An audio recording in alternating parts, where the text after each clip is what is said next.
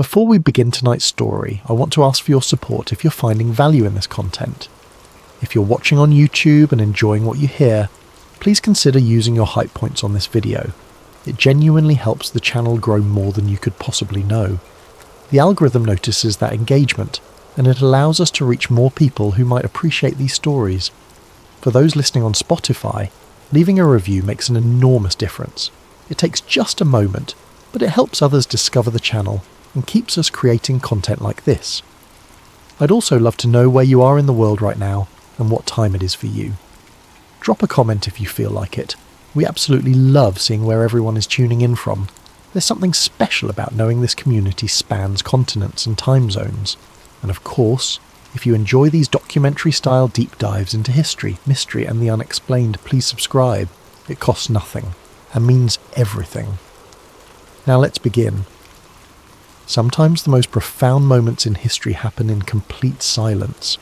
No crowds, no cameras, no declarations carved into stone. Just an ordinary man, an ordinary house, and the presence of something so extraordinary that kings feared to approach it. This is the story of Obed-Edom, a man whose name you probably don't know, who never sought fame, never performed miracles, and never delivered a single recorded speech. Yet for 3 months, his home became the dwelling place of God himself, and everything in his life transformed.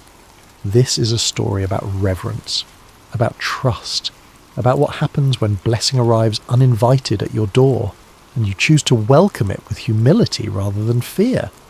This is a story the world has largely forgotten, but perhaps it's the story we need most. Chapter 1. The Ark returns. The year is approximately 990 years before the Common Era.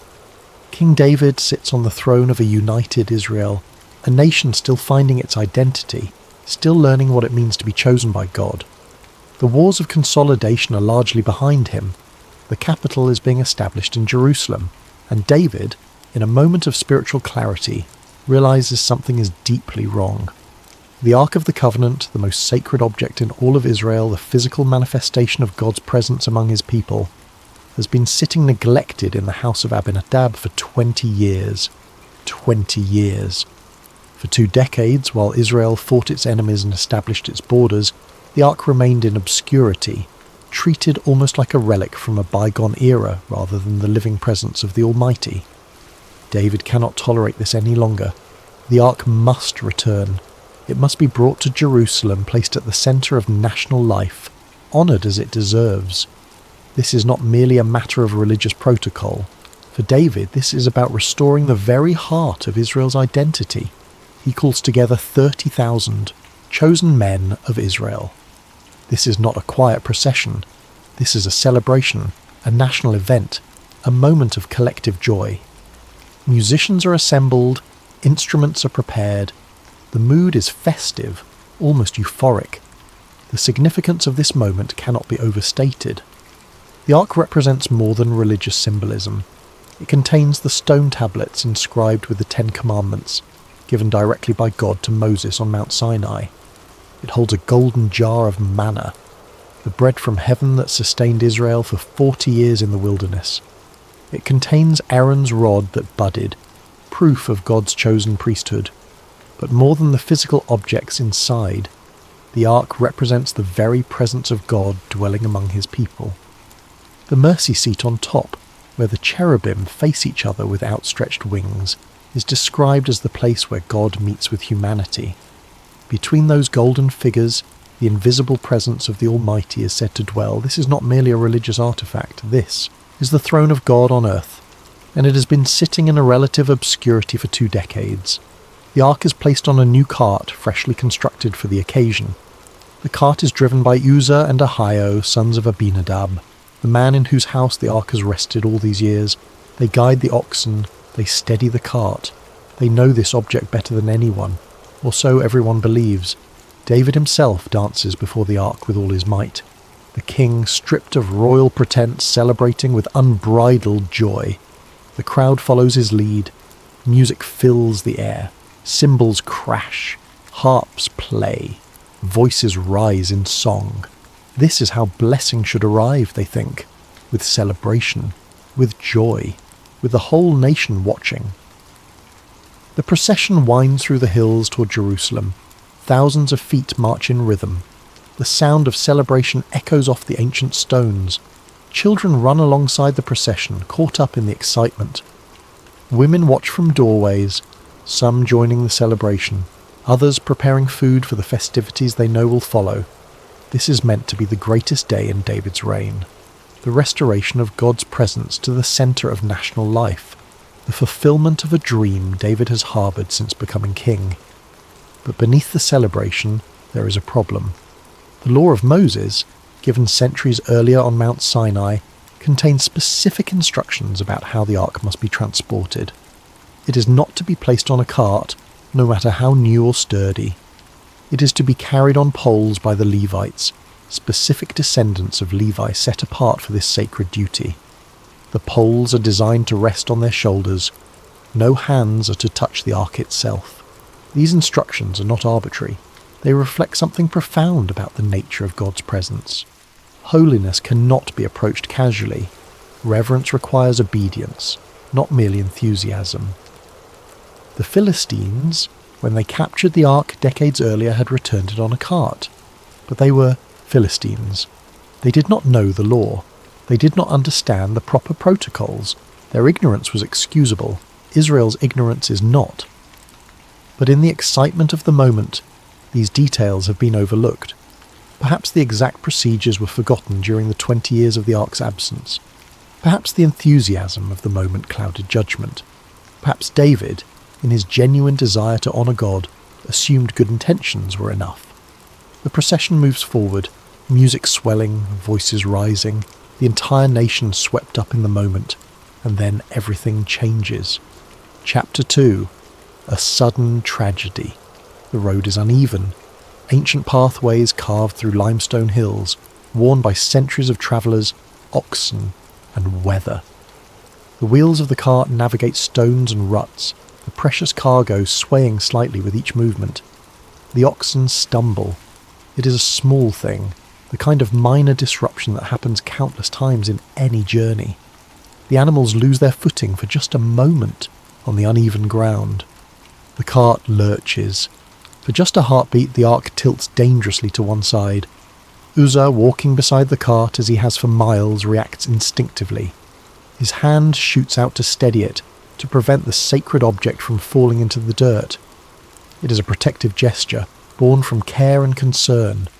He has lived with this object in his family's house for 20 years. He feels responsible for it. His fingers make contact with the gold-covered acacia wood, and he collapses, instantly. No warning, no cry of pain, no gradual weakening. One moment he is walking, concerned, protective, his hand extended. The next moment he is on the ground, motionless, dead. The music stops as if cut by a knife. The celebration evaporates like morning mist under the sun.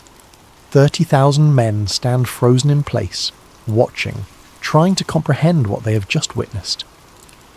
The oxen continue walking for a few steps before Ahio, Uzzah's brother, manages to bring them to a halt. His own face is a mask of shock and incomprehension. The joy that filled the air moments ago is replaced by something else entirely. Fear. Raw, visceral, existential fear. This is not the fear of enemy armies approaching, not the fear of wild animals or natural disasters. This is something deeper, more primal. This is the fear of standing in the presence of something utterly holy, utterly other, utterly beyond human comprehension or control. The people begin to back away from the cart, not in an organised fashion, but in an instinctive recoil. Space opens around the ark, around Uzzah's body, around the entire scene.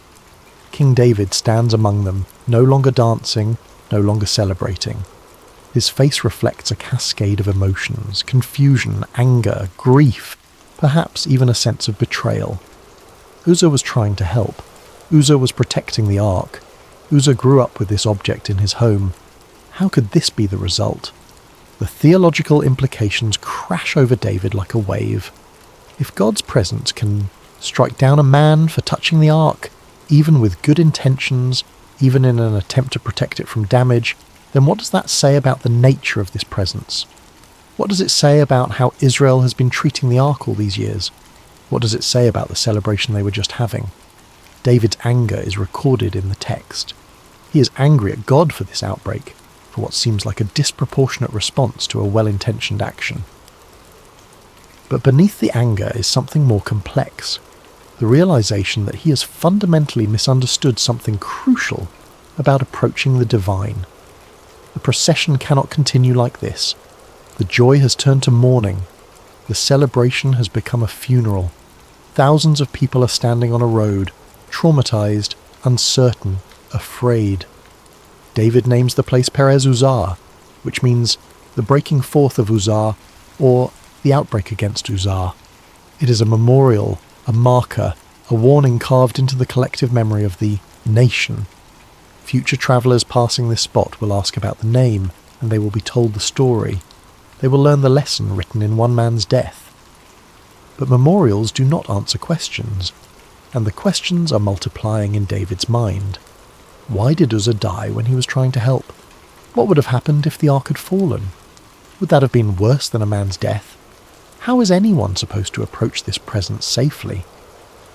If even good intentions and protective care result in death, how can the ark be moved at all?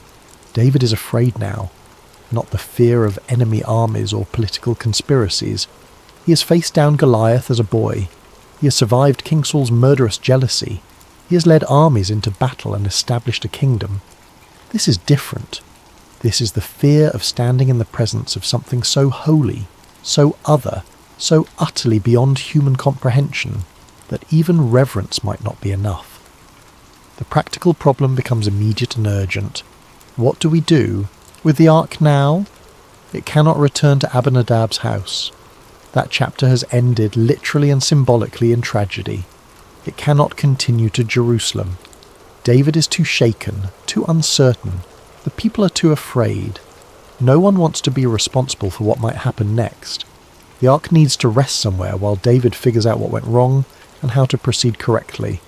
And in this moment of crisis and confusion, with thousands of people watching and waiting for royal direction, David makes a decision that will change one family's life forever. There is a house nearby, a modest dwelling belonging to a man named Obed-Edom. David has probably never noticed it before. It is not politically significant. It does not belong to a high priest or a military commander or a wealthy merchant, but it is there, and in this moment it represents a solution to an impossible problem. Chapter 3. The Ark Left Behind Obed-Edom. The Gittite is not a name that echoes through history. The designation Gittite indicates his family's origin from Gath, one of the 5 main Philistine cities. This detail is significant. Gath was the hometown of Goliath, the giant David defeated as a young man. It was enemy territory, or at least had been in the recent past. Yet here is a man with Philistine origins, living peacefully in Israel, integrated into society enough to have a house along the road to Jerusalem. Later biblical genealogies suggest he may have been a Levite, possibly one of the Kohathites, the specific clan within the tribe of Levi designated to care for the ark. If this is true, then his Gittite designation might indicate where his family had been living, not his ethnic origin. But in this moment, none of that matters to the narrative. What matters is that he has a house, and King David needs somewhere to leave the ark. We have no record of Obed-Edom being consulted about this decision.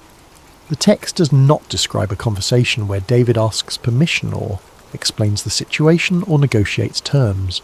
The description is stark and simple. David had the ark carried aside to the house of Obed-Edom. Imagine that moment from Obed-Edom's perspective. You are at home, perhaps with your family, going about an ordinary day. Maybe you heard the music in the distance. Maybe you even walked to the road to watch the procession pass. Maybe you were planning to join the celebration in Jerusalem later. Then the music stops. Confusion ripples through the crowd. Word spreads quickly in the way news travels through ancient communities. Someone died. Someone touched the ark and died instantly. The king is angry. The king is afraid. The procession has stopped. And then you see them approaching your house. Not just a few officials, but the royal procession itself. The king himself. and they are carrying the Ark of the Covenant toward your doorway, the same Ark that just killed a man for touching it, the same Ark that represents the presence of the living God, the same Ark that the king himself is too afraid to keep moving toward Jerusalem. You have just watched a man die for one moment of contact with this object. You know the power it represents. You know the fear it has instilled in the king himself, a man known for his courage and faith. And now it is being carried through your doorway, into your home, into the space where your family eats and sleeps and lives. Most people would refuse. Most people would make excuses, claim inadequacy, insist there must be someone more qualified, someone more prepared, someone more worthy. Most people would see this as a burden at best, possibly a curse, certainly a danger to themselves and everyone they love. Obed-Edom accepts it, not with grand speeches about his honour or his worthiness, not with protests about being unqualified or unprepared, not with demands for compensation or guarantees of safety or royal protection. He simply accepts. Perhaps he understands something the king has temporarily forgotten in his fear. The Ark, properly honoured, is a blessing, not a curse. The problem was not the Ark itself. The problem was approaching it wrongly. Perhaps his Levitical training, if indeed he is a Levite, gives him confidence that reverence and proper care will be enough. Or perhaps he simply trusts that God knows what he is doing, even when humans do not. The Ark is carried into his house. The Levites, or whoever is handling it now with extreme caution, place it somewhere inside. Perhaps a main room, perhaps a separate space hastily cleared and prepared. We are not told the details because the details do not matter to the larger story. What matters is the acceptance. The royal procession departs. The musicians pack their instruments. The celebration abandoned. The 30,000 chosen men disperse, returning to their homes with a story they will tell for the rest of their lives. King David returns to Jerusalem troubled, uncertain, angry and afraid, and Obed-Edom is left, with the presence of God in his house, for an indefinite period. No one knows how long this arrangement will last. Days, weeks, months, years, until David figures out what went wrong, until the king's fear subsides, until some prophet or priest receives divine instruction about how to proceed. The future is completely uncertain, but the present is crystal clear. The Ark of the Covenant, the throne of God on earth, the most sacred object in all of Israel, is now residing in the house of Obed-Edom the Gittite. The story could have ended there. A footnote in a larger narrative about David's reign. A minor detail about where the Ark was stored temporarily during a crisis. But the story is just beginning. Chapter 4. Living with the Presence. The first night must have been extraordinary. Imagine the conversations in that household as evening falls. Obed-Edom, his wife, their children, perhaps extended family living under the same roof as was common in ancient times. They gather for the evening meal, the normal routines of daily life, but nothing is normal anymore. The Ark sits somewhere in their home. The presence of God rests under their roof. Do they speak in whispers, afraid that normal volume might somehow show disrespect? Do they move more carefully, aware that every action is taking place in proximity to holiness? Do they pray more fervently, more frequently, more consciously than ever before? We are not told these details. The biblical narrative gives us almost nothing about the internal experience of Obed-Edom's household during these months. We are left to imagine, to extrapolate from what we know about human nature and divine presence. What we know is that life continues. It has to. Life does not pause for theology. Crops still need tending, animals still need feeding, children still need raising, work still needs doing. The ordinary necessities of existence continue regardless of how extraordinary the circumstances might be. Days pass, then weeks. The initial shock begins to fade, not into casualness, but into something like routine. You cannot remain in a constant state of heightened alertness indefinitely. The human mind adapts. The extraordinary becomes, in a sense, ordinary, but the awareness never disappears entirely. You cannot forget that the Ark of the Covenant is in your home. You cannot treat it casually. Every time you walk past the room where it rests, you remember. Every morning when you wake, you remember. Every night before sleep, you remember. The presence of God is here. Obed-Edom chooses reverence as his response, not the reverence of spectacle or ceremony, not the reverence of religious performance or public display, not the reverence of keeping maximum distance and avoiding all contact out of fear, but the reverence of faithful presence, of treating something sacred with consistent daily care, of allowing holiness to shape the rhythms of life rather than interrupt them. His household wakes each morning with an awareness that permeates everything. They work, they eat, they pray, they go about the ordinary tasks of ancient agricultural life. But all of it happens in the context of this extraordinary awareness. There is no evidence in the text of fear dominating their experience. This is remarkable when you consider the context. King David, the warrior poet, the man after God's own heart, the giant slayer, the king who united Israel, was too afraid to keep the ark moving toward Jerusalem. The entire nation watched Uzzah fall dead and recoiled in terror. 30,000 men dispersed with that image burned into their memory. Yet this relatively unknown family accepts the presence of God into their home and responds not with paralyzing terror, but with faithful, reverent stewardship. Perhaps it is precisely because Obed-Edom is not the king that he can do this. Kings think about political implications and national consequences. Kings worry about perception and protocol and precedent. Kings carry the weight of collective expectations. Every decision a king makes affects thousands or millions of people. The pressure of that responsibility can make even simple acts feel impossibly complex. But Obed-Edom is simply a man with a family, trying to honour God in the ordinary circumstances of life. He has no audience to perform for except God himself, no legacy to protect beyond his own household, no reputation to uphold beyond his immediate community. He can simply be faithful. There is profound freedom in obscurity. The person no one is watching can focus entirely on doing what is right, rather than on how it appears to others. The family no one cares about politically can concentrate on genuine devotion rather than public perception. Obed-Edom and his household develop rhythms around the ark's presence. Perhaps they maintain a certain respectful distance. Perhaps they keep the room where it rests particularly clean. Perhaps they pray facing that direction. Perhaps they incorporate acknowledgement of God's presence into their daily prayers and routines. We do not know the specific practices because the text does not record them. What the text records is the outcome of those practices, and in that outcome, something remarkable begins to happen. Something that will eventually reach the king's ears and change everything. Chapter 5. Unexpected Blessing.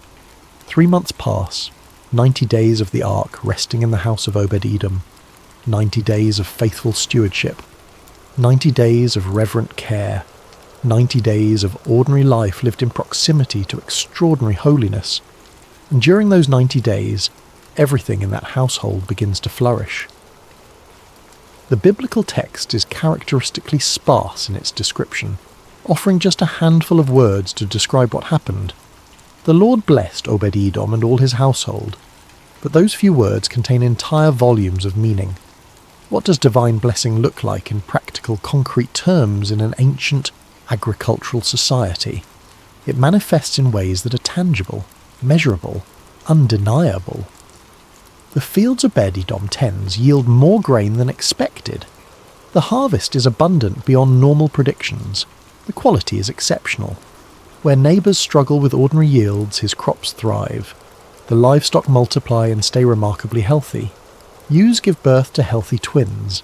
Cows produce exceptional amounts of milk.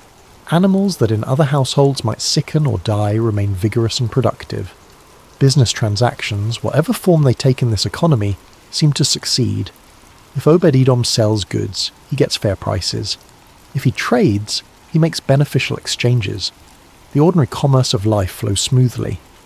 The children in the household thrive. They stay healthy when sickness moves through the region. They grow strong. They learn quickly. The ordinary challenges of raising children in the ancient world, high infant mortality, childhood diseases, accidents, seem somehow held at bay. Relationships within the household remain peaceful. The stress and conflict that naturally arise when people live in close quarters seem diminished. Disagreements are resolved. Harmony prevails. The household functions as a unit with unusual cohesion. This is not mystical prosperity divorced from physical reality. This is not abstract theological blessing that can only be discerned through spiritual contemplation. This is the daily, concrete experience of a household where everything seems to work, where the problems that would normally arise somehow do not materialize, where the ordinary challenges of life become surprisingly manageable, where there is enough, consistently, in every area. Obed-Edom's family notices, of course. They live it every day. They see the difference between their circumstances and those of their neighbours. They recognise that something unusual is happening.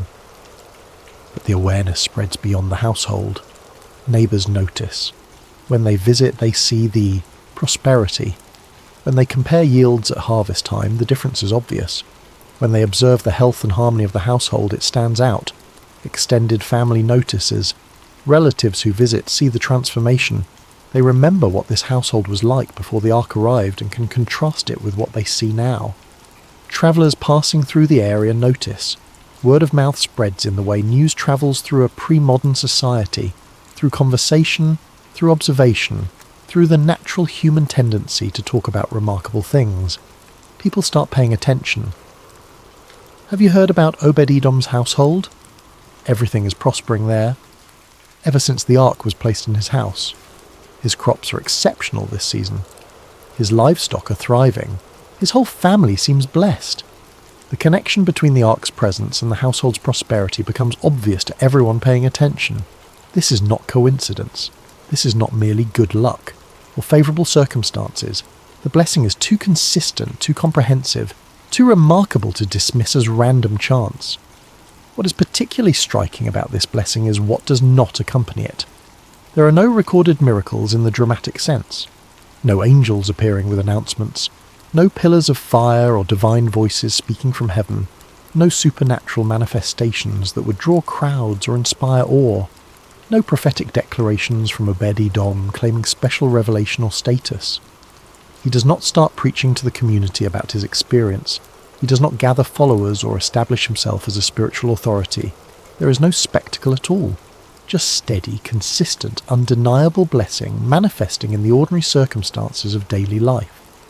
The presence of God in that home does not announce itself with thunder or lightning or dramatic signs. It announces itself with peace, with provision, with prosperity, with the quiet but unmistakable evidence of divine favour resting on a household.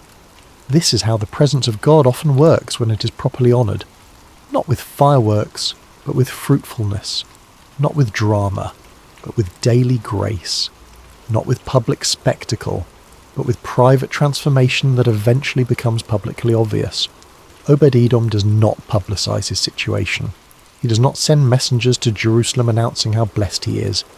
He does not start a ministry or write a book, or claim special status because the ark happened to end up in his house. He simply continues living faithfully, now with the added awareness that faithfulness is being blessed in ways he could never have orchestrated or predicted or earned. His quiet stewardship continues. His reverent care continues. His ordinary faithfulness continues, and the blessing continues to flow. For 3 full months this pattern holds. The household flourishes, the community takes notice, the evidence accumulates, and eventually inevitably word reaches the capital. 3,000 cubits away in Jerusalem, in the palace where King David has been wrestling with questions about what went wrong and how to proceed, a report arrives that will change everything. Chapter 6. David hears the news reports filter back to Jerusalem through multiple channels. They are not official dispatches, not formal communications from Obed-Edom requesting an audience or announcing his situation. Just the natural spread of remarkable news through a society where information travels through conversation, through trading networks, through family connections, through the countless informal channels that connect communities. Merchants travelling to Jerusalem mention it. Extended family members visiting the capital share the news. Officials conducting business in the region observe it firsthand and report back. The story is consistent across all these sources. The house of Obed-Edom is blessed. Not just mildly prosperous, not just doing okay, but significantly, unmistakably, extraordinarily blessed. The crops are exceptional, the livestock are thriving, the family is flourishing. Everything in that household is working in ways that defy normal explanation, and everyone agrees on the cause. It is because of the Ark. The presence that seemed so dangerous 3 months ago, the object that caused a man's death and struck fear into the entire nation, has become a source of profound blessing in the home of this obscure family.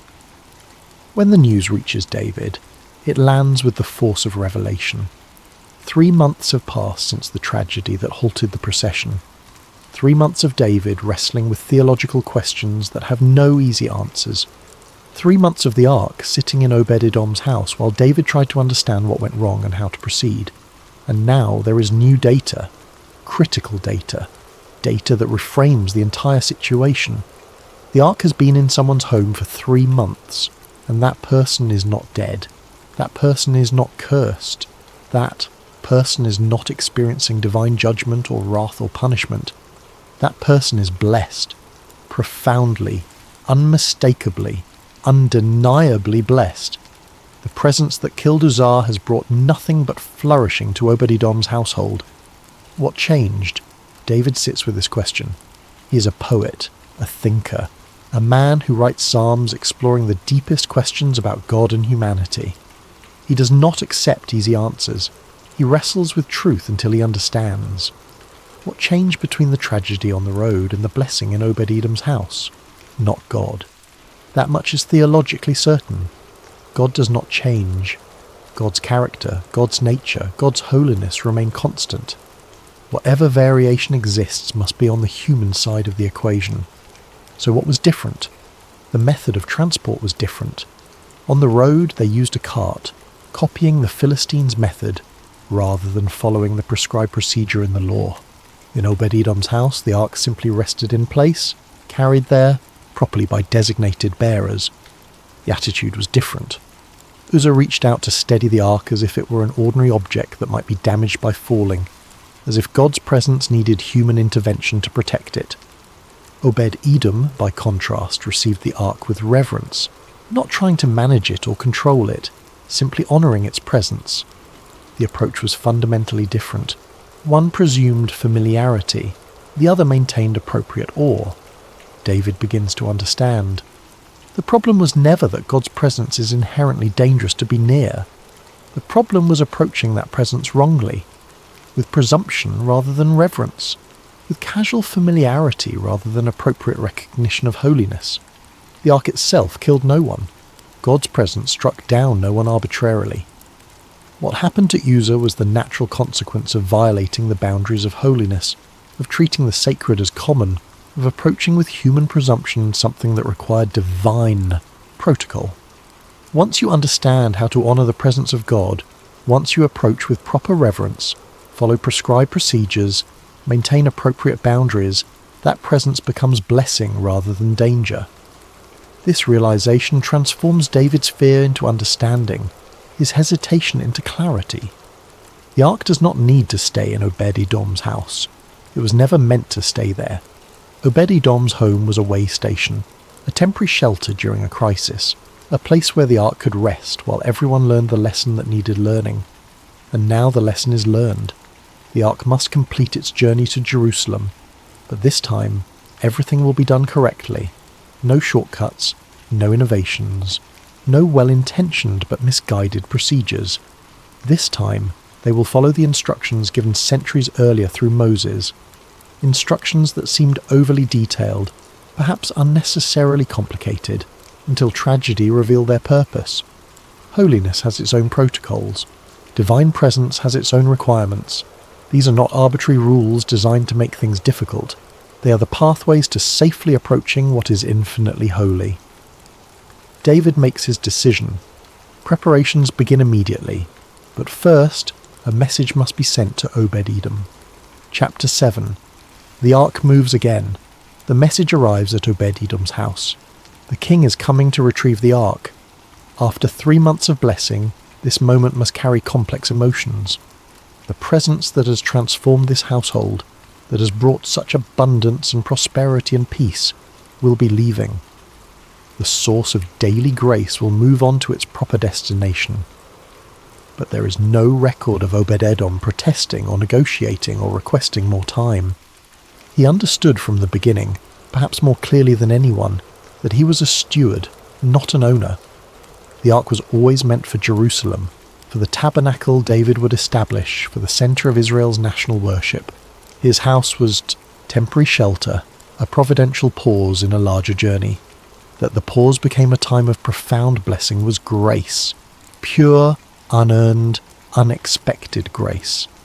But grace does not create entitlement. Blessing does not mean ownership. When word comes that the king is coming, Obed-Edom prepares to release what was never truly his to keep. David's preparations in Jerusalem are meticulous this time. He consults the written law, the Torah, the specific instructions given to Moses regarding the ark's transport and handling. He identifies the proper Levites by genealogy, the Kohathites specifically designated for this duty. He ensures they understand the procedures, the protocols, the requirements. The poles that pass through the rings on the ark's sides are checked, positioned correctly. The Levites who will carry it are instructed on how to lift it, how to walk, how to maintain appropriate reverence throughout the journey. No more carts, no matter how new or sturdy or well constructed. Carts are for ordinary cargo. The ark is not ordinary cargo. It is the throne of God, and it will be carried as such. No more innovation on sacred procedures. No more assuming that good intentions compensate for wrong methods.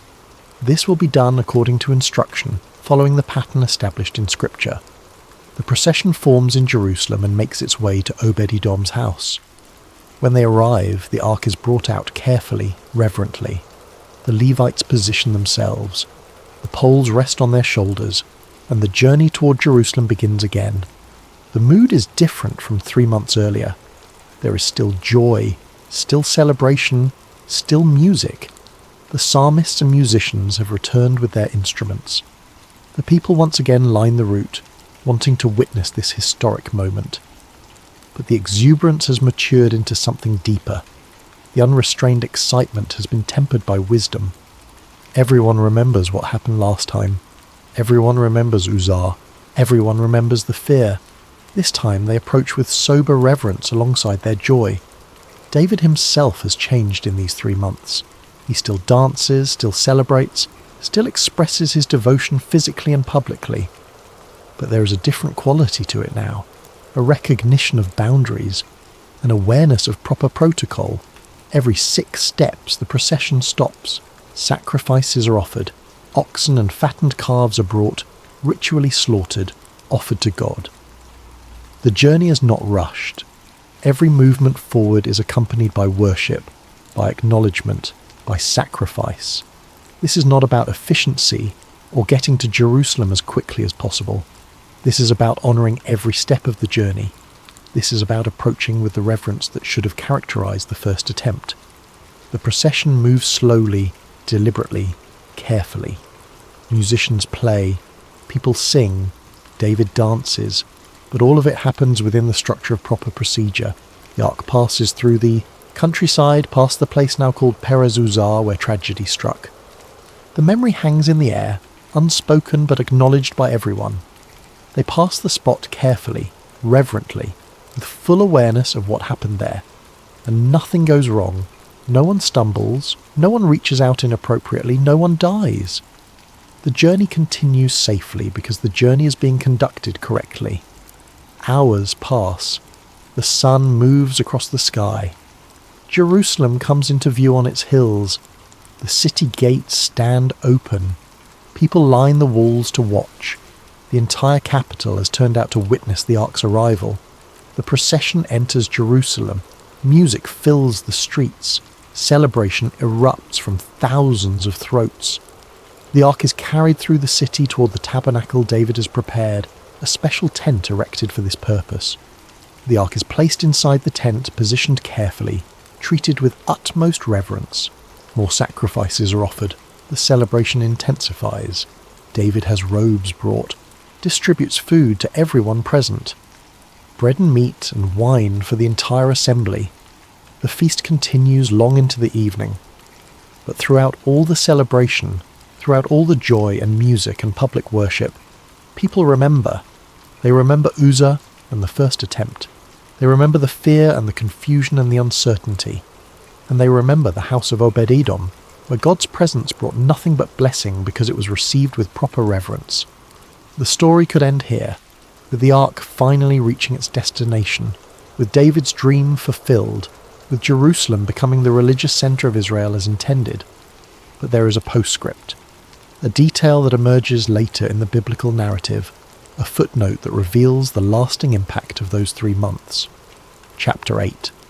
Obed-Edom remembered years pass. David's reign continues. Plans are made for a permanent temple to replace the tent. Solomon, David's son, will eventually build it. The ark rests in Jerusalem, at the centre of Israel's worship, as David always intended. And Obed-Edom does not fade into obscurity. His name appears again in the biblical record, and when it does, it reveals something profound about how those 3 months changed him. Obed-Edom becomes a doorkeeper in the house of God. Later records, found in the books of Chronicles, mention him serving in the tabernacle, eventually in Solomon's temple when it is built. His descendants are recorded as musicians and servants in the sanctuary, generation after generation. A whole family line dedicated to serving in the place where God's presence dwells. This is not coincidence. This is not just one of many jobs available in ancient Israel. This is calling, vocation, a life oriented entirely around proximity to the divine presence. Something happened during those 3 months beyond material prosperity. Something more than abundant crops and healthy livestock and household harmony. Something transformed not just Obed-Edom's circumstances, but his identity, his purpose, his understanding of what life is for. He had experienced what it meant to live in proximity to holiness. Not occasionally, not during weekly worship services, not in moments of spiritual intensity punctuating otherwise ordinary life, but daily, constantly, as the background reality of every morning and evening, every meal and conversation, every moment of work and rest. He had learned the rhythms of reverence, the habits of honouring the presence of God, the practices that allow a household to function faithfully when dwelling in proximity to the sacred. He had discovered that God's presence, properly honoured, is not something to fear but something to treasure. Not a burden to be endured but a blessing to be protected. Not an imposition on normal life but the very purpose that makes life meaningful. And having experienced that, he cannot go back to ordinary existence. Having tasted what it means to live aware of God's presence, every moment he cannot settle for occasional religious observance. Having stewarded the ark for 3 months, he knows what he wants to do with the rest of his life. He wants to serve in the house of God, to be as close to that presence as possible for as long as possible. To dedicate his days to the kind of faithful service that marked those 3 months.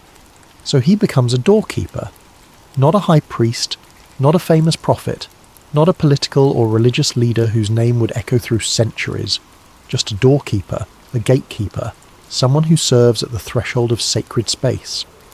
But in the ancient world, doorkeepers in the temple were not janitors or security guards in the modern sense. They were Levites with significant responsibility. They controlled access to sacred space. They maintained the boundaries between holy and common. They ensured that those approaching the presence of God did so with proper reverence and preparation. Obed-Edom, who learned firsthand what happens when God's presence is approached rightly versus wrongly, is uniquely qualified for this role. He knows the difference between presumption and reverence. He understands the protocols that protect people from violating holiness. He has lived the truth that proper approach to God brings blessing while careless approach brings danger. His service continues for years, possibly decades. Later records mention his sons serving alongside him. The family tradition continues. Generation after generation of Obed-Edom's descendants serve in the temple, many as musicians, some as gatekeepers. The blessing that began with 3 months of crops and livestock and household prosperity extends across generations in a different form. Not material wealth this time, but something more valuable, the privilege of serving in God's presence, of living lives oriented entirely around worship and reverence. This is the true legacy of those 3 months. Not just that one household prospered for a season, but that the experience transformed a family's calling for generations. Not just that blessing was received, but that the experience of receiving it correctly reshaped an entire lineage's understanding of what matters most. When the chroniclers later compile the genealogies and organisational records of temple servants during David's reign, Obed-Edom's name appears prominently. His sons are listed by name. His family's role is documented. The man who once received the ark into his house during a crisis becomes permanently associated with faithful service in God's house. And throughout it all, there is no evidence of self-promotion or claiming special status. Obed-Edom does not write his own story or establish himself as an authority based on his unique experience. He simply serves faithfully in the same spirit that marked those 3 months when the ark rested under his roof. The man who accepted blessing without demanding it also accepts obscurity without resenting it. The man who welcomed God's presence without presumption continues serving in God's presence without pretense. His name is remembered not because he sought fame, but because faithful service in obscurity eventually becomes visible simply by its consistency and longevity.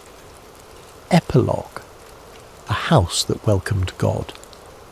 The story of Obed-Edom is barely 3 verses in most Bibles. In 2 Samuel, it occupies a single sentence. The ark of the Lord remained in the house of Obed-Edom the Gittite for 3 months, and the Lord blessed him and his entire household. A footnote in the larger narrative of King David's reign. A brief pause in the story of how the ark reached Jerusalem, easy to miss while reading about battles and kingdoms and prophetic promises. But perhaps that is precisely the point. The most profound encounters with God often happen quietly, in places no one is watching, with people no one considers important. Not in the national celebrations with 30,000 witnesses.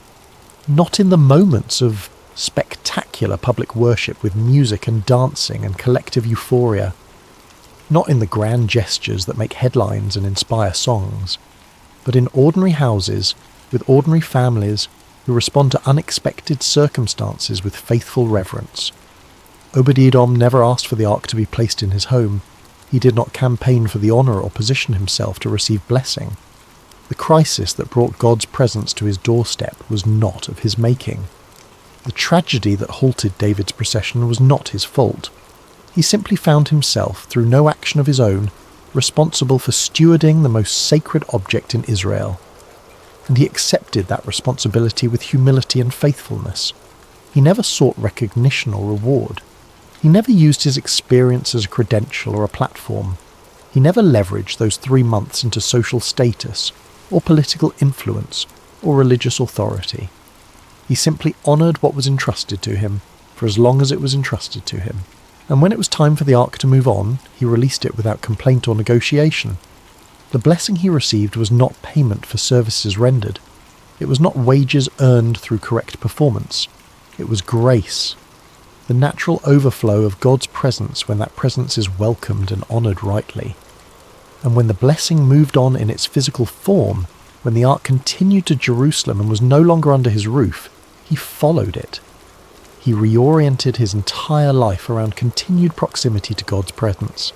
He became a servant in the house of God, content to stand at thresholds and gates, facilitating others' approach to the holiness he had learned to revere. There is something profoundly instructive about this story for those of us living thousands of years later in radically different circumstances. We often think blessing must be pursued, claimed, declared, demanded. We create elaborate systems for attracting God's favour, as if holiness could be manipulated through the right techniques or the right words or the right level of faith. We treat divine blessing like a formula that can be cracked, a code that can be broken, a transaction that can be negotiated. But Obed-Edom teaches a different way. Sometimes blessing arrives uninvited, unexpected, unearned. Sometimes the presence of God shows up in our lives not because we achieved something, or figured out the formula or demonstrated sufficient faith, but simply because in the ordinary faithfulness of daily life, we created space for holiness. And when that presence arrives, the response is not to manage it or control it or try to keep it forever. The response is simply to honour it, to live with appropriate reverence, to continue faithfully, to trust that where God's presence is properly welcomed, blessing will follow, not because we deserve it, not because we earned it, but because that is the nature of God's presence. When it is received rightly, it transforms what it touches. Obed-Edom's house was blessed for 3 months, 90 days, a season, not forever. The ark moved on. The specific circumstances changed, but the impact of those 3 months echoed through generations. The experience of those 90 days shaped a family's calling for lifetimes. The lesson learned in that brief season became a legacy that outlasted the specific blessing. Perhaps that is the final and most important lesson. Faithfulness in the moment creates legacy beyond the moment. Reverence in ordinary circumstances shapes extraordinary outcomes. And sometimes the most important thing we can do is simply welcome what comes, honour it properly, and trust God with the results. No speeches required, no fame sought, no platform needed, no recognition demanded, just a house that welcomed God and was forever changed by the privilege. In a world that constantly urges us to promote ourselves, to leverage our experiences, to build platforms and establish authority and claim special status, the story of Obed-Edom whispers a different truth. Sometimes the greatest honour is faithful obscurity. Sometimes the deepest blessing is serving in places no one notices. Sometimes the most profound impact comes from simply doing what's right when no one is watching. Obed-Edom stands as a quiet rebuke to the constant noise of self-promotion and a gentle invitation to a different way. A way where we welcome what God brings without demanding more, where we honour his presence without presuming on his grace, where we serve faithfully whether anyone notices or not. The ark stayed in his house for 3 months, but the lesson stays with us still. May we, like Obed-Edom, have the wisdom to welcome blessing with humility, the faithfulness to honour God's presence with reverence, and the grace to continue serving even when the spectacular moment passes and ordinary life resumes. For in the end, it is not the spectacular moments that define us. It is what we do in the ordinary days when no one is watching, when there is no audience to impress and no reward in sight, except the quiet knowledge that we have honoured what is holy. That is the story of Obed-Edom. That is the lesson of the house that God blessed. And that, perhaps, is the story we need most in every generation. Hello, dear listener, and welcome to Sacred Slumber. Before we begin tonight's story, I'd love to know how your day has been. Whatever time it is where you are in the world, whether you're settling in for the evening or finding a quiet moment during your day, you're exactly where you need to be. We have listeners joining us from every corner of the globe, and it's beautiful to think that we're all connected through these ancient stories that continue to speak to our hearts today. If this story brings you peace and you'd like to hear more like it, please consider subscribing to Sacred Slumber. Now let us journey back over 3,000 years to a time when the hills of ancient Israel echoed with the cries of an oppressed people, and discover how God chose the most unlikely hero to deliver them. The sun blazed mercilessly over the barren hills of ancient Israel, its heat seeming to mock the suffering people below. For 7 long years, the shadow of oppression had fallen across the promised land, like a plague that would not lift. The Midianites, fierce nomadic warriors from the desert, had swept down upon Israel like locusts, devouring everything in their path. In caves carved into limestone cliffs, families huddled in darkness, their faces gaunt with hunger and hollow with despair. Children, who should have been playing in village squares instead, learned to recognise the distant thunder of approaching hoofbeats, the signal to flee deeper into their rocky refuges. The once fertile valleys that had flowed with milk and honey now lay trampled and barren, stripped clean by the endless raids of their oppressors. The Israelites had forgotten what it meant to harvest their own crops.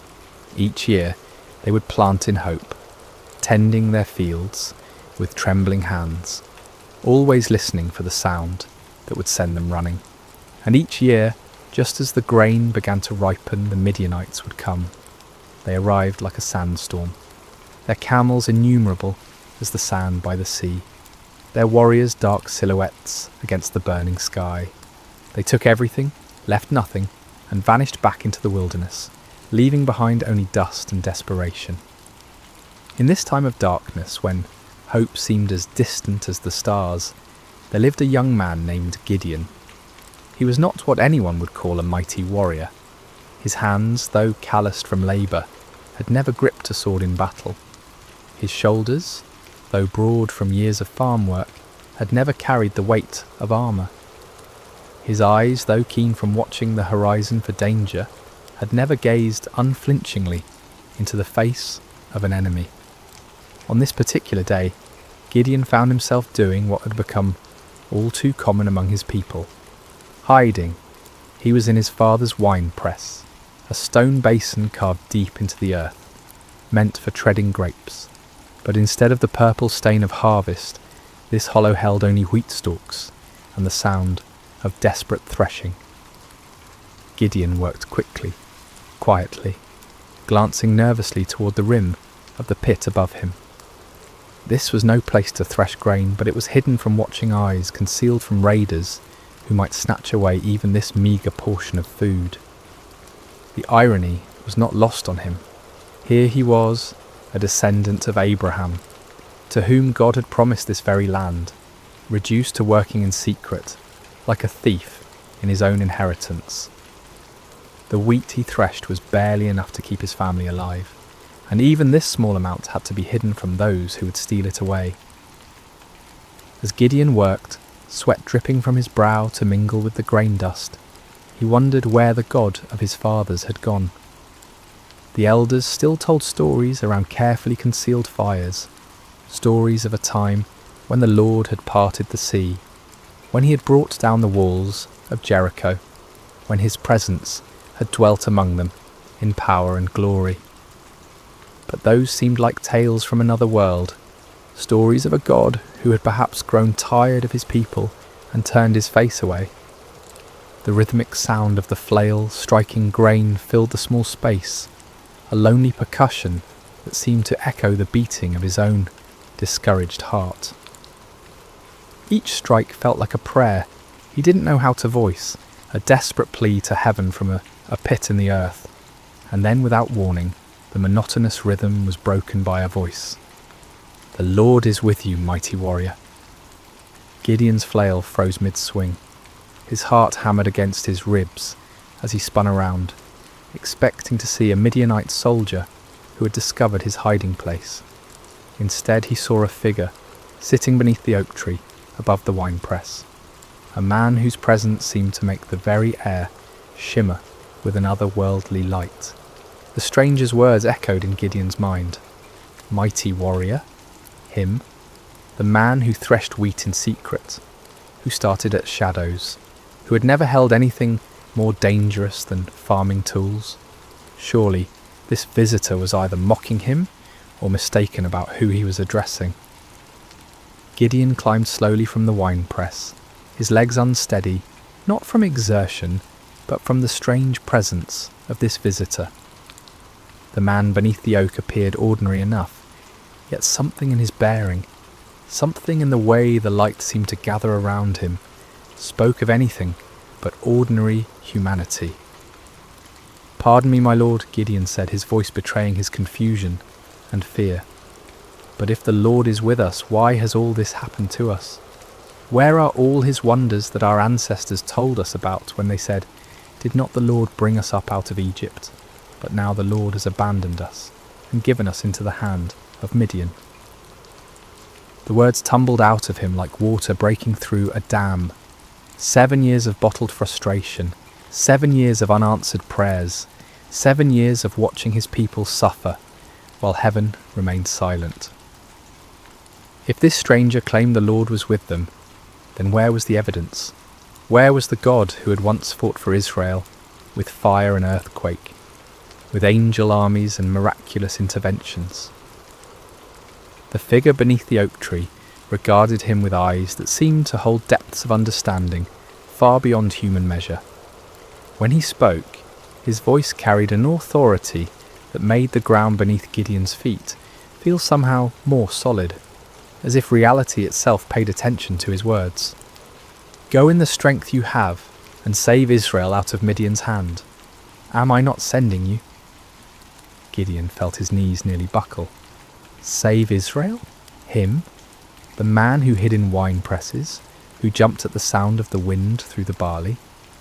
This had to be some terrible mistake, some cosmic error in judgment. "Pardon me, my lord," he said again, his voice barely above a whisper, "but how can I save Israel? My clan is the weakest in Manasseh, and I am the least in my family." It was true. His family held no position of honour among the tribe. They owned no great flocks, commanded no respect in the councils of the elders. Gideon himself was the youngest son, the one who tended to mundane tasks while others made important decisions.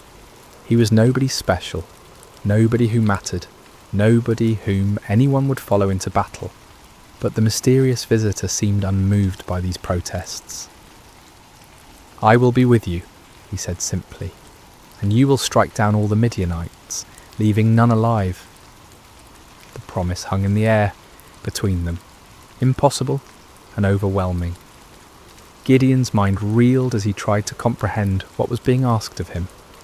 But if this was truly a messenger from the Lord, if this was indeed the God of his fathers speaking to him, then surely he could ask for some sign, some proof that this wasn't merely the product of too much sun and too little food.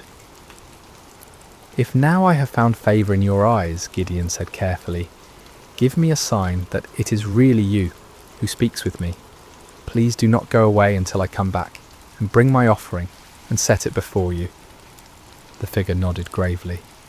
"I will wait until you return." Gideon hurried to his house, his heart pounding with a mixture of terror and desperate hope. He prepared what he could offer: a young goat, unleavened bread made from precious flour, broth to complete the meal. It was a significant sacrifice for a family that had so little, but if there was even the slightest chance that the God of Israel was truly speaking to him, no cost was too great. When he returned to the oak tree, the stranger was still there, patient as stone, eternal as the hills. Gideon set the meat on a rock, poured out the broth, and waited to see what would happen. The visitor extended the staff in his hand and touched the meat and bread. Instantly, fire flared up from the rock, consuming the offering completely. In the same moment, the figure vanished from sight, leaving Gideon alone with the blackened stone and the certain terrifying knowledge that he had been speaking with an angel of the Lord. "Alas, sovereign Lord," Gideon cried out, falling to his knees, "I have seen the angel of the Lord face to face." But even as fear overwhelmed him, a voice spoke from heaven itself. "Peace, do not be afraid, you are not going to die." Gideon built an altar there and called it "The Lord is Peace," but peace was far from what he felt in his heart. That very night, the Lord spoke to him again, commanding him to tear down his father's altar to Baal and cut down the Asherah pole beside it. It was to be his first act of obedience, his first step toward the impossible task that lay ahead. Under cover of darkness, accompanied by 10 servants, Gideon did as he was commanded. They worked quietly, dismantling the stone altar and chopping down the wooden symbol of false worship. In their place, Gideon built an altar to the Lord and offered a bull as a sacrifice, using the wood from the Asherah pole as fuel for the fire. When morning came, the men of the town discovered what had been done. Their rage was immediate and fierce. They demanded that Joash, Gideon's father, bring out his son to be killed for destroying the altar of Baal, but Joash surprised everyone, including his son, with his response. "Are you going to plead Baal's cause?" he asked the angry crowd. "If Baal really is a god, he can defend himself when someone breaks down his altar." From that day on, Gideon was called Jerub-Baal, meaning "let Baal contend with him." But even after this first victory, even after seeing fire consume his sacrifice and hearing the voice of the Lord, doubt still gnawed at Gideon's heart like a persistent wound. When the Midianites assembled once again for their annual raid, gathering in the valley like a dark sea of destruction, Gideon knew the time had come. Yet still he hesitated, still he needed more assurance. That night he took a wool fleece and placed it on the threshing floor. "If you will save Israel by my hand as you have promised," he prayed, "look, I will place a wool fleece on the threshing floor. If there is dew only on the fleece and all the ground is dry, then I will know that you will save Israel by my hand, as you said." In the morning the fleece was soaked with dew, while the ground around it was completely dry. Gideon wrung out the fleece and filled a bowl with water, but still he doubted. Still, he feared he was deceiving himself. "Do not be angry with me," he prayed again. "Let me make just one more request. Allow me one more test with the fleece, but this time make the fleece dry and let the ground be covered with dew." And God, patient with his fearful servant, did exactly as Gideon asked. The next morning, the fleece was dry while dew covered all the ground around it. Finally, Gideon could doubt no longer. The signs were clear, the calling was certain. The God of Israel had indeed chosen him, the least and the weakest, to deliver his people from their oppressors. But as Gideon would soon discover, God's ways of winning battles were as unexpected as his choice of champions. Word spread quickly through the hill country of Israel. Gideon, son of Joash, had called for warriors to gather at the spring of Harod. The response was overwhelming. Men came from every tribe, every village, every cave where families had been hiding. They came carrying whatever weapons they could find. Old swords passed down from fathers, farming implements that could serve as spears, slings and stones gathered from riverbeds. 32,000 men answered the call. It was a significant force, larger than any army Israel had mustered in years. As Gideon looked out over the sea of faces, weathered by years of oppression, but now bright with hope, he felt a stirring of confidence.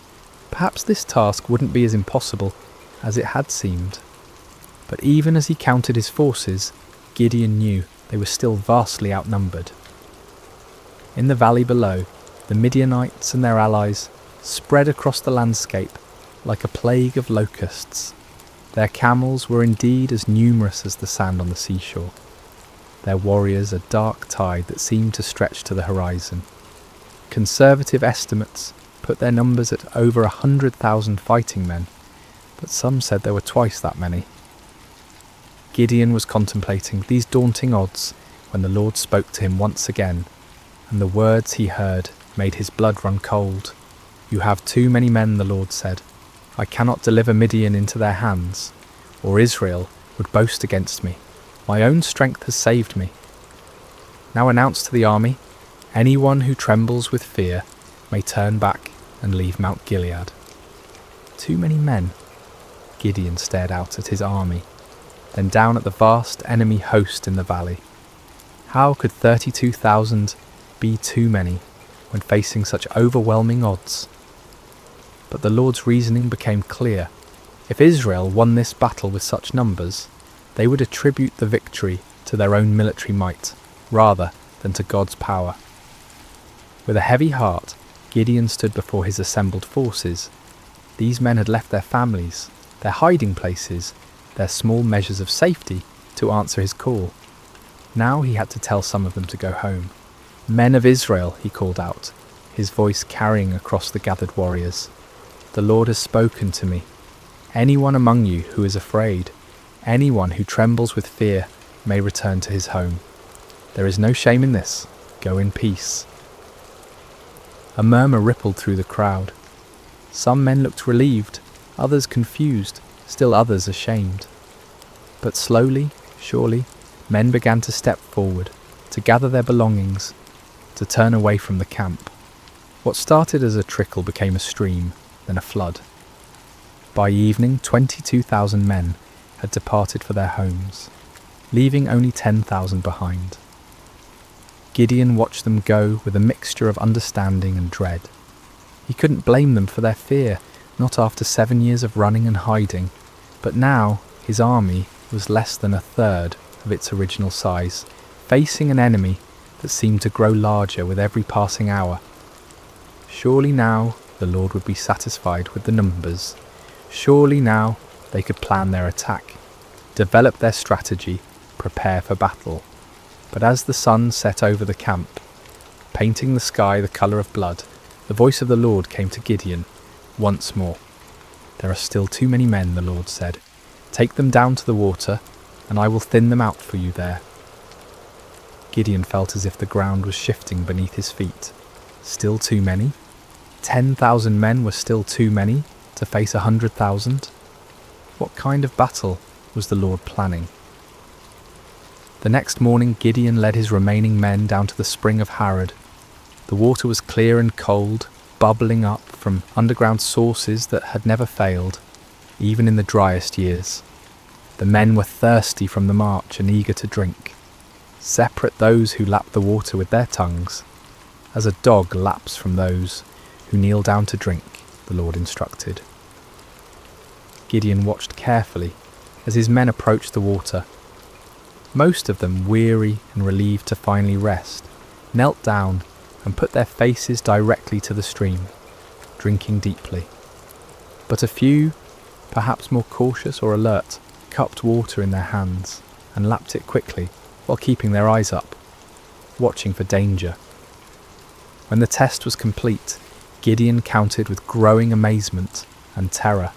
Only 300 men had lapped the water like dogs. 300 out of 10,000. 300 to face the multitudes of Midian. "With the 300 men that lapped I will save you and give the Midianites into your hands," the Lord said. "Let all the others return home." The dismissal of the remaining 9,700 men was even more painful than the first reduction. These were the men who had stayed when others fled, who had shown courage and commitment. Yet now they too had to be sent away, carrying with them the supplies and provisions that would have sustained a larger force. As evening fell over the camp, Gideon found himself staring at his tiny army.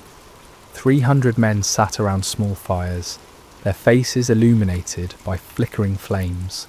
Some sharpened weapons, others mended gear, still others simply stared into the darkness where their enemies waited. They were farmers and shepherds, craftsmen and traders. None of them were professional soldiers. None of them had trained for this kind of warfare. Gideon walked among them, listening to their quiet conversations. Some spoke of their families, wondering if they would ever see their wives and children again. Others talked about the enemy, speculating about Midianite tactics and weapons. A few prayed quietly, their voices barely audible above the crackling of the fires. "Do you think we can win?" one young man asked his companion, his voice carrying the weight of doubt that Gideon felt in his own heart. "With God's help," came the reply, but even that voice held uncertainty. As Gideon continued his circuit of the camp, he felt the familiar weight of fear settling on his shoulders like a heavy cloak. 300 men. It was impossible. It was madness. It was a recipe for massacre, not victory. But even as doubt assailed him, Gideon remembered the fire that had consumed his sacrifice, the signs with the fleece, the voice that had called him mighty warrior when he was anything but mighty. The God who had chosen him, who had reduced his army to an impossibly small number, was the same God who had parted the Red Sea, who had brought down the walls of Jericho with trumpets and shouts. Still, as he looked out toward the valley, where enemy campfires twinkled like stars fallen to earth, Gideon found himself struggling with the same fears that had driven him to test God with fleeces. The odds were beyond daunting. They were simply impossible. But perhaps, he thought with growing understanding, that was exactly the point. Sleep eluded Gideon that night. He tossed on his simple bedroll, listening to the sounds of his small army around him. Some of the men snored peacefully, displaying a faith or fatalism that he envied. Others, like himself, shifted restlessly, no doubt contemplating the impossibility of what lay ahead. As the night deepened, the Lord spoke to him once more. Get up, go down against the camp, because I am going to give it into your hands. If you are afraid to attack, go down to the camp with your servant Purah and listen to what they are saying. Afterward, you will be encouraged to attack the camp." The Lord knew him well, Gideon realised. He was indeed afraid, terrified beyond measure. The offer to scout the enemy camp was exactly what his anxious heart needed. Taking his servant Purah, a young man who had served his family faithfully for years, Gideon crept away from the Israeli camp under cover of darkness. The descent into the valley was treacherous in the darkness. They picked their way carefully between rocks and thorny bushes, each step taking them closer to the vast enemy encampment. As they drew near, the sheer scale of the Midianite army became even more overwhelming. Their campfires stretched as far as the eye could see in every direction, creating a galaxy of light in the darkness of the valley floor. The smell hit them first, thousands of camels, horses and men, creating a pungent mixture that hung heavy in the still night air. Then came the sounds, snoring, quiet conversations, the shuffling of animals, the occasional clank of weapons or armour. It was like approaching a vast, slumbering beast that could wake at any moment and devour them. Gideon and Purah crept to the edge of the camp, staying low among the rocks and scrub brush that dotted the valley floor. The nearest tents were only a few dozen yards away, their dark silhouettes outlined against the glow of dying fires. Guards moved slowly through the camp, but their attention was focused inward, watching for disturbances among their own people rather than looking outward for threats. As they settled into their hiding place, Gideon heard voices from a nearby tent. Two men were talking in low tones, their conversation carrying clearly in the still night air. "I had the most disturbing dream," one man was saying. "I dreamed that a round loaf of barley bread came tumbling into the Midianite camp. It struck the tent with such force that the tent overturned and collapsed." His companion was quiet for a moment before responding, and when he did, his voice was heavy with foreboding. "This can be nothing other than the sword of Gideon, son of Joash, the Israelite. God has given the Midianites and the whole camp into his hands." Gideon felt as if lightning had struck him. Here in the heart of the enemy camp, these soldiers were talking about him, about his victory, about their own defeat. The dream was clearly a sign from God. A simple barley loaf, representing humble Israel, would overturn the mighty tent of Midian. He grasped Purah's arm, and together they crept back through the darkness, toward their own camp. But now the impossible seemed possible. Now the 300 seemed not like a pitifully small force, but like the perfect instrument of God's power. The enemy was already defeated in their hearts. All that remained was to make that defeat a reality. Back in the camp, Gideon woke his sleeping warriors. "Get up," he whispered urgently. "The Lord has given the Midianite camp into your hands." The men rose quickly, gathering around their commander in the darkness. Gideon's voice was transformed, no longer tentative and fearful, but filled with supernatural confidence. "Listen carefully," he said. "We will divide into 3 companies of 100 men each. I will give each of you a trumpet and an empty jar with a torch inside it. Watch me and do exactly what I do. When I and all who are with me blow our trumpets, then you blow your trumpets all around the camp and shout, 'For the Lord and for Gideon.'" The plan was unlike anything any of them had ever heard of. No swords, no spears, no conventional weapons at all. Just trumpets, empty pottery jars and torches. It seemed almost like madness, but there was something in Gideon's voice, something in his bearing, that convinced them this was indeed the Lord's strategy. The men moved quickly and quietly to gather the supplies they would need. Clay jars were found and emptied. Torches were prepared and placed carefully inside, so that their light was completely hidden. Each man took a trumpet, though few of them had any experience with such instruments. The plan didn't require musical skill, however, only the ability to make noise. As the first company prepared to move out, Gideon looked at his men one final time. These farmers and shepherds, these ordinary men who had answered an extraordinary call, were about to attempt something that would be remembered for generations to come. They were terrified. He could see it in their faces, but they were also determined. They'd come too far to turn back now. "Remember," Gideon said quietly, "we are not fighting this battle alone. The Lord goes before us.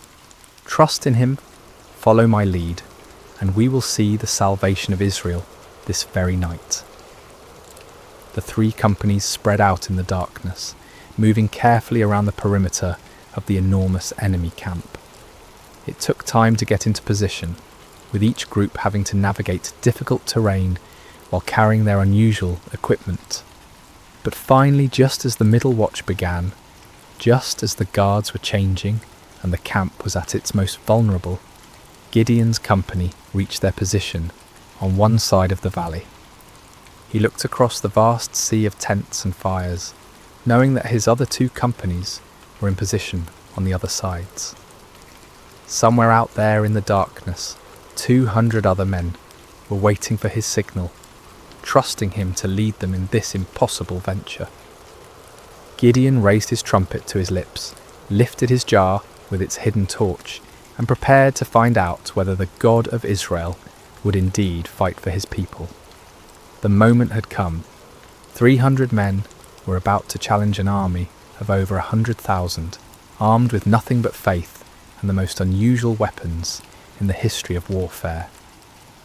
The fate of Israel hung in the balance, suspended in the darkness between doubt and faith, between human impossibility and divine power. The signal came like thunder splitting the night sky. Gideon's trumpet blast echoed off the hills surrounding the valley, a piercing note that seemed to come from heaven itself. In the same instant, he smashed his clay jar against a rock, releasing the torch inside to blaze forth like a star suddenly born in the darkness. "A sword for the Lord and for Gideon," he shouted at the top of his lungs. The response was immediate and devastating. All around the perimeter of the vast Midianite camp, 299 other men followed their commander's example. The sound was indescribable. 300 trumpets blowing at once, creating a wall of noise that seemed to shake the very foundations of the earth. 300 clay jars smashed simultaneously, the sound like thunder crashing over and over again. 300 torches suddenly blazed to life, creating a ring of fire around the sleeping army. And 300 voices roared out the battle cry, "A sword for the Lord and for Gideon." The effect on the Midianite camp was catastrophic. Men who had been sleeping peacefully moments before were jolted awake by the tremendous noise, their minds struggling to comprehend what was happening.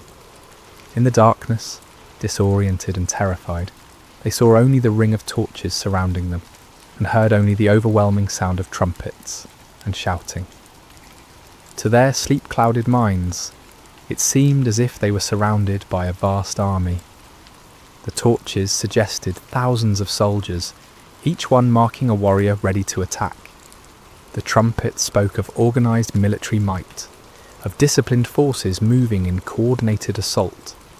The unified battle cry indicated an enemy confident of victory, sure of their superior strength. Panic spread through the camp like wildfire. Men stumbled from their tents, grabbing weapons, looking desperately for officers to tell them what to do. But in the chaos and darkness, with the deafening noise continuing all around them, communication was impossible. No one could hear orders over the sound of 300 trumpets. No one could see clearly through the confusion of flickering torches and deep shadows. "We're surrounded," someone screamed. "The whole Israeli army is here," shouted another. "We're all going to die," cried a third. The panic was contagious, spreading from tent to tent, from company to company, until the entire vast army was in the grip of terror. Men began running in all directions, some trying to escape what they perceived as encirclement, others attempting to mount some kind of defence against an enemy they couldn't see or understand. In their confusion and fear, the unthinkable began to happen. Midianite soldiers, unable to distinguish friend from foe in the chaos, began attacking each other. A man running through the darkness looked like an enemy soldier. A voice shouting commands in the confusion sounded like the voice of an Israeli warrior. Every shadow could be hiding an attacker. Swords were drawn not against the 300 Israelites on the perimeter, but against fellow Midianites. Spears were thrust not at the enemy, but at allies who had become indistinguishable from foes in the panic and darkness. The great army that had terrorized Israel for 7 years was turning on itself, destroying itself in its fear and confusion. Gideon and his men maintained their positions around the camp, continuing to blow their trumpets and brandish their torches, watching in amazement as their enemies did the work of destruction for them. It was the most extraordinary battle any of them had ever witnessed, a battle won without striking a single blow, a victory achieved through terror rather than traditional warfare. As the chaos in the camp intensified, the Midianites began a massive retreat. Those who could find their camels or horses fled toward the Jordan River and beyond. Others ran on foot, abandoning their weapons, their supplies, their wounded comrades, in their desperate attempt to escape what they believed was certain annihilation. But Gideon was not content to simply watch his enemies flee. As the first light of dawn began to creep over the eastern hills, he sent messengers throughout the hill country of Israel, calling on his countrymen to join the pursuit. "Come down against the Midianites," the messengers proclaimed, "and seize the waters of the Jordan ahead of them as far as Beth-barah." The response was immediate and enthusiastic. Men who had been hiding in caves for 7 years suddenly found themselves called to active pursuit of their oppressors. They came streaming down from the hills, like water released from a dam, energized by the news that the mighty Midianite army was in full retreat. The men of Ephraim were particularly effective, seizing the fords of the Jordan River and trapping many of the fleeing enemy forces. They captured and killed Oreb and Zeb, 2 of the Midianite leaders, bringing their heads to Gideon as proof of their victory. Meanwhile, Gideon and his original 300 men continued the pursuit of the main enemy force. They crossed the Jordan River, following the fleeing armies eastward into the deserts. Despite their exhaustion, despite having had no sleep and little food, they pressed on relentlessly. The psychological impact of the night's events had completely broken the spirit of the Midianite alliance. Armies that had seemed invincible just hours before were now scattered bands of demoralized fugitives. The camels that had been as numerous as sand by the seashore were now obstacles to rapid flight rather than instruments of swift attack. Gideon's small force continued to grow as more Israelites joined the pursuit. Men from Naphtali, Asher, and all of Manasseh took up arms and chased the fleeing enemy. What had begun as an impossible battle for 300 men had become a nationwide uprising, a complete reversal of 7 years of oppression. The fleeing Midianites tried to regroup at Succoth and Penuel, but the local officials, perhaps fearing retaliation, refused to provide them with food or assistance. Gideon's pursuit was relentless, driving them ever deeper into the wilderness, further from their base of operations, further from any hope of mounting a counterattack. Finally, in the desert east of the Jordan, Gideon caught up with the remnants of the great army. Zebah and Zalmunna, the 2 kings of Midian, were there with about 15,000 men, all that was left of an army that had once numbered over 100,000. Even this reduced force vastly outnumbered Gideon's 300, but their spirit was completely broken. The final battle was swift and decisive. The Midianite army, already demoralized and exhausted, offered little resistance. Zebah and Zalmunna were captured alive, bringing to an end the 7-year reign of terror that had plagued Israel. As the sun set on that remarkable day, Gideon found himself looking out over a battlefield strewn with the evidence of complete victory. The mighty army that had seemed invincible just 24 hours earlier was destroyed.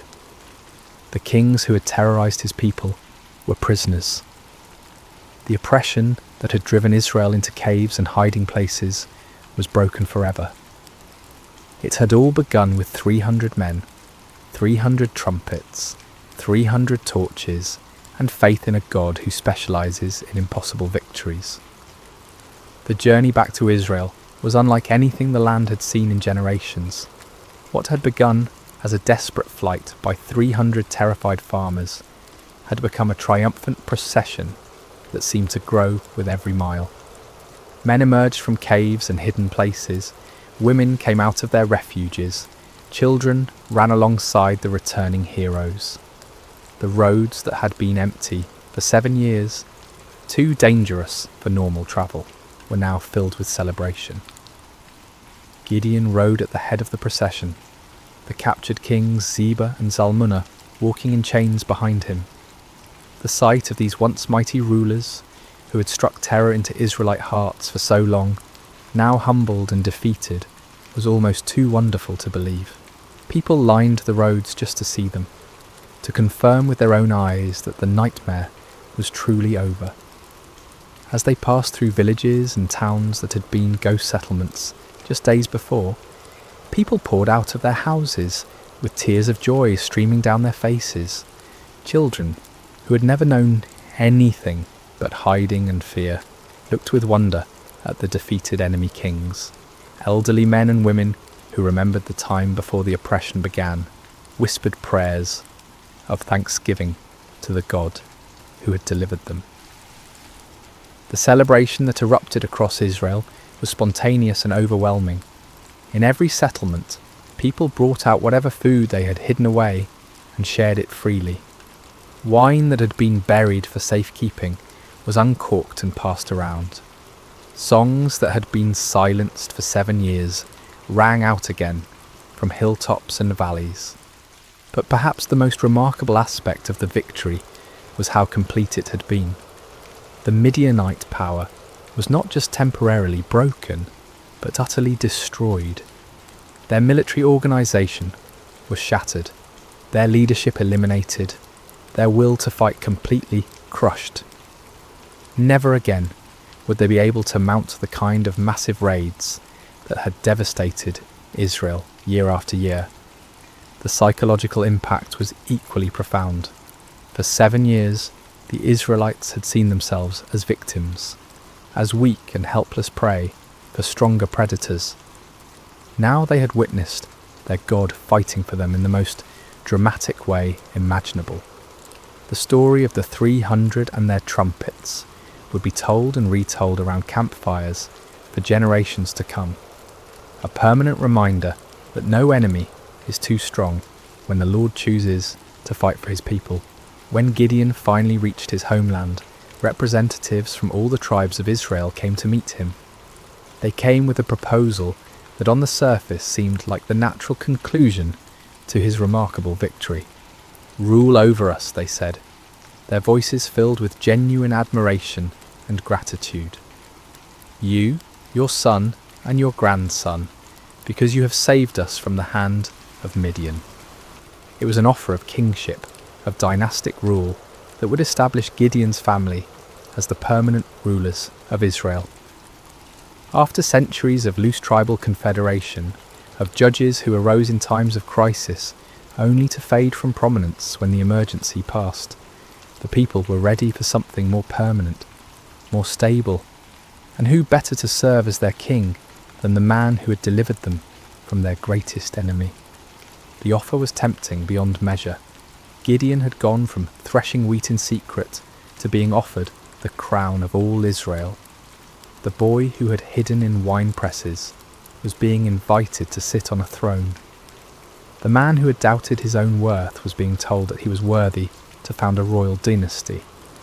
but Gideon's response revealed the depth of his spiritual growth during this incredible journey. The fearful farmer, who had needed multiple signs and confirmations, had become a man who understood something fundamental about the nature of God's kingdom. "I will not rule over you," he declared firmly, "nor will my son rule over you. The Lord will rule over you." It was a profound statement of faith and wisdom. Gideon recognized that Israel's true king was the Lord himself, and that any human ruler would be merely a steward of God's authority. He had learned through his own experience that victory came not through human strength or wisdom, but through complete dependence on divine power. To accept a crown now would be to claim credit for what God alone had accomplished. The people were disappointed but not surprised. They had seen enough of Gideon's character to understand that he was not motivated by personal ambition. Still, they wanted to honour him in some way, to create some lasting memorial to his remarkable victory. Gideon did make one request of the people, though it would prove to be a fateful one. "I do ask one thing of you," he said. "Each of you give me an earring from your share of the plunder." The Midianites, like many desert peoples, wore gold earrings, and the spoils of victory included a considerable amount of such jewellery. The Israelites were happy to comply with this modest request. They spread out a garment, and each man threw a gold earring onto it. When all the contributions were gathered, the weight of the gold was 1,700 shekels, an enormous fortune by the standards of the time. In addition to the earrings, there were ornaments, pendants, and purple garments worn by the Midianite kings, as well as chains from their camels' necks. With this gold, Gideon made an ephod, a ceremonial garment similar to what the high priest wore. His intentions may have been pure, perhaps wanting to create a memorial to God's victory, or a way for the people to seek divine guidance. But the results were tragic. All Israel prostituted themselves by worshipping it there, and it became a snare to Gideon and his family. The very man who had torn down his father's altar to Baal, who had refused the crown because only God should rule Israel, inadvertently created an object that led his people back into idolatry. It was a sobering reminder of how easy it is for even the most faithful to stumble, how quickly victory can turn to spiritual defeat. The golden ephod, created from the spoils of a battle won by faith alone, became a false god that drew the people's hearts away from the true God who had delivered them. Yet despite this failing, the primary result of Gideon's victory endured. The land had peace for 40 years during his lifetime. The Midianites never recovered from their devastating defeat. Other potential enemies, seeing what had happened to the mighty Desert Confederation, thought twice before threatening Israel. Gideon himself lived quietly on his estate, enjoying the respect of his people, but never again taking up the sword. He married and had many children, 70 sons from his various wives. One son, born to a concubine in Shechem, was named Abimelech, and he would later bring great trouble to Israel in his quest for the power his father had refused. When Gideon died at a good old age, he was buried in the tomb of his father Joash in Ophrah of the Abiezrites. His death marked the end of an era, the passing of a man who had embodied both the highest faith and the deepest human frailty. As we reach the end of this ancient story, told now across thousands of years and countless retellings, the lessons of Gideon's life continue to resonate with profound relevance. His journey from fearful farmer to victorious leader speaks to truths that transcend time and culture, offering wisdom for anyone who has ever felt inadequate for the tasks before them. The first and most striking lesson is how God chooses his instruments. When the angel called Gideon a mighty warrior while he hid in a wine press, it seemed like either a mistake or a cruel joke. Gideon was none of the things we typically associate with great leaders. He wasn't brave, wasn't confident, wasn't from an important family, wasn't trained in warfare or politics. By every human measure, he was spectacularly unqualified for the task ahead. Yet this was precisely why God chose him. The Lord deliberately selects the weak to confound the strong, the foolish to shame the wise, the lowly to humble the proud. Gideon's weakness became the perfect vessel for divine strength because there could be no question about who deserved the credit for the victory. This principle was reinforced by the reduction of Gideon's army from 32,000 to 300. With overwhelming numbers, Israel might have attributed their victory to superior military strategy or exceptional courage. With just 300 men, there could be no doubt that the victory belonged to God alone. The method of the victory itself drove this point home with unmistakable clarity. No swords were swung, no arrows were shot, no conventional battle was fought. Instead, the enemy was defeated by trumpets, torches, and shouting. It was a victory that made no sense according to human wisdom, but perfect sense according to divine strategy. Gideon's story also illustrates the patient grace of God toward human weakness. When Gideon asked for signs, when he tested God with fleeces, when he needed encouragement through overhearing the enemy's dream, the Lord did not respond with anger or impatience. Instead, he provided exactly what his frightened servant needed to move forward in faith. This divine patience extends to our failures as well as our fears.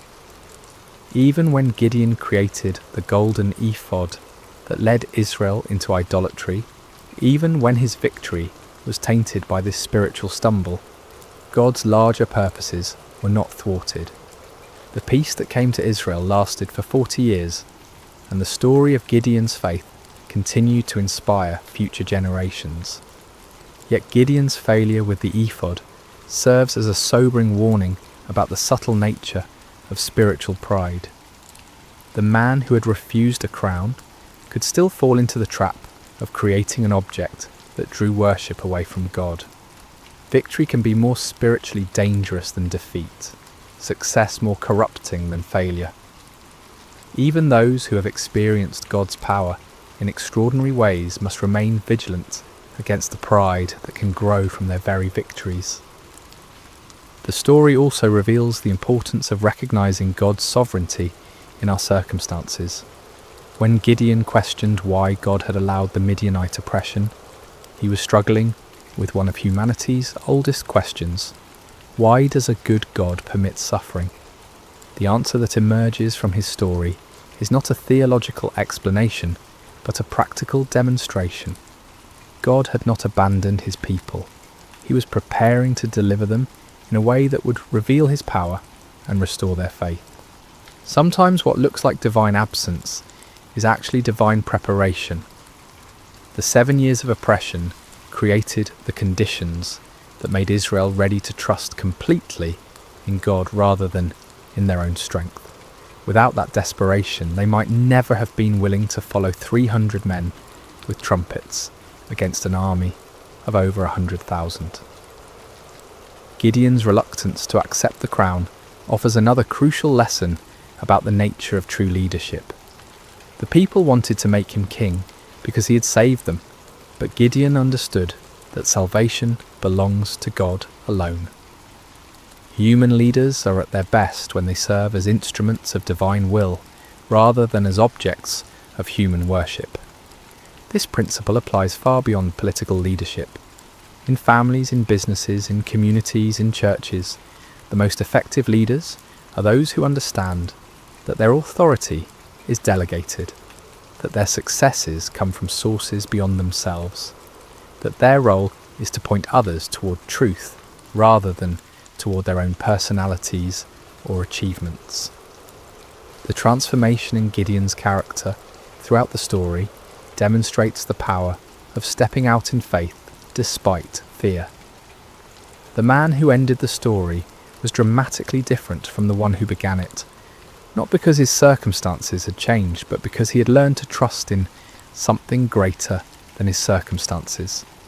He discovered what countless others have learned, that God's strength is made perfect in human weakness, that his power is most clearly displayed when human power is obviously inadequate, that the greatest victories often come in ways that make no earthly sense.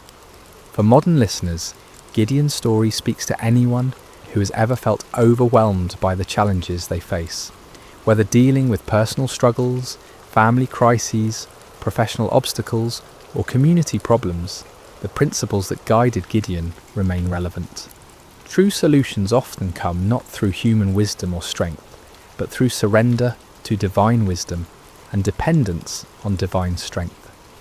The story encourages us to look beyond the odds, beyond our qualifications, beyond conventional approaches, to find the unexpected ways that God might work. It reminds us that He specializes in impossible situations, that He delights in using unlikely people, that He often works in ways that confound human expectations. At the same time, Gideon's story warns us about the ongoing nature of spiritual vigilance. Victory is not a destination, but a stepping stone. Success is not an end, but a beginning. Even those who have experienced God's power in remarkable ways must continue to guard their hearts against pride, idolatry, and spiritual complacency. The golden ephod that became a snare to Gideon serves as a perpetual reminder that our greatest spiritual dangers often arise not from our failures, but from our successes, not from our weaknesses, but from our strengths, not from what we lack, but from what we have achieved. As we close this ancient tale, we're reminded that Gideon's story is ultimately not about Gideon at all. It's about a God who sees potential where others see only weakness, who creates strength from surrender, who wins victories through the most unlikely means. It's about divine love that persists through human doubt, divine patience that endures human testing, divine power that works through human frailty. The trumpets that shattered the midnight silence in that valley so long ago continue to echo through the centuries, calling each generation to trust in something greater than themselves, to step forward in faith despite their fears, to discover that the God who delivered Israel through 300 men with torches is still in the business of impossible victories. In our own valleys of challenge and oppression, surrounded by enemies that seem too numerous to count, facing odds that appear insurmountable, Gideon's story whispers the same truth that changed a fearful farmer into a mighty warrior. The Lord is with you, and in Him even the weakest can become strong. Even the smallest can achieve great things. Even the most unlikely can be used for extraordinary purposes. The battle belongs to the Lord, and in Him, victory is always possible. And so we end where we began, with a simple truth that transcends time and circumstance. When God chooses to fight for His people, no enemy can stand, no odds are too great, and no victory is impossible. The story of Gideon continues to unfold in every generation, in every heart that learns to trust, not in human strength, but in divine power, not in earthly wisdom, but in heavenly guidance, not in what we can see, but in what God can do. May this ancient story find new life in modern hearts. May its lessons take root in contemporary soil, and may its timeless truths continue to inspire faith, courage, and hope in all who hear it. For the God who called Gideon from his hiding place continues to call ordinary people to extraordinary purposes, continues to choose the weak to confound the strong, and continues to win impossible victories through the most unlikely means.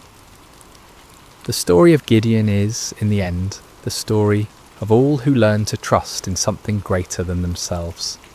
It is the story of divine love that never gives up, divine power that never fails, and divine grace that transforms fearful hiding into mighty victory. This has been the story of Gideon and the battle against Midian, shared with you tonight through sacred slumber. May it bring you peace, may it strengthen your faith, and may it remind you that no challenge is too great when faced with divine help. Sleep well, dear listener, and may your dreams be filled with the trumpets of victory and the light of hope that never dies. Before we begin, I want to ask a favour. If you enjoy this story, please consider using your hype points on this video. It helps the channel more than you possibly know, and it means the world to us.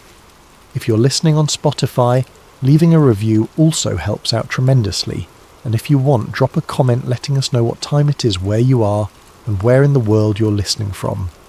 We absolutely love seeing where everyone is tuning in from across the globe. Finally, if you enjoy the content, please consider subscribing. It helps us continue bringing you these stories. Now let's begin. There are moments in life when the ground beneath your faith begins to crack, when the miracles you've witnessed feel like distant memories, when the voice that once thundered with certainty becomes nothing more than an echo in an empty canyon. This is a story about one of those moments.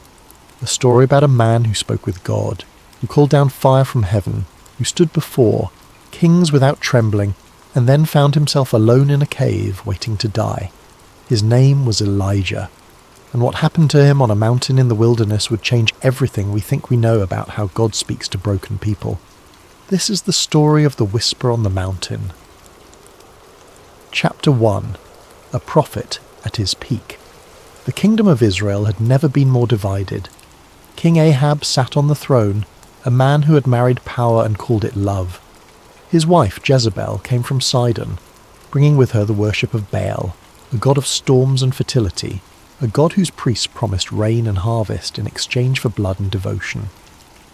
Under their rule, the worship of Yahweh, the God of Abraham and Moses, had been pushed to the margins. Altars were torn down. Prophets were hunted. The people who once knew their God now bowed before golden statues and carved poles, hoping the gods of other nations might hear them. But there was one man who refused to bend. Elijah the Tishbite came from Gilead, from the rough country beyond the Jordan River. He was not a man of palaces or priestly robes. He wore animal skins and spoke in absolutes. When he appeared before King Ahab, his message was simple and terrifying.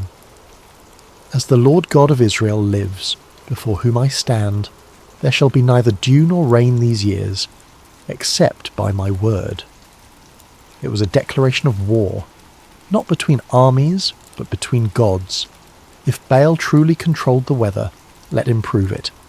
If Yahweh alone was God, the skies would remain shut until he chose to open them, and the skies stayed shut. For 3 years the land withered. Rivers became dust, crops failed, livestock died. The people cried out to Baal, but no rain came. The prophets of Baal performed their rituals, cutting themselves, dancing, shouting until their voices broke, but the heavens remained silent. Then Elijah appeared again. He sent word to Ahab, "Gather all of Israel at Mount Carmel. Bring the 450 prophets of Baal." It was time to settle the question once and for all.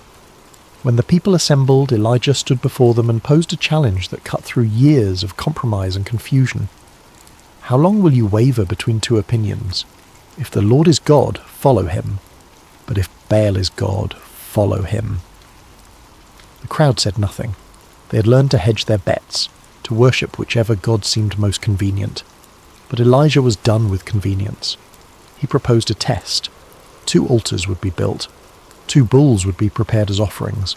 The prophets of Baal would call on their god. Elijah would call on his. Whichever god answered with fire would be proven true. The prophets of Baal went first. From morning until afternoon they called out, they danced, they cut themselves with swords and spears until their blood ran down their bodies. Elijah watched and mocked them. "Shout louder. Maybe your God is deep in thought, or busy, or travelling. Maybe he's sleeping and needs to be awakened." But there was no response, no voice, no fire, nothing. As evening approached, Elijah stepped forward. He rebuilt the altar of the Lord that had been torn down. He arranged the wood. He prepared the sacrifice. Then he did something that seemed like madness. He ordered that the altar be drenched with water. 4 large jars were poured over the offering, then 4 more, then 4 more again. The water ran down and filled the trench around the altar. Then Elijah prayed, not with frenzy or showmanship, but with quiet confidence. "Lord, God of Abraham, Isaac, and Israel, let it be known today that you are God in Israel and that I am your servant and have done all these things at your command. Answer me, Lord, answer me, so these people will know that you, Lord, are God and that you are turning their hearts back again." The fire fell, not a spark, not a gradual flame. Fire from heaven that consumed the sacrifice, the wood, the stones, the soil, and even the water in the trench. The people fell on their faces, crying out in terror and awe, "The Lord, he is God! The Lord, he is God!" The prophets of Baal were seized and executed in the valley below. Elijah climbed back to the top of Carmel, bent low to the ground and prayed for rain. He sent his servant to look toward the sea. Nothing. He prayed again. Nothing. 7 times he prayed, and on the 7th the servant returned with news. A cloud as small as a man's hand is rising from the sea. Within minutes the sky turned black with clouds. The wind rose, and the rain came. After 3 years of drought, the rain came in torrents. Elijah ran ahead of Ahab's chariot all the way to Jezreel, empowered by the hand of the Lord, his faith riding the crest of an undeniable miracle. He was at the peak of his prophetic power. He had stood before a nation and proven God's supremacy. He had called down fire and rain. He had witnessed the people return to worship the true God. In that moment, Elijah must have felt invincible. But that feeling would not last. Chapter 2. The threat that changes everything. When King Ahab returned to Jezreel, he told Queen Jezebel everything that had happened. He described the challenge on Mount Carmel, the failure of Baal's prophets, the fire from heaven, the slaughter in the valley, and the rain that ended the drought. For Ahab, these were simply facts, events to be reported. But for Jezebel, they were a declaration of war against everything she had built. She sent a messenger to Elijah with a simple, chilling promise. "May the gods deal with me, be it ever so severely, if by this time tomorrow I do not make your life like that of one of them." She meant the dead prophets. She meant blood and execution. She meant that his victory would be meaningless if he did not live to see the next sunset. And something inside Elijah broke. This was the same man who had stood before King Ahab without fear, the same man who had challenged hundreds of false prophets alone, the same man who had just witnessed the most spectacular demonstration of God's power in a generation. But now, faced with the threat of one woman, he ran. He did not stand his ground. He did not call down fire. He did not wait for God to protect him. He simply ran. He fled south, out of Israel, into the territory of Judah. He travelled to Beersheba, the edge of the settled world, and left his servant there. Then he went another day's journey into the wilderness, alone. This moment is where the story becomes uncomfortably human. Elijah was not weak because he ran. He was human. Fear is not the absence of faith. It is the collision of faith with exhaustion, isolation, and the weight of carrying too much for too long. On Mount Carmel, Elijah had been surrounded by thousands. He had been vindicated publicly. He had seen God move in undeniable ways. But now, in the wilderness, he was alone. And in the silence, the questions that he had kept buried rose to the surface. Why was he the only one left? Why did serving God feel like constant danger? Why, after everything he had done, did it still feel like nothing had changed? The drought had ended, but Jezebel still reigned. The people had cried out in worship, but how long before they forgot?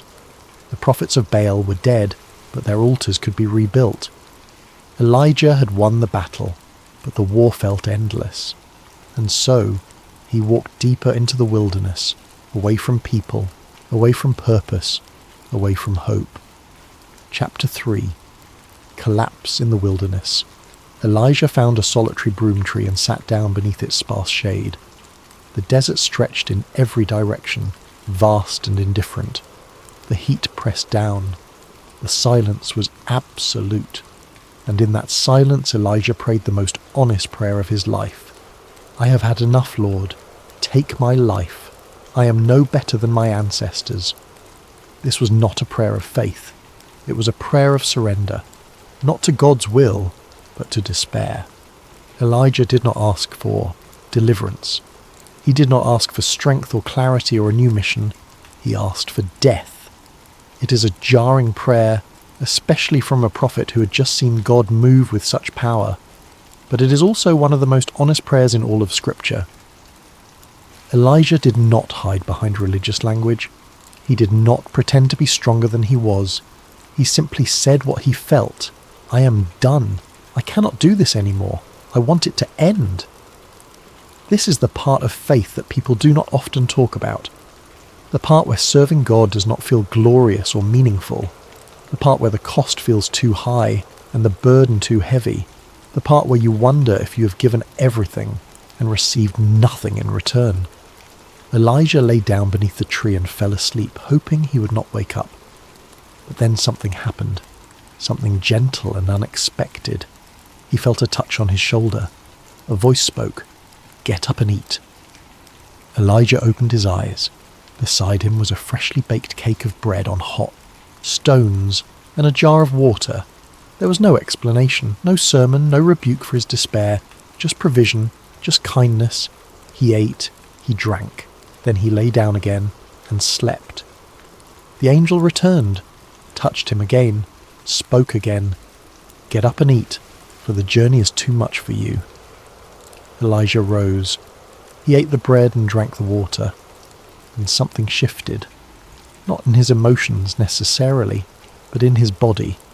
The food sustained him in a way that felt beyond natural. Strengthened by that meal, Elijah travelled for 40 days and 40 nights, walking deeper into the wilderness toward a destination he may not have fully understood yet. He was heading toward Horeb, the mountain of God, the same mountain where Moses had encountered the burning bush, the same mountain where the law had been given, the same mountain where the covenant between God and Israel had been forged. Elijah was returning to the source, to the place where it all began. And when he arrived, exhausted and empty, he found a cave and went inside. He crawled into the darkness and waited. Chapter 4. God provides before he speaks. There is something profound in the way God responded to Elijah's despair. He did not immediately correct him. He did not offer a theological explanation for suffering. He did not tell Elijah to have more faith or to stop feeling sorry for himself. Instead, God gave him bread and water. This is a pattern that runs throughout Scripture. God meets people in their physical needs before addressing their spiritual state. He provides rest before revelation. He gives strength before sending. When Elijah collapsed beneath the broom tree, he was not just spiritually depleted. He was physically and emotionally exhausted. He had been running on adrenaline and conviction for years. The confrontation on Mount Carmel was the culmination of a long and dangerous mission. And the moment it was over, the crash came. God understood this. The angel did not scold Elijah for his weakness. He simply fed him, twice, and then allowed him to rest. There was no rush, no immediate assignment, just the quiet provision of what was needed. This challenges the way we often think about faith. We imagine that God is most concerned with our spiritual state, our beliefs, our obedience. And while those things matter, God is also deeply concerned with our humanity. He knows that we are not merely souls housed in bodies. We are embodied beings whose physical state affects everything else. Rest is not a sign of weakness. It is a necessity. And sometimes the most faithful thing we can do is stop, eat, sleep, and let God sustain us. When Elijah finally set out again, strengthened by that miraculous provision, he travelled for 40 days and 40 nights. The number 40 appears again and again in Scripture. Moses spent 40 days on the mountain receiving the law. The Israelites wandered for 40 years in the wilderness. Jesus fasted for 40 days before beginning his ministry. It is a number associated with testing, transformation, and preparation. Elijah's journey to Horeb was not just physical. It was an internal pilgrimage. Every step took him further from the noise of his mission and deeper into the silence where God was waiting. He was not running away anymore. He was moving toward something, toward an encounter that would redefine everything he thought he knew about how God works. When he reached the mountain, he found a cave and went inside. The cave became a kind of womb, place of darkness and waiting, and there, in the stillness, the word of the Lord came to him. "What are you doing here, Elijah?" It was not an accusation. It was an invitation, an opening for honesty. And Elijah responded with raw, unfiltered truth. "I have been very zealous for the Lord God Almighty. The Israelites have rejected your covenant, torn down your altars, and put your prophets to death with the sword. I am the only one left, and now they are trying to kill me too." This was Elijah's perspective. This was how it felt. He had given everything, and it seemed like nothing had changed. He felt alone, abandoned, and hunted. And God listened. He did not interrupt. He did not correct. Not yet. Instead, he gave Elijah an experience that would shift everything. Chapter 5. The Journey to the Mountain. Mount Horeb, also called Sinai, was not just any mountain. It was the mountain. The place where God had first revealed his name to Moses in a burning bush. The place where the ground itself was declared holy. The place where the covenant had been given amidst smoke and thunder. Where the people had trembled at the foot of the mountain while Moses ascended into the cloud of God's presence. It was a place of power, a place of fear, a place where heaven had touched earth in a way that left no room for doubt. When God spoke from Horeb, the mountain shook. Fire blazed. The voice of God was so overwhelming that the people begged Moses to be their mediator because they could not bear to hear God speak directly. This was the tradition Elijah was stepping into. This was the weight of history he carried with him as he climbed. Perhaps he expected another Mount Carmel moment, another display of undeniable power, another public vindication.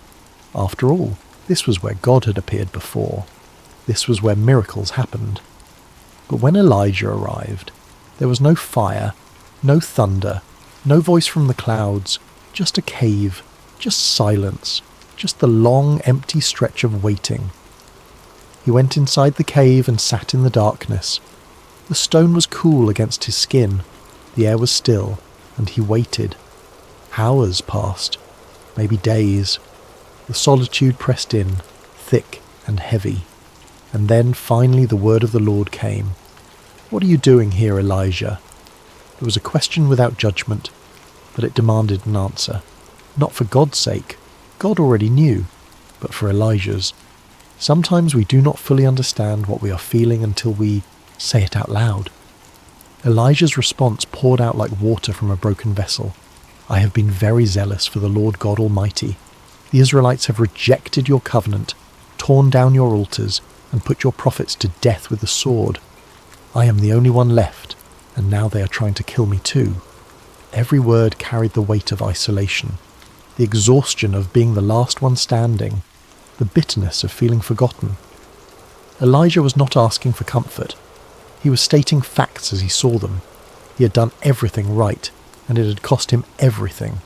And now, even after the victory on Mount Carmel, nothing felt secure. God's response was not what Elijah expected. "Go out and stand on the mountain in the presence of the Lord, for the Lord is about to pass by." Elijah obeyed. He stepped out of the cave and stood on the rocky ledge, facing the vast expanse of the wilderness. The wind began to pick up. At first, it was just a breeze, then it grew stronger, and stronger, until it became a roaring gale that tore at his clothing and threatened to knock him off his feet. Then the wind became something else entirely. Chapter 6. Power without presence. The wind that struck the mountain was not a natural wind. It was a force of pure destruction. It howled through the canyons and shattered rocks, sending boulders tumbling down the cliffs. The noise was deafening, a sound like the world itself was being torn apart. Elijah braced himself, shielding his face, waiting for the voice of God to speak from the storm. But the Lord was not in the wind. As the wind subsided, the ground began to tremble. It started as a low rumble, deep beneath the surface, and then the entire mountain shook. The earth groaned and split. Fissures opened in the rock. Dust and debris filled the air. It was the kind of earthquake that topples cities, that swallows armies, that leaves nothing standing in its wake. Elijah clung to the stone, his heart pounding, expecting at any moment to hear the voice that spoke worlds into existence. Surely this was it. Surely this was how God would speak to him, just as he had spoken to Moses from the thunder and smoke. But the Lord was not in the earthquake. Then came the fire, not a small flame, but a roaring inferno that swept across the face of the mountain. It consumed everything in its path, turning stone black, burning away every living thing. The heat was unbearable. The light was blinding. Fire was the signature of God's power. Fire had fallen on Mount Carmel. Fire had led the Israelites through the wilderness as a pillar by night. Fire had descended on Sinai when the law was given. But the Lord was not in the fire. And then, in the aftermath of wind and earthquake and flame, there was silence. Complete, absolute silence. The kind of silence that feels heavy, that presses into your ears and your chest and makes you aware of your own breathing. And in that silence there was a sound, not loud, not dramatic, just a gentle whisper, a still, small voice, so quiet that it would have been missed if Elijah had not been listening, so soft that it required stillness and attention and the willingness to lean in. When Elijah heard it, he pulled his cloak over his face and went back to the entrance of the cave. He knew in that moment that he was standing in the presence of the living God, not because of power, but because of intimacy, not because of spectacle, but because of tenderness. God had not come in the wind, the earthquake, or the fire. He had come in the whisper. This was a moment of profound revelation. Elijah had spent his entire ministry in the mode of power. He had called down drought and fire. He had confronted kings and executed false prophets. His faith had been expressed through bold, public acts of divine intervention, and those things were real. God had been in those moments. But here, on the mountain, God was teaching Elijah something new, that power is not the only way God speaks, that sometimes the most important truths are communicated not through spectacle, but through stillness, that the same God who can shake the earth and split the sky can also speak in a whisper so quiet that only those who are truly listening will hear it. The still, small voice was not weaker than the wind or the earthquake or the fire. It was more personal, more intimate, more direct. It was the voice of a God who does not need to shout to be heard, a God who chooses to meet his people not in their strength, but in their brokenness, not in their certainty, but in their doubt. And when that voice asked the question again, it carried a different weight. "What are you doing here, Elijah?" Chapter 7. The Still Small Voice. Elijah stood at the mouth of the cave, his face covered, and answered the same way he had before. "I have been very zealous for the Lord God Almighty. The Israelites have rejected your covenant, torn down your altars, and put your prophets to death with the sword. I am the only one left, and now they are trying to kill me too." The words were identical, but the context had changed. The first time Elijah spoke them, he was pouring out his frustration into the void, unsure if anyone was listening. Now, he was standing in the presence of God, having witnessed power and then heard the whisper. And God's response was not rebuke, it was redirection. God began by gently correcting Elijah's perception. Elijah believed he was the only one left, but that was not true. God had reserved 7,000 in Israel who had not bowed to Baal, 7,000 people who still worshipped in secret, who had not compromised, who had remained faithful even when it seemed like the entire nation had fallen away. Elijah was not alone. He had never been alone. His isolation was real, but it was not total, and this is one of the great dangers of despair. It distorts our vision. It makes us believe that the struggle is ours alone, that no one else understands, that we are the last one standing. But God sees the whole picture. He knows the hidden faithful, the quiet believers, the ones who do not make headlines but who remain steadfast. Then God gave Elijah new instructions. His mission was not over. There was still work to be done. He was to anoint Hazael as king over Aram.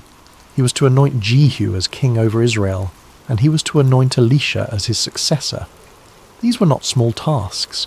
They were political and prophetic acts that would shape the future of nations, but they were also acts of continuity. God was telling Elijah that the work would continue beyond him, that he did not have to carry the weight of everything alone, that there were others who would take up the mantle. The instruction to anoint Elisha was particularly significant.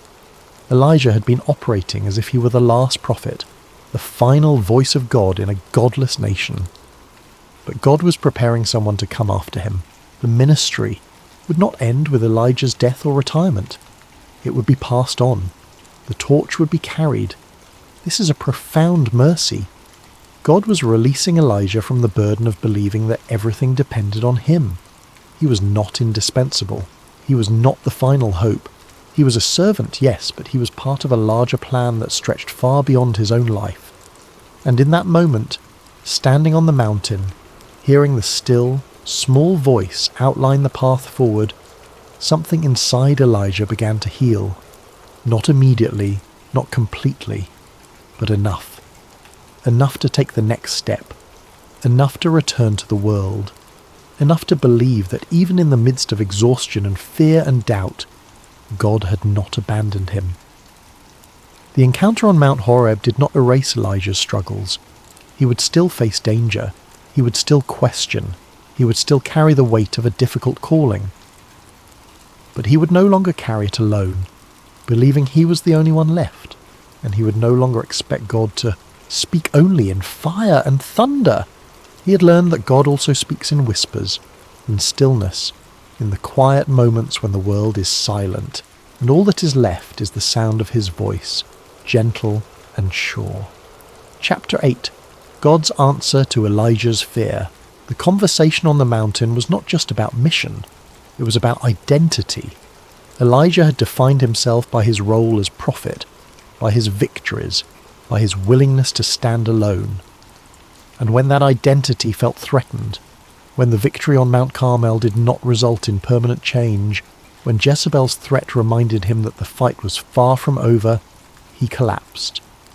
God's response was not to bolster that old identity, but to expand it, to remind Elijah that he was not defined solely by his prophetic acts, but by his relationship with the one who called him, to show him that strength is not the absence of fear, but the willingness to keep moving even when you are afraid. The anointing of Elisha was a pivotal moment. When Elijah descended from the mountain and found Elisha ploughing a field with 12 yoke of oxen, he threw his cloak over him. It was a symbolic act, a passing of the mantle, a declaration that the work would continue. Elisha left everything, slaughtered his oxen, burned his ploughing equipment, and followed Elijah. He became not just a successor, but a companion, someone to walk alongside, someone to share the burden. This is one of the gifts God gave Elijah in his despair. Community, not crowds, not public vindication, but one person to walk with, one person to invest in, one person who would carry the mission forward when Elijah could not. The story of Elijah does not end on the mountain. He continued to prophesy. He continued to confront kings. He continued to call the nation back to God. But something had shifted. He was no longer operating from a place of isolated strength. He had learned that weakness is not the end of usefulness. That doubt does not disqualify you, that even the strongest believers experience fear, exhaustion, and the temptation to give up.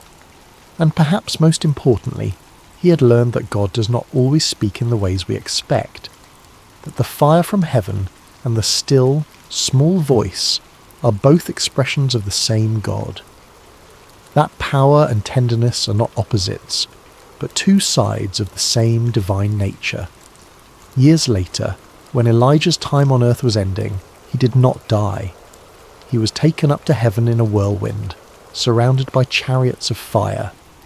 It was a dramatic conclusion to a dramatic life, but the lesson of Mount Horeb remained, that even in the whirlwind, even in the fire, God is most intimately known in the quiet moments, in the whisper, in the still, small voice that speaks to the deepest parts of who we are. Chapter 9. Passing the Mantle. The relationship between Elijah and Elisha was not just a professional arrangement, it was a mentorship. a friendship, a spiritual legacy being passed from one generation to the next. Elisha followed Elijah faithfully, learning not just the mechanics of prophecy, but the heart of it. He witnessed Elijah's continued struggles, his moments of courage, his flashes of doubt. He saw that being a prophet did not mean being perfect. It meant being obedient, even when obedience was costly. When the time came for Elijah to be taken, Elisha refused to leave his side. They travelled together from Gilgal to Bethel to Jericho to the Jordan River. At each stop, Elijah urged Elisha to stay behind, but Elisha insisted on accompanying him. He had seen what it cost to serve God. He had watched Elijah wrestle with fear and loneliness and the crushing weight of responsibility. And still, he chose to follow. At the Jordan River, Elijah struck the water with his cloak, and the river parted. They crossed on dry ground, an echo of Joshua and Moses, a reminder that God's power does not diminish with time. And on the other side, Elijah asked Elisha what he wanted before he was taken. Elisha's request was bold. "Let me inherit a double portion of your spirit." It was not a request for power, but for the ability to carry on the work, to have the strength to do what needed to be done, to continue the mission without collapsing under the weight of it. Elijah's response was honest. "You have asked a difficult thing, yet if you see me when I am taken from you, it will be yours. Otherwise it will not." Then it happened. A chariot of fire appeared, drawn by horses of fire, and swept between them. A whirlwind lifted Elijah up, carrying him into the heavens. Elisha watched, crying out, tearing his own clothes in grief and awe. And when it was over, Elijah's cloak fell from the sky. Elisha picked it up. He walked back to the Jordan River, struck the water with the cloak, and cried out, "Where now is the Lord, the God of Elijah?"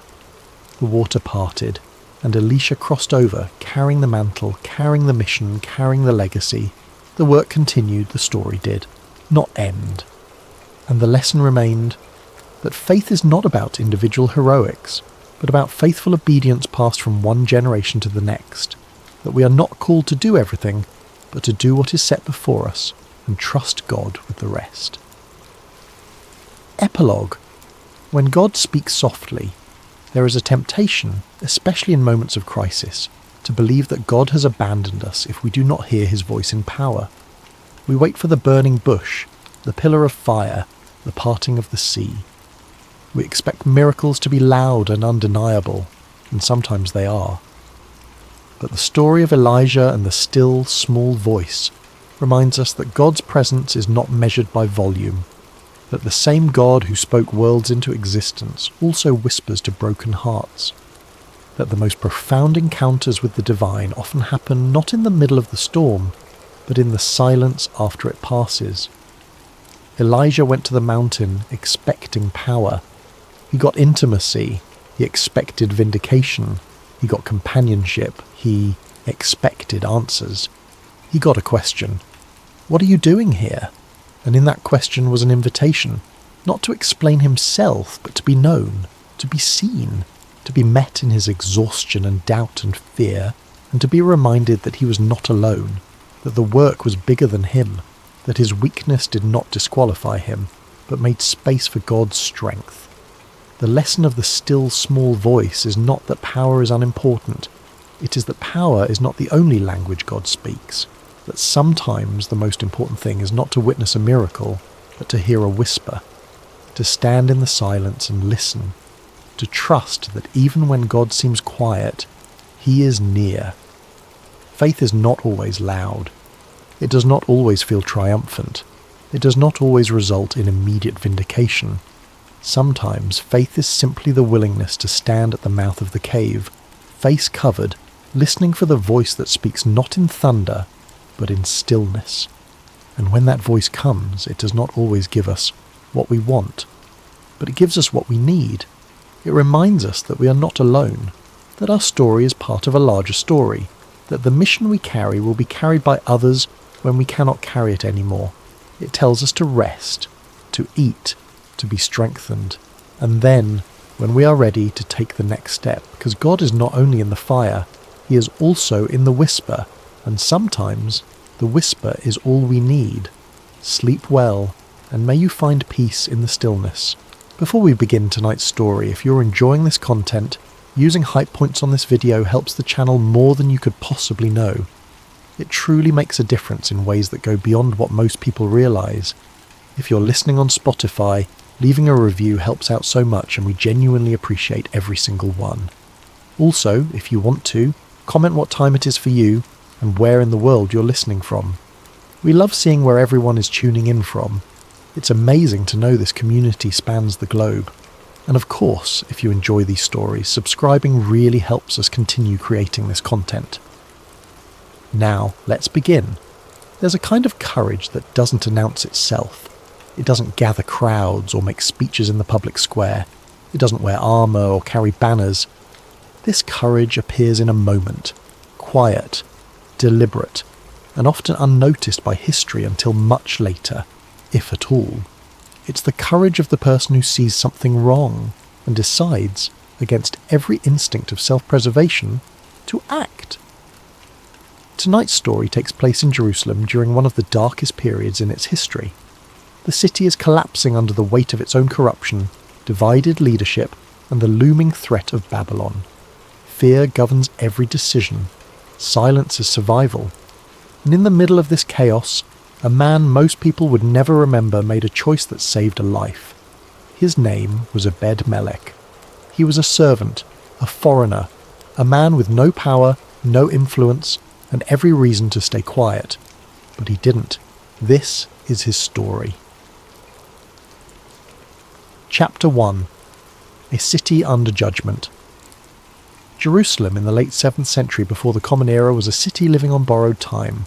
The kingdom of Judah, once a powerful nation under kings like David and Solomon, had been reduced to a small territory surrounded by empires. To the north, the Assyrians had already obliterated the kingdom of Israel decades earlier. Now a new power had risen, Babylon, and it had set its sights on Jerusalem. The transformation had been gradual but devastating. Where once the kingdom stretched from the Mediterranean to the Jordan River, from Dan to Beersheba, now it was compressed into a fraction of that territory.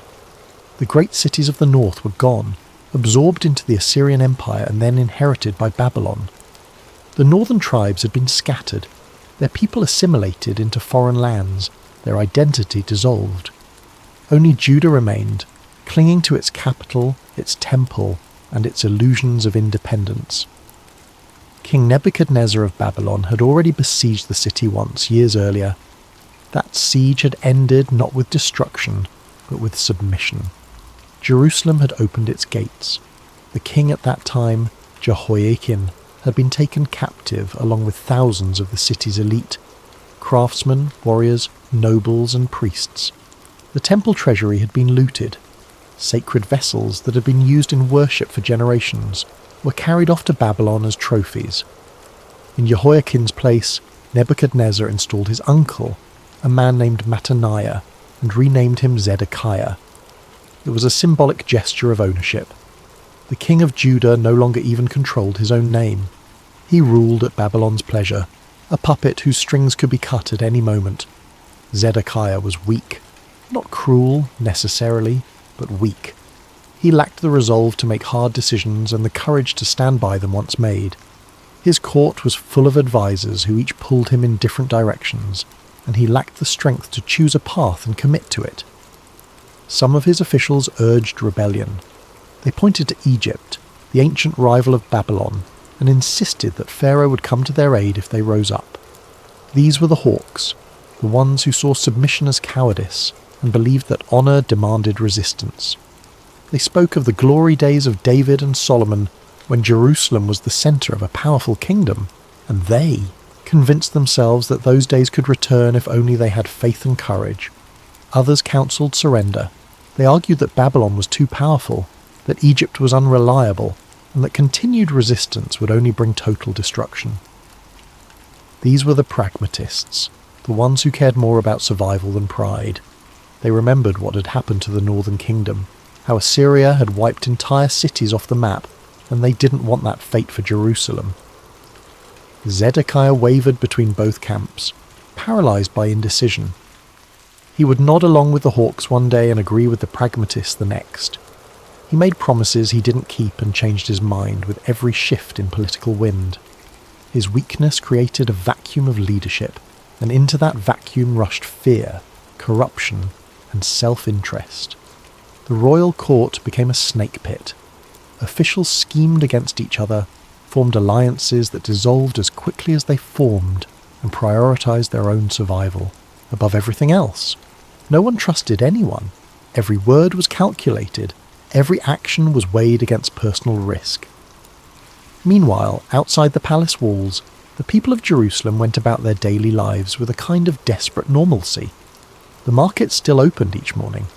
Merchants spread their wares on blankets and wooden tables, selling grain and oil, pottery and cloth. The smell of fresh bread mixed with the dust of the streets. Children played in the narrow alleyways between stone houses. Women gathered at the wells to draw water and exchange news. Men worked their trades, carpenters and blacksmiths, weavers and leather workers, trying to maintain some sense of routine. But beneath the surface, everyone knew something terrible was coming. You could see it in the way people hoarded food, buying extra when they could afford it, storing it away in hidden places. You could hear it in the conversations that stopped abruptly when a stranger approached. You could feel it in the tension that hung over the city like a storm cloud that never broke. Mothers looked at their children and wondered if there would be enough food next month. Fathers repaired the walls of their homes and reinforced their doors, knowing it wouldn't be enough if Babylon came again. Elderly men and women who remembered better times spoke of the past with a mixture of nostalgia and grief, wondering if they would live to see the city destroyed. The temple still stood on its hill, dominating the skyline, but even that sacred place had become tainted by politics and corruption. The priests who served there were divided along the same lines as the officials in the king's court. Some supported rebellion, others urged surrender. Worship continued, but the rituals felt hollow, mechanical, like going through the motions of devotion without any real faith behind them. Into this environment of fear, division, and moral paralysis came a voice no one wanted to hear. His name was Jeremiah. He was from a small town called Anathoth, just a few miles north of Jerusalem. The son of a priest, Jeremiah had been called by God at a young age to be a prophet. It wasn't a calling he had wanted. In fact, when God first spoke to him, Jeremiah had protested, saying he was too young, too inexperienced, too uncertain of his own abilities. But God had insisted. And for decades now, Jeremiah had walked the streets of Jerusalem, delivering a message that grew more urgent with each passing year. Judah's rebellion was not just political, it was spiritual. The nation had turned away from God, embraced idolatry, exploited the poor and corrupted justice. And because of that, judgment was coming. Jerusalem would fall, the temple would be destroyed, the people would be taken into exile. It was a message no one wanted to accept. The officials dismissed him as a doomsayer. The priests accused him of blasphemy. How dare he suggest that God would allow his temple to be destroyed? The people mocked him, called him a traitor, accused him of being in league with Babylon. Jeremiah's message was especially hated by the hawks, the officials who were pushing for rebellion. To them, his calls for surrender to Babylon felt like treason. They argued that his prophecies weakened morale, undermined the soldiers' will to fight, and gave comfort to the enemy. In a city preparing for war, Jeremiah's words felt like sabotage. But Jeremiah wasn't pro-Babylon. He wasn't a defeatist or a coward. He was simply trying to tell the truth as God had revealed it to him. He knew that resistance was pointless, not because Babylon was militarily superior, though it was, but because Judah had already lost the only battle that mattered. They had abandoned God, and now they were facing the consequences. For years, Jeremiah had been tolerated, barely. He was an annoyance, a strange figure who wandered the streets wearing a yoke around his neck to symbolize the coming captivity, who sometimes smashed pottery in the temple courts to illustrate God's judgment, who spoke in metaphors and poetry that made people uncomfortable.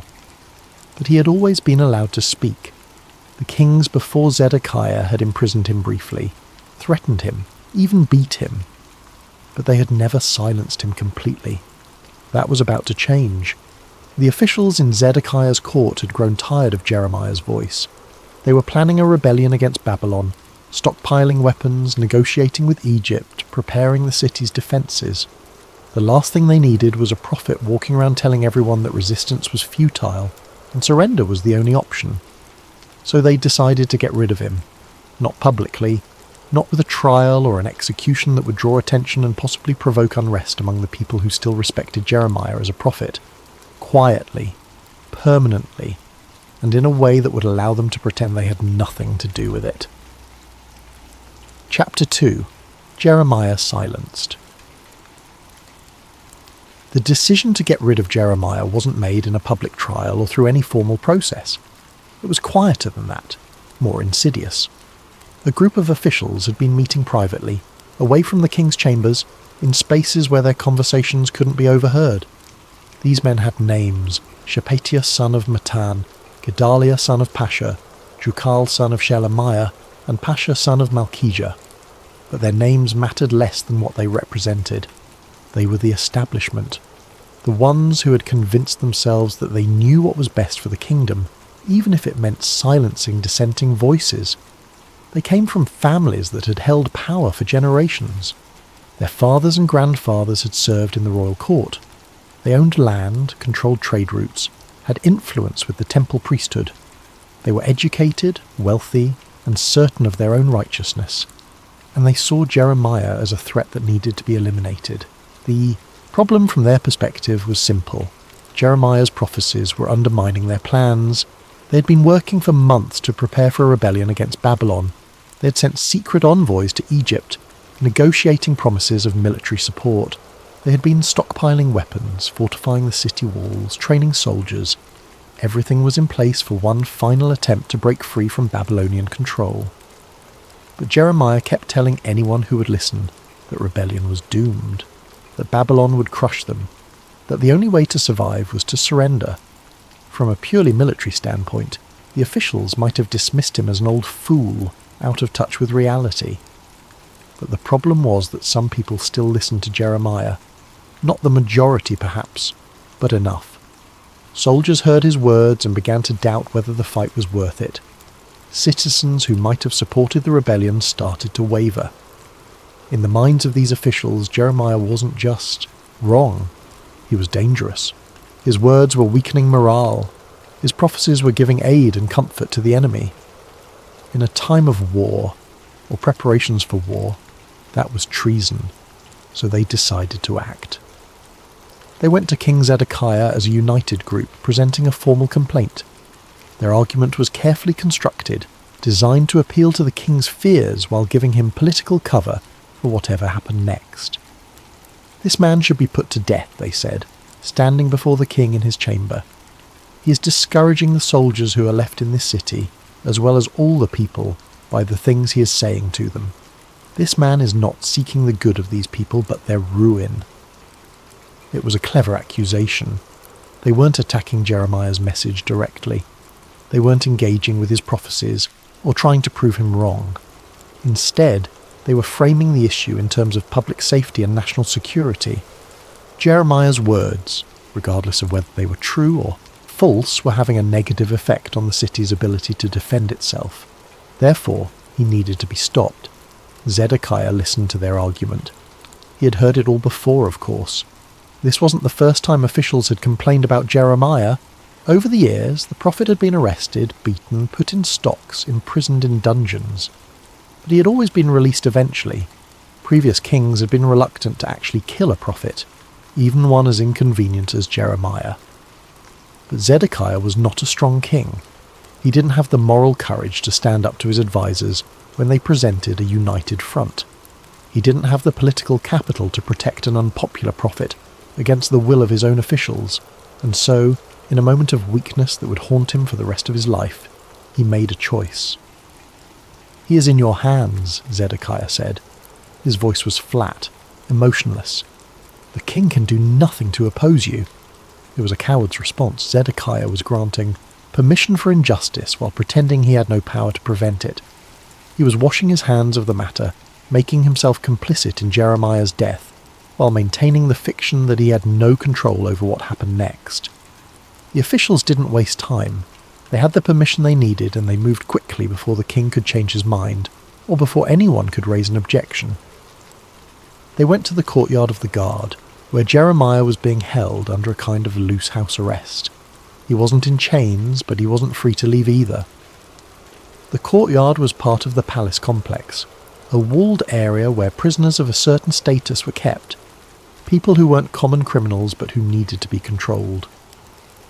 When the officials arrived, Jeremiah was sitting in the shade of a wall, his face weathered and tired. He had been a prophet for more than 40 years by this point. He had spent decades delivering messages no one wanted to hear, enduring mockery and persecution and imprisonment. He was exhausted, physically and emotionally, but he had never stopped speaking the truth as God had given it to him. The officials didn't explain what they were doing. They simply grabbed him, pulled him to his feet, and dragged him toward a cistern in the corner of the courtyard. Cisterns were common in Jerusalem.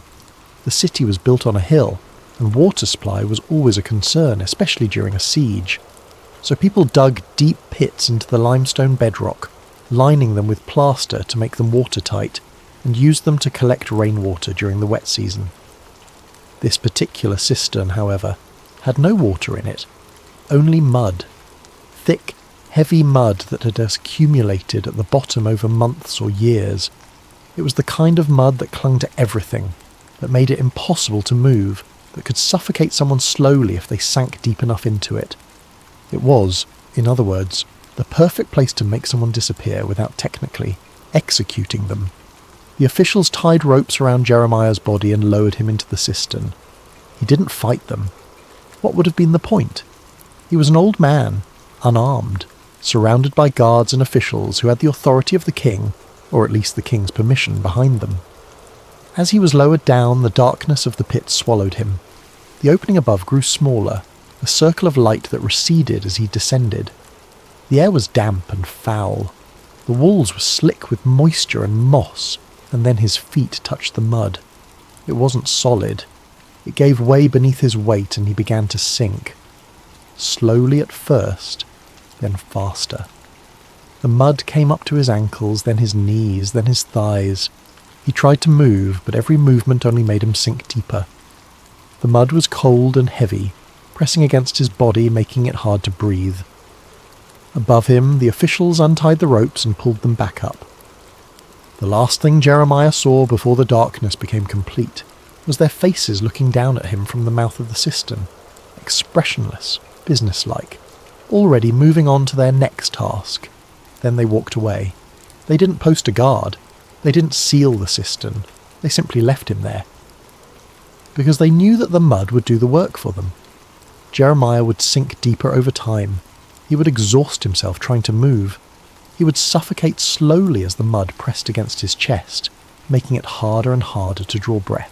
And when he finally died, it would be from natural causes: starvation, exhaustion, exposure. The officials could claim they had simply imprisoned him, not executed him. Their hands would be clean, or so they thought. Jeremiah, alone in the darkness, pressed into the cold mud of the pit, didn't call out. He didn't curse his captors or cry out to God in anger. He had been in situations like this before, though never quite this desperate. He had survived beatings, stocks, dungeons. He had learned, over 40 years of prophetic ministry, that his survival was not up to him. God had called him to speak. God had sustained him this long. If God wanted him to die in this pit, then that was God's choice. But if God wanted him to live, then someone, somehow, would come. And so Jeremiah waited in the darkness, sinking slowly into the mud, and prayed for deliverance, or for the strength to endure whatever came next. Above ground, the city continued on as if nothing had happened. The officials returned to their meetings, discussing strategies for rebellion and negotiating with foreign powers. The soldiers drilled in the courtyards, preparing for a siege that might never be winnable. The priests carried on with their rituals in the temple, offering sacrifices and reciting prayers that had become empty of meaning. King Zedekiah sat on his throne, troubled by what he had allowed to happen, but too weak to do anything about it. and the people of Jerusalem, merchants and farmers, craftsmen and servants, mothers and children, went about their daily lives, unaware that a prophet was dying slowly in a pit just yards away from where they walked.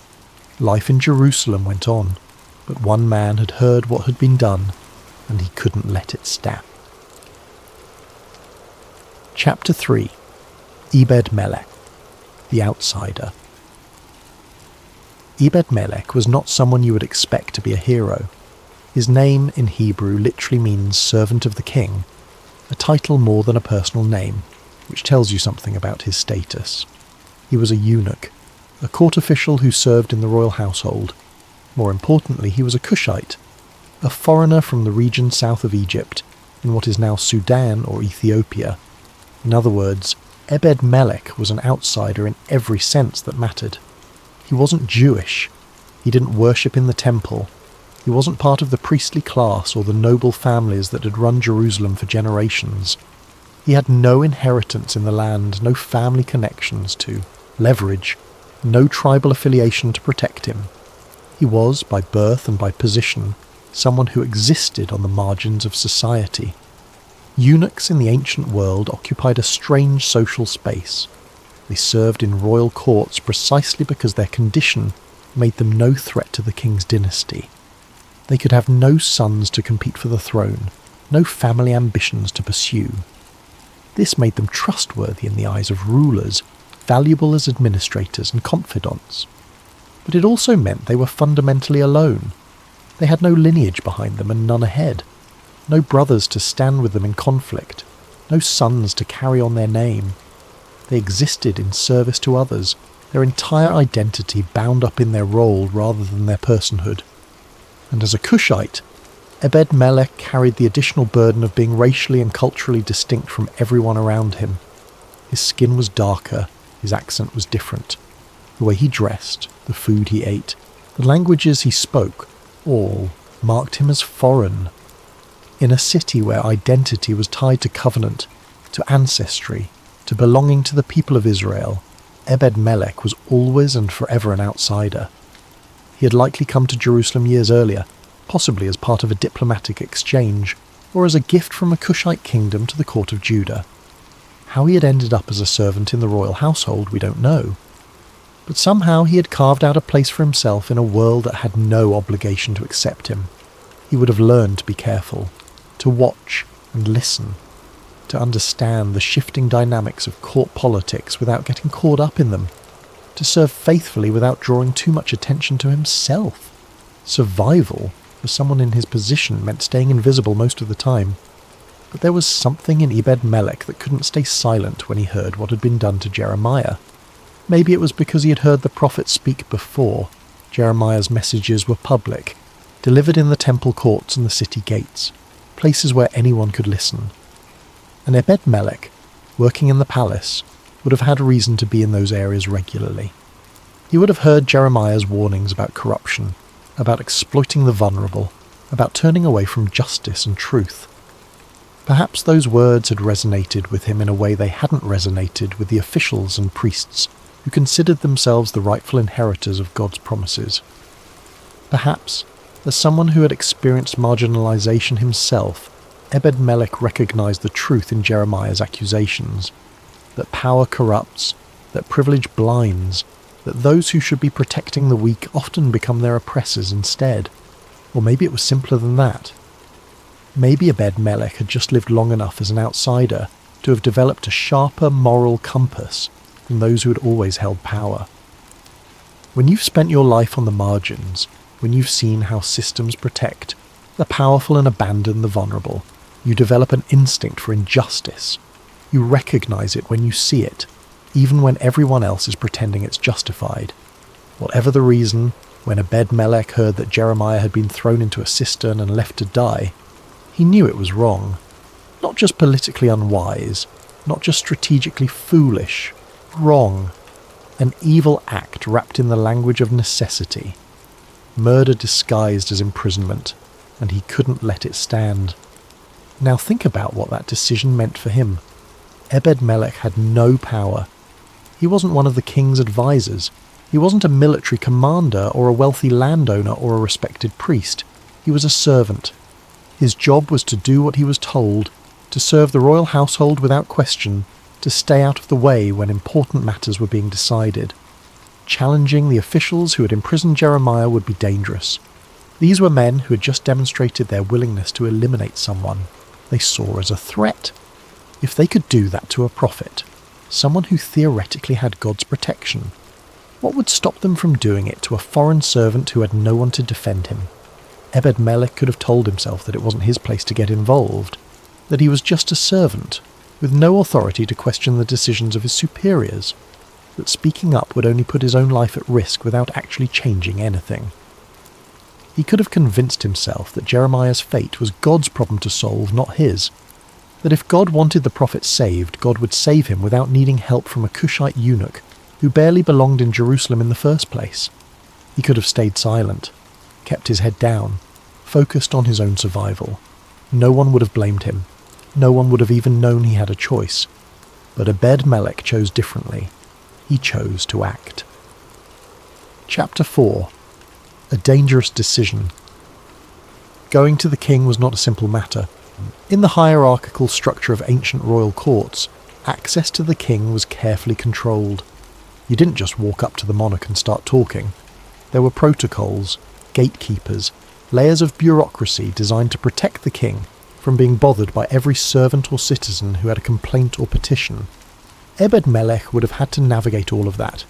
He would have had to find the right moment, approach the right people, make it clear that what he had to say was urgent enough to warrant the king's attention, and he would have known every step of the way that he was putting himself in danger.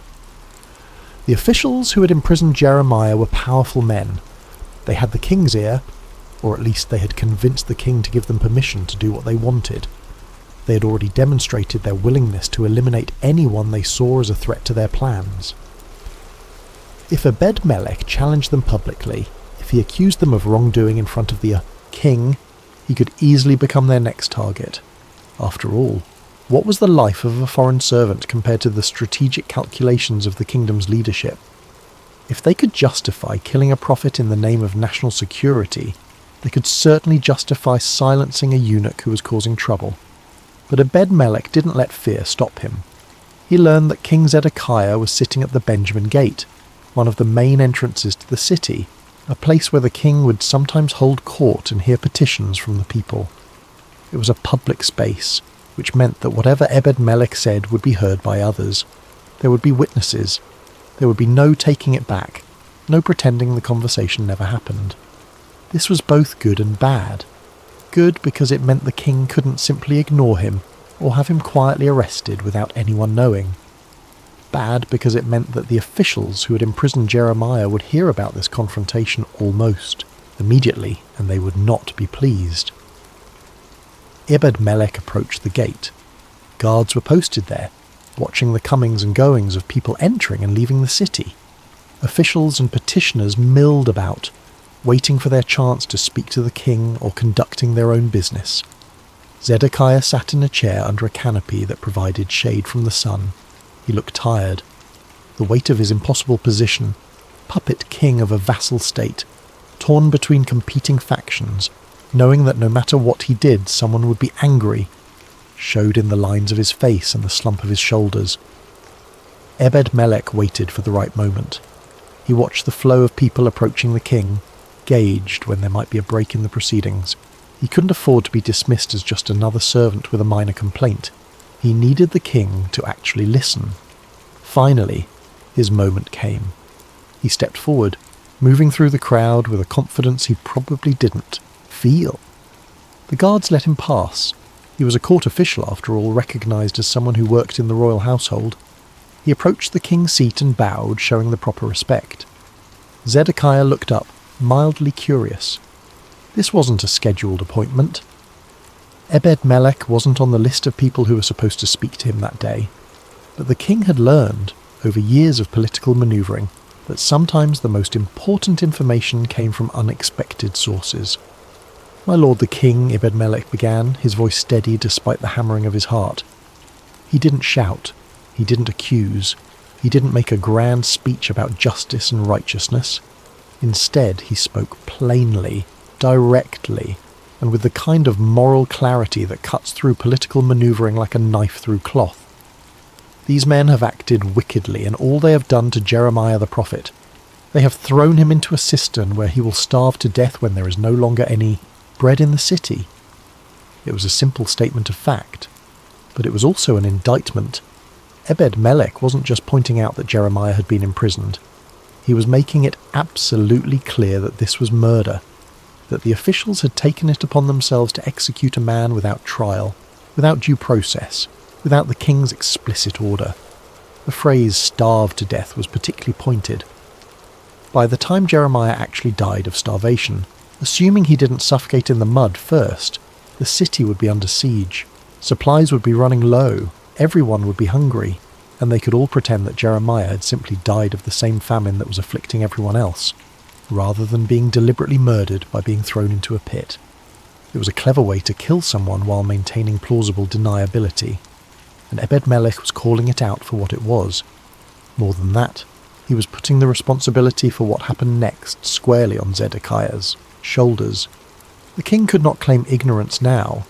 He could not say he didn't know what the officials had done. A member of his own household had just told him, in public in front of witnesses, that a prophet was dying in a cistern and that the men responsible had acted wickedly. If Zedekiah did nothing, he would be complicit in Jeremiah's murder. The blood would be on his hands. For a moment, no one spoke. The people who had been milling around the gate grew quiet, sensing that something significant was happening. The guards shifted uncomfortably, unsure if they should intervene but not yet seeing any clear reason to do so. The officials who were present, not the ones who had imprisoned Jeremiah, but others who had been waiting to speak to the king, watched with a mixture of curiosity and calculation, already thinking about how this development might affect their own positions. Zedekiah looked at Obed-Melech, really looked at him perhaps for the first time, saw a foreign servant who had no obligation to care about the fate of a Jewish prophet, saw a man with no power, no protection, no reason to risk his own life by speaking up. And yet here he was, speaking up anyway. The king's expression shifted. Maybe it was shame. Maybe it was respect. Maybe it was just the sudden realization that he had allowed something terrible to happen because he was too weak to stand up to his advisors. Whatever it was, something inside Zedekiah responded to Obed-Melech's courage. And in a moment that no one could have predicted, the king made a different choice than the one he had made just hours or days earlier when he had given the officials permission to imprison Jeremiah. He decided to do the right thing. Chapter 5. Permission granted. Zedekiah surprised everyone. "Take 30 men from here with you," he told Obed-Melech, his voice firmer than it had been in a long time, "and lift Jeremiah the prophet out of the cistern before he dies." 30 men. That was significant.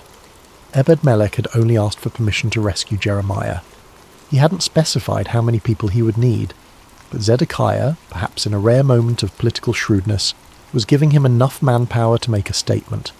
30 men meant this wasn't a secret operation. It wasn't something that could be undone or covered up later. With 30 witnesses, word would spread throughout the palace and the city. The officials who had imprisoned Jeremiah would have to accept that their decision had been overruled. They might still be angry, but they would be less likely to retaliate against Obed-Melech if the rescue was carried out with the king's full authority and in front of dozens of witnesses. It was, in its own way, a form of protection. Zedekiah was weak, but he wasn't stupid. He knew that by giving Obed-Melech 30 men, he was making it harder for the officials to punish the servant for doing what the king had authorized. Obed-Melech bowed and accepted the order. He didn't waste time celebrating or thanking the king profusely. Every moment that passed was another moment that Jeremiah was sinking deeper into the mud, losing strength, possibly dying. He gathered the men quickly. Some were guards, others were servants like himself. A few were workers from the palace grounds. The important thing was that they were there, ready to help and operating under the direct authority of the king. But here's where something remarkable happens. something that reveals the kind of person Obed-Melech truly was. He didn't just rush to the cistern and start pulling Jeremiah out. He didn't let urgency override thoughtfulness. Instead, he took the time to prepare properly. He went to the palace storeroom first. This was a space where old materials were kept, things that were no longer useful for their original purpose, but hadn't been thrown away yet. Worn-out clothing, torn fabric, rags that had been used for cleaning and then set aside. Obed-Melech gathered armfuls of these materials, old rags, worn-out clothes, anything that was soft and could provide padding. Then he took ropes, strong ones, the kind used for hauling water or lifting heavy loads, and brought everything to the cistern. By this time, word had spread. People were starting to gather. Servants and guards who had heard about the confrontation at the Benjamin Gate. Citizens who had seen the group of 30 men moving through the palace complex with purpose. Even some of the officials who had been in Zedekiah's court, curious about what was happening. The cistern was in the courtyard of the guard, a space that had suddenly become very public. Obed-Melech ignored the onlookers. He focused on the task at hand. When he reached the edge of the cistern and looked down, he could barely see Jeremiah in the darkness below. The prophet was still alive, but barely. He had sunk deep into the mud, which was now up to his chest. His face was pale, covered in grime. His breathing was laboured. "Jeremiah," Obed-Melech called down, "we're going to get you out, but I need you to do exactly as I say." His voice was calm, authoritative. This was a rescue operation, and it needed to be done carefully. If they just threw a rope down and tried to pull Jeremiah up by his arms or around his torso, they could injure him. The rope could cut into his skin. His joints could be wrenched. He was already weakened by exposure and lack of food. A careless rescue could cause as much harm as the imprisonment itself. So Obed-Melech explained what he wanted Jeremiah to do. "I'm going to lower rags and old clothes down to you," he said. "Put them under your arms, around your torso, anywhere the rope will touch your body. Pad yourself as much as you can. Then I'll lower the ropes and we'll pull you up slowly." It was a brilliant solution. The cloth would act as cushioning, protecting Jeremiah's body from the ropes and distributing the pressure more evenly. It would make the process safer and less painful. Obed-Melech lowered the bundle of cloth first. Jeremiah, exhausted and barely able to move in the thick mud, did his best to follow the instructions.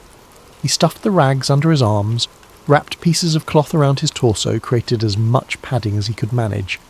Then Obed-Melech lowered the ropes. The men positioned themselves around the cistern, taking hold of the ropes, ready to pull in a coordinated effort. They couldn't just yank on the ropes. They needed to pull steadily, evenly, giving Jeremiah time to be lifted out of the sucking mud without being injured in the process. "Ready?" Obed-Melech asked the men. They nodded. "Pull slowly." Chapter 6. The Rescue. They pulled. The ropes went taut.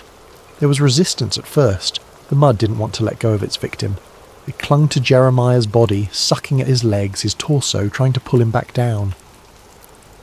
But the men were strong, and there were 30 of them. Slowly, inch by inch, Jeremiah began to rise. The mud released him gradually, reluctantly. First his legs became visible, covered in thick, dark sludge. Then his torso, wrapped in the rags and old clothes that Obed-Melech had so carefully provided. Then his arms. The men pulled steadily, pacing themselves. This wasn't a race. This was a careful extraction of a man who had been through an ordeal and whose body was fragile after days in a pit. Obed-Melech supervised the whole operation, watching the ropes, watching Jeremiah, making sure nothing went wrong. He called out instructions when necessary. Steady now, keep it even, not too fast, coordinating the effort like a conductor leading an orchestra. And finally, after what felt like an eternity but was probably only a few minutes, Jeremiah emerged from the cistern. They laid him on the ground gently. He was covered in mud, exhausted, barely able to speak. But he was alive. For a moment everyone just stood there. Everyone just looking at the prophet they had pulled from what should have been his grave. Some of the onlookers were silent, perhaps ashamed that they had allowed this to happen in the first place. Others murmured prayers of thanks. A few of the men who had helped with the rescue clapped each other on the back, relieved that they had succeeded. Obed-Melech knelt beside Jeremiah. He didn't make a speech. He didn't announce to everyone present that he had saved the prophet's life. He simply helped Jeremiah sit up, made sure he could breathe properly, and asked if he was injured. Jeremiah shook his head weakly. He was battered, exhausted, traumatized by the experience, but he had no major injuries. The padding had worked. The careful, methodical rescue had prevented additional harm. Water was brought. Someone found a clean cloth to wipe the mud from Jeremiah's face. The prophet drank slowly, his throat raw from thirst and from breathing the damp, foul air of the cistern. When he could finally speak, Jeremiah looked at Obed-Melech. Their eyes met. The prophet's gaze was full of gratitude, but also something else. Recognition, perhaps. An acknowledgement that this foreign servant had done what no one else in Jerusalem had been willing to do. "Thank you," Jeremiah said. His voice was barely a whisper, but it carried more weight than any of the speeches he had delivered in the temple courts. Obed-Melech just nodded. He didn't need thanks. He had done what needed to be done. By the king's order, Jeremiah was taken to the courtyard of the guard, the same place he had been held before, but now with explicit instructions that he was to be protected and cared for. He was still technically a prisoner, still not free to leave or continue his public prophecies. But he was alive, he had food, he had water, he was safe from the officials who had tried to kill him. It was a compromise, typical of Zedekiah's weak leadership. The king had saved Jeremiah's life to ease his conscience, and to respond to Obed-Melech's moral courage, but he hadn't released the prophet or punished the officials who had tried to murder him. He had found a middle ground that satisfied no one and solved nothing. But for Obed-Melech it was enough. He hadn't set out to reform the entire political system of Judah. He hadn't been trying to change the king's character, or force the officials to face justice for their corruption. He had simply been trying to save one man's life, and he had succeeded. The crowd dispersed gradually. The guards returned to their posts. The servants went back to their duties. Life in the palace complex returned to normal, or as normal as anything could be in a city waiting for destruction. Obed-Melech, the Cushite servant who had risked everything to speak truth to power, returned to his own duties as well. He didn't receive a promotion. He wasn't honoured or celebrated. His name didn't become famous throughout Jerusalem. He had acted not for recognition or reward, but because it was the right thing to do. And in a city where everyone else had chosen silence or self-interest or political calculation, that made him extraordinary. But the story wasn't over, because consequences were still coming. For Jerusalem, for Judah, for everyone who lived in that city, whether they were powerful officials or foreign servants or prophets who spoke uncomfortable truths, judgment was still approaching, and nothing, not even one man's courage, could stop it. Chapter 7. Consequences still come. Jeremiah's rescue didn't change the course of history. Babylon still came. King Zedekiah, unable to make a firm decision, eventually did try to rebel against Nebuchadnezzar. It was a disastrous choice. The Babylonian army laid siege to Jerusalem, cutting off food and supplies. The city starved. When the walls were finally breached, Zedekiah tried to flee under cover of darkness. He was captured near Jericho and brought before Nebuchadnezzar. The Babylonian king forced Zedekiah to watch as his sons were executed. Then they gouged out his eyes, chained him, and took him to Babylon, where he would die in captivity. Jerusalem was destroyed. The temple, the centre of Jewish worship, the symbol of God's presence among his people, was burned to the ground. The city walls were torn down. Most of the population was either killed or taken into exile. Everything Jeremiah had warned about came to pass. Faith does not prevent suffering. It does not guarantee safety or comfort or earthly reward. But it does shape how we respond to suffering, and it does matter, even when the consequences seem inevitable. Obed-Melech had saved one life in a city that was about to lose thousands. In the scope of history, it might seem like a small thing. But it wasn't small to Jeremiah, and it wasn't small to God. Chapter 8. A Promise Remembered. Before the fall of Jerusalem, God spoke to Obed-Edom through Jeremiah. It's recorded in the book of Jeremiah, chapter 39. After the city had fallen and chaos reigned, Jeremiah was given a message specifically for the Cushite servant who had saved his life. "Go and tell Obed-Edom the Cushite," God said. "This is what the Lord Almighty, the God of Israel, says. I am about to fulfill my words against this city, words concerning disaster, not prosperity. At that time they will be fulfilled before your eyes. But I will rescue you on that day, declares the Lord. You will not be given into the hands of those you fear. I will save you. You will not fall by the sword, but will escape with your life, because you trust in me, declares the Lord." Read that again. God didn't promise Obed-Edom wealth. He didn't promise him power or recognition or a place in history. He promised him survival, safety, life. And he said it was because Obed-Edom trusted in him. Think about what that means.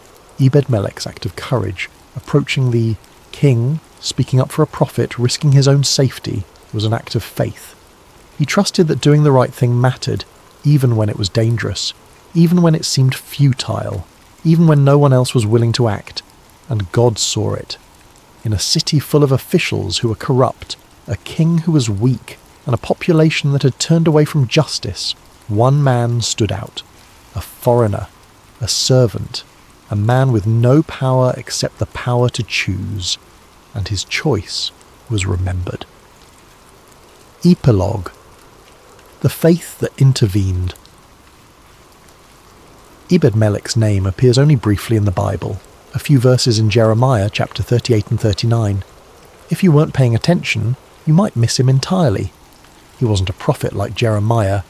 He didn't perform miracles. He didn't lead armies or write scriptures or found movements. He was just a man who saw injustice and couldn't stay silent. And yet, his faith saved a life. More than that, it preserved the voice of a prophet who would go on to speak some of the most important words in Scripture. Jeremiah's writings would survive the fall of Jerusalem. His prophecies would be read for thousands of years. His call to repentance, justice, and faithfulness would echo through history. And none of that would have happened if Obed-Edom had stayed quiet. That's the thing about courage. We don't always know what our actions will lead to. We don't always see the full consequences of our choices.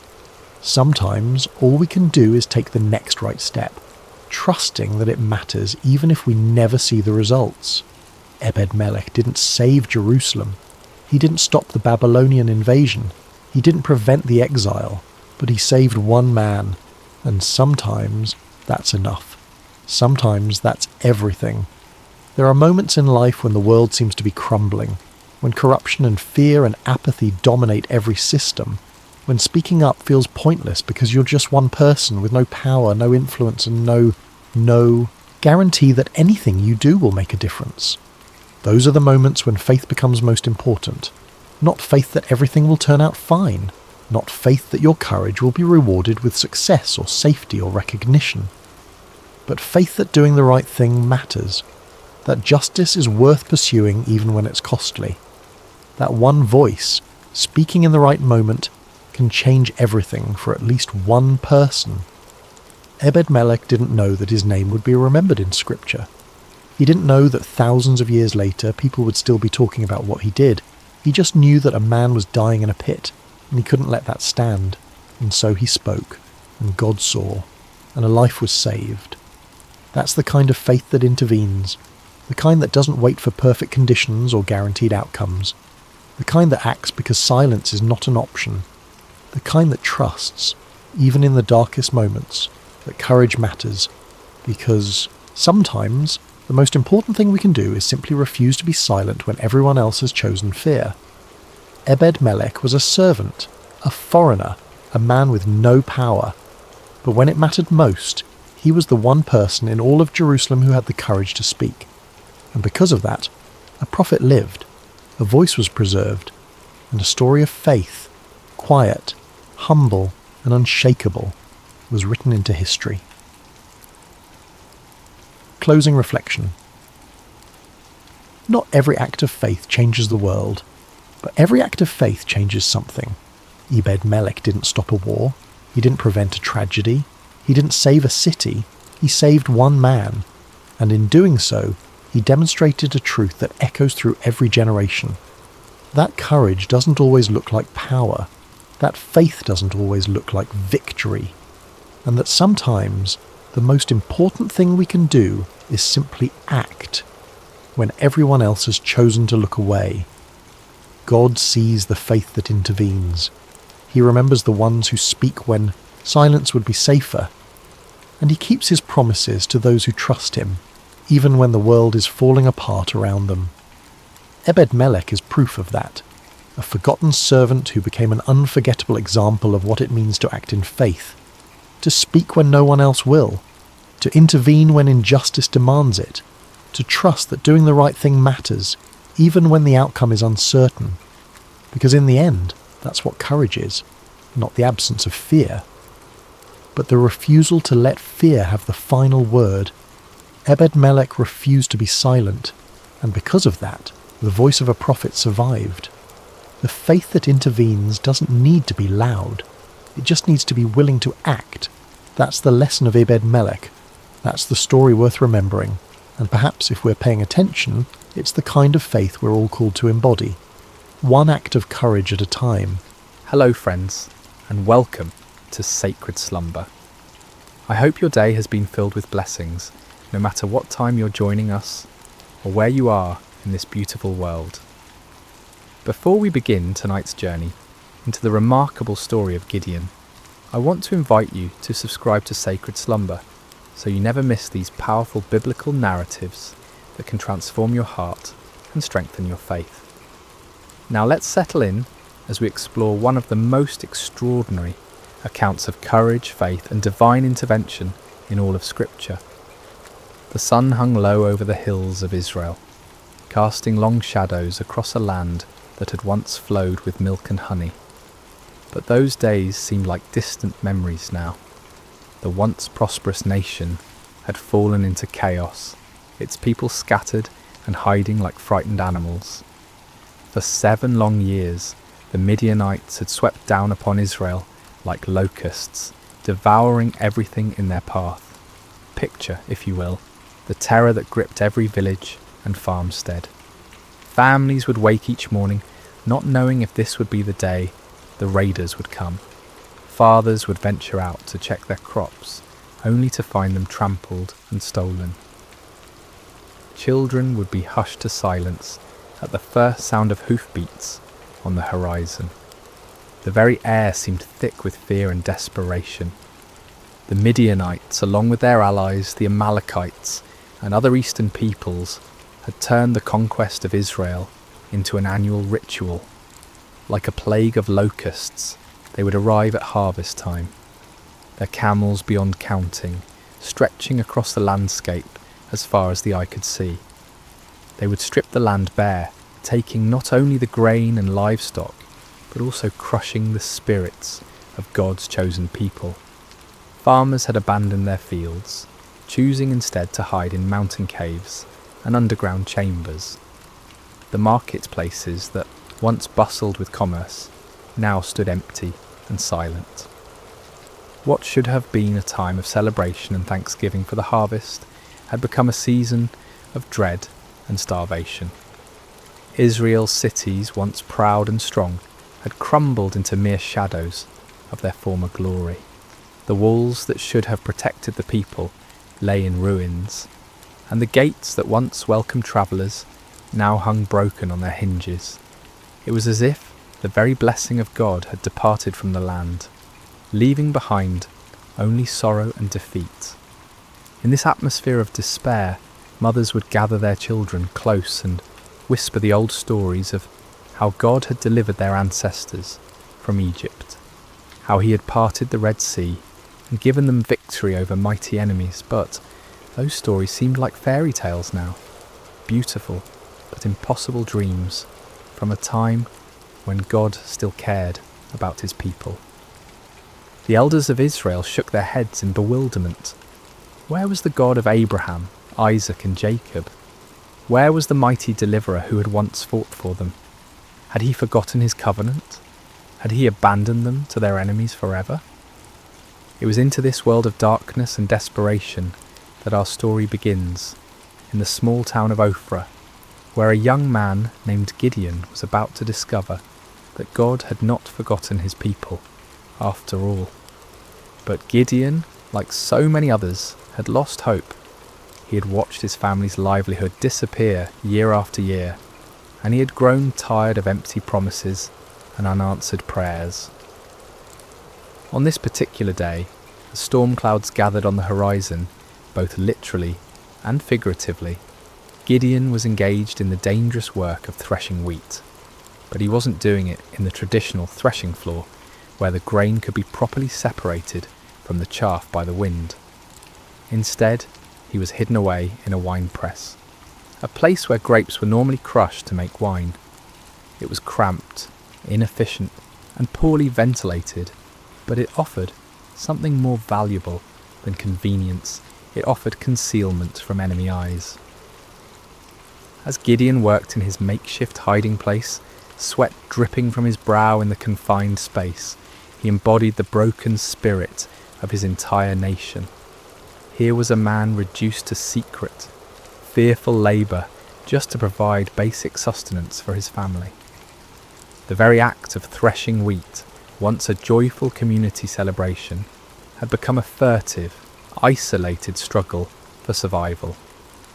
Little did Gideon know that this moment of apparent defeat would become the launching pad for one of the most remarkable displays of God's power in human history. The God who seemed absent was actually watching, waiting, and preparing to use this unlikely hero in ways that would astound both friend and foe alike. The rhythm of Gideon's work was steady but tense. Each strike of his flail against the wheat stalks echoed softly in the confined space of the wine press. His eyes darted frequently toward the opening above, watching for any sign of danger. The precious grain he was salvaging represented not just food for today, but hope for tomorrow, assuming the Midianites didn't discover his hiding place. The silence of the afternoon was broken by an unexpected voice. "The Lord is with you, mighty warrior." Gideon's heart nearly stopped. He spun around, flail raised defensively, expecting to see a Midianite scout who had somehow discovered his secret location. Instead, he found himself face to face with a figure unlike any he had ever encountered. The stranger sat calmly beneath the great oak tree that overlooked the wine press, his presence somehow both commanding and peaceful. The greeting struck Gideon as almost mockingly ironic. Mighty warrior, him, the man who was reduced to threshing wheat in secret, constantly looking over his shoulder in fear. And the Lord is with you? If that were true, then why was Israel suffering under such devastating oppression? "Pardon me, my lord," Gideon replied, his voice heavy with skepticism and pain. "But if the Lord is with us, why has all this happened to us? Where are all his wonders that our ancestors told us about when they said, 'Did not the Lord bring us up out of Egypt?' But now the Lord has abandoned us and given us into the hand of Midian." The words poured out of Gideon like water from a broken dam. Years of frustration, disappointment, and unanswered questions came tumbling forth. He had grown up hearing the magnificent stories of God's mighty deeds, of pillars of fire and cloud, of armies defeated and nations subdued. But where was that God now? Where were those miracles when his people needed them most? The stranger listened patiently to Gideon's outburst, showing no offence at the young man's boldness or apparent lack of faith. There was something in his eyes that spoke of ancient wisdom and unlimited compassion. When Gideon finished speaking, the visitor's response was both simple and earth-shattering. "Go in the strength you have and save Israel out of Midian's hand. Am I not sending you?" The audacity of the command took Gideon's breath away. Save Israel? Him? The implications were staggering. This wasn't a request for him to join an army or support a cause. This was a divine commission to personally lead the deliverance of an entire nation from a seemingly impossible situation. "Pardon me, my lord," Gideon stammered, his mind reeling, "but how can I save Israel? My clan is the weakest in Manasseh, and I am the least in my family." Gideon's response revealed the depth of his feelings of inadequacy. In a culture where tribal strength and family position determined social standing and influence, he saw himself as doubly disqualified. His clan held no political power, commanded no great armies, and possessed no significant wealth. Within that already weak clan, he was the youngest, the most inexperienced, the least likely to be chosen for any position of leadership. But the stranger's next words would echo through the ages as one of the most profound promises ever given to a human being. "I will be with you, and you will strike down all the Midianites, leaving none alive." The promise was comprehensive and absolute. Not some of the Midianites, not most of them, but all of them. The victory would be complete and decisive, but more importantly, it would not depend on Gideon's strength, wisdom, or experience. It would depend entirely on the presence and power of God himself. Still struggling to believe what he was hearing, Gideon made a request that would reveal both his desire for faith and his need for certainty. "If now I have found favour in your eyes, give me a sign that it is really you talking to me. Please do not go away until I come back and bring my offering and set it before you." The stranger agreed to wait, and Gideon hurried to his house to prepare an offering. His heart raced as he worked, his hands trembling slightly as he prepared a young goat and made bread from an ephah of flour. This was not a small offering by the standards of his time, especially for a family struggling under the oppression of constant raids. Yet something within him compelled him to give generously, to honour this mysterious visitor properly. When Gideon returned with the prepared food, the stranger instructed him to place the meat and unleavened bread on a rock and pour out the broth. Gideon obeyed, though he couldn't understand the purpose of these strange instructions. What happened next would leave no doubt about the supernatural nature of his visitor. The stranger touched the meat and bread with the tip of the staff he carried, and immediately fire flared from the rock, consuming the entire offering in an instant.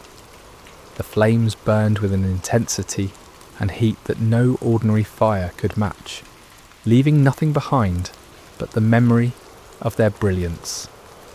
In that same moment, the stranger vanished from sight, disappearing as suddenly and mysteriously as he had appeared. Terror gripped Gideon's heart as the full realization of what had just occurred crashed over him like a mighty wave. This had been no ordinary man, no mere messenger or prophet. This had been the angel of the Lord, a manifestation of God himself. In that moment of understanding, Gideon was overwhelmed not with joy, but with mortal fear. "Alas, sovereign Lord," he cried out in anguish, "I have seen the angel of the Lord face to face." In the ancient world, it was believed that no human could see God and live. The very encounter that should have filled him with confidence instead filled him with terror. Had his boldness in questioning and testing the Lord sealed his doom? Would he die for having stood in the presence of the Almighty? But even in his moment of greatest fear, God's grace reached out to comfort him. The voice of the Lord came to him again, gentle and reassuring. "Peace, do not be afraid, you are not going to die." With his own hands, Gideon built an altar on that spot and called it "The Lord is Peace." The place where he had threshed wheat in fear and desperation had become holy ground, the site of a divine encounter that would change not only his life, but the destiny of an entire nation. As night fell over Ophrah, Gideon stood beside his new altar, his mind swirling with the magnitude of what had occurred. The God of his ancestors, had not abandoned Israel after all. He had been working, planning, preparing for this very moment, and somehow, incredibly, he had chosen Gideon to be his instrument of deliverance. Yet even as faith began to bloom in his heart, doubt lingered like shadows at the edges of his mind. The task before him seemed impossible, the odds insurmountable. How could he, one man from the weakest clan in Manasseh, possibly hope to defeat the countless multitudes of Midian and their allies? It was a question that would lead him to make one of the most famous requests for divine confirmation in all of Scripture. The days following Gideon's encounter with the angel of the Lord were filled with a mixture of excitement and anxiety. The divine commissioning had been clear and unmistakable, yet the human heart, prone to doubt and fear, struggled to fully embrace what seemed impossible. Gideon found himself caught between the supernatural certainty of his calling and the natural uncertainties of his circumstances. As he went about his daily tasks, Gideon's mind constantly returned to that moment when fire had consumed his offering and the angel had vanished from sight. Had it really happened? In the bright light of day, with the familiar sounds and sights of ordinary life surrounding him, the encounter almost seemed like a dream. Yet the altar he had built stood as a permanent reminder, its stones bearing witness to the reality of what had occurred. Word began to spread quietly through the region about Gideon's calling. Some believed and were filled with hope for the first time in years. Others were sceptical, wondering how this young man could possibly succeed where so many others had failed. Still others were fearful, worried that any attempt at resistance would only bring more severe retaliation from their oppressors. The weight of responsibility pressed heavily on Gideon's shoulders. He was being asked not just to risk his own life, but potentially to lead others to their deaths. What if he had misunderstood? What if his faith had somehow led him astray? The consequences of a mistake would be catastrophic, not just for him, but for all who would follow him. It was in this state of mind that Gideon made his famous request for divine confirmation. The fleece test, as it would come to be known, represented not a lack of faith, but rather a deep desire for certainty in the face of overwhelming responsibility. "If you will save Israel by my hand as you have promised," Gideon prayed earnestly, "look, I will place a wool fleece on the threshing floor.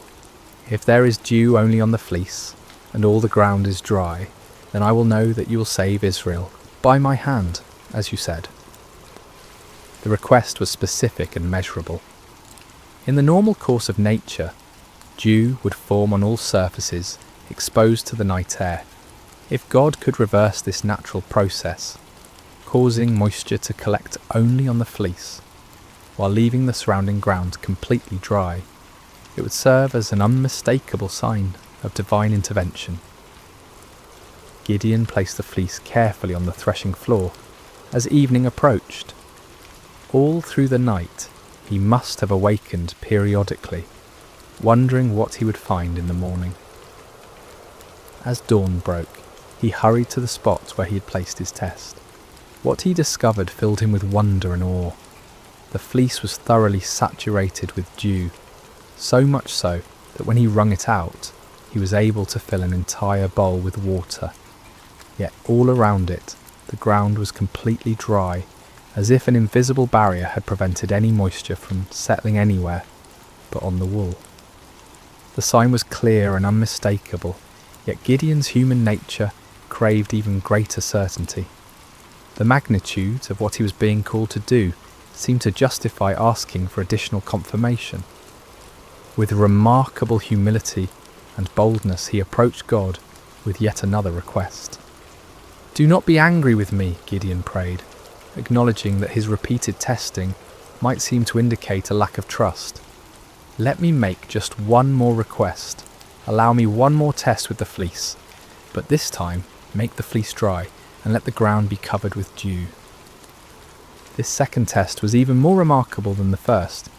It would be one thing for God to cause dew to collect on a single object, while keeping the surrounding area dry, but it would be quite another to keep one small piece of wool completely dry while saturating everything around it. This second sign would demonstrate not just God's power over nature, but his precise control over the smallest details. Again, Gideon placed the fleece on the threshing floor and waited through the night. When morning came, he found exactly what he had requested. The fleece was bone dry without a trace of moisture, while the ground all around it sparkled with heavy dew. The grass, the stones, the nearby trees, everything was wet with the night's moisture, except for that one small piece of wool. God had patiently granted both requests, demonstrating not anger at Gideon's need for reassurance, but understanding and compassion for human weakness. The fleece tests revealed important truths about the nature of faith and the character of God. Faith is not the absence of questions or doubts. Rather, it is the willingness to act in obedience despite those questions and doubts. Moreover, God's response to Gideon's requests showed his patience with those who seek him earnestly. He did not rebuke Gideon for his need for confirmation, nor did he withdraw his calling because of the young man's hesitation. Instead, he graciously provided the assurance that Gideon needed to step forward in faith. The fleece tests also demonstrated the balance between seeking divine guidance and taking action. There comes a point when further testing can become an excuse for inaction, when the desire for certainty becomes a barrier to obedience. Gideon wisely limited his requests to 2 clear signs, then proceeded to act on what he'd received. As news of these miraculous signs spread throughout the tribes of Israel, hope began to stir in hearts that had been dormant for years. Perhaps God had not forgotten them after all. Perhaps deliverance was indeed coming through this unlikely young man from Ophrah. But before Gideon could lead Israel into battle against their oppressors, he would need to assemble an army. The call went out throughout the territories of Manasseh, Asher, Zebulun, and Naphtali. Men who had been hiding in caves and mountain strongholds began to emerge, drawn by the promise of freedom and the reports of God's miraculous confirmations. The response was overwhelming. 32,000 men answered the call, a substantial army by any measure. These were not professional soldiers, but farmers and craftsmen, fathers and sons, united by their hatred of oppression and their desperate hope for liberation. They came carrying whatever weapons they could find, swords that had been hidden from enemy raids, spears hastily fashioned from farming tools, bows that had been used for hunting game in the wilderness. As Gideon looked out over this vast assembly of volunteers, he might have felt a surge of confidence. Surely with 32,000 men, even amateur fighters, he could mount a credible challenge to the Midianite forces. The odds were still daunting, given that the enemy could field armies many times larger, but at least now they had a fighting chance. Yet God had other plans. The fleece tests had been preparation not just for Gideon's faith, but for an even greater demonstration of divine power. The true test was not whether Gideon could trust God with impossible signs, but whether he could trust God with an impossible strategy.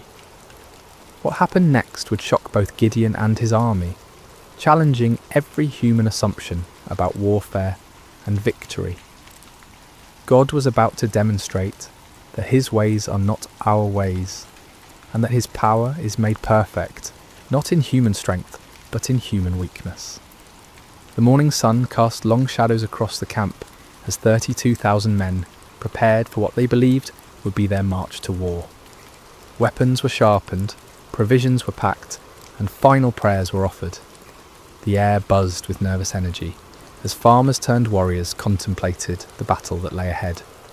Gideon moved among his troops, offering words of encouragement and trying to project the confidence that a leader must display. Yet privately, he was still awed by the magnitude of what was happening. Just weeks earlier, he had been hiding in a wine press, and now he stood at the head of the largest volunteer army Israel had assembled in generations. But as the army prepared to march toward the enemy encampment, God spoke to Gideon with words that must have sent shockwaves through his entire being. "You have too many men. I cannot deliver Midian into their hands, or Israel would boast against me. Our own strength has saved us." Too many men? The statement seemed to defy all military logic.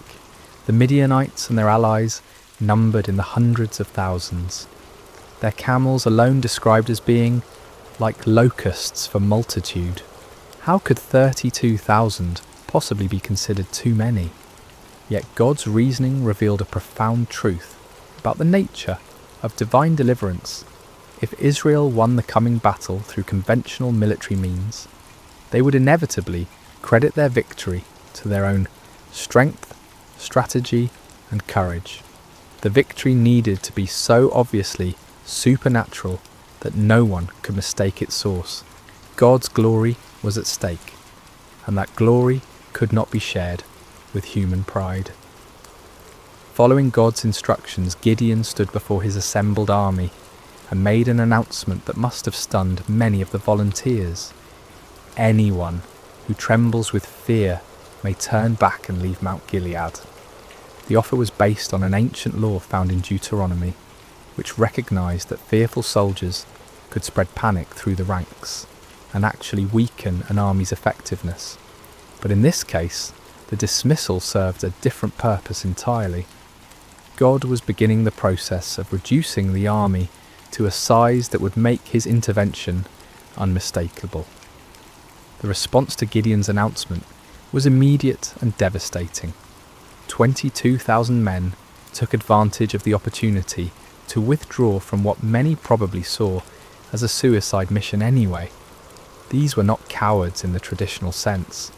They were ordinary people facing an extraordinary situation, and they chose the safety of their families over the uncertainties of battle.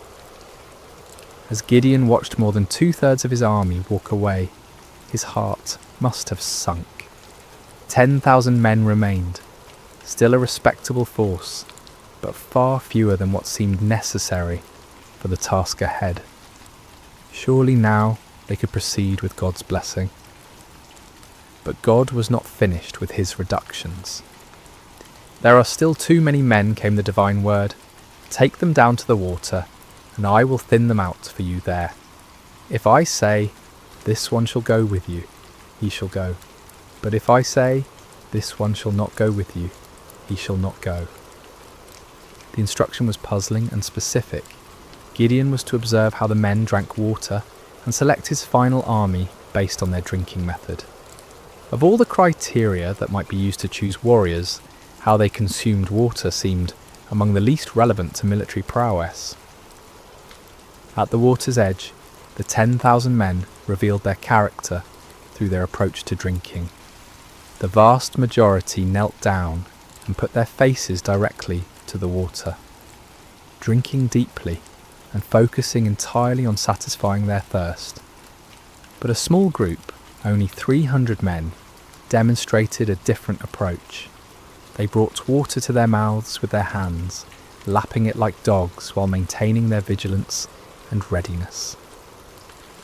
God's instruction was clear.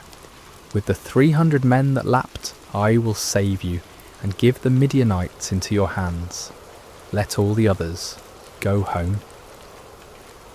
The reduction was complete and shocking.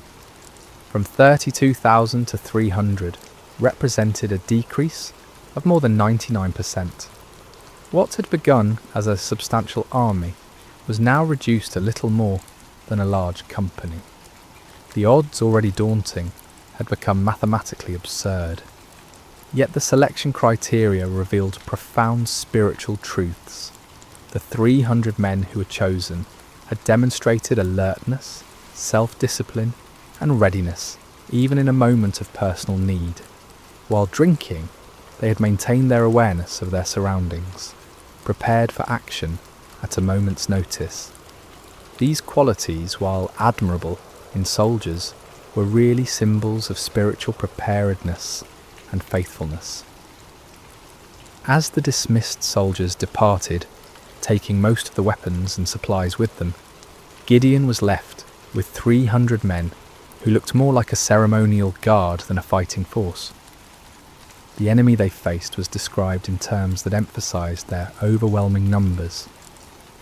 All the Midianites, the Amalekites, and the other eastern peoples had settled in the valley, thick as locusts. Their camels could no more be counted than the sand on the seashore. The disparity was so extreme that it moved beyond the realm of military strategy into the realm of the miraculous. No human commander would voluntarily reduce his forces to such a level when facing such overwhelming odds.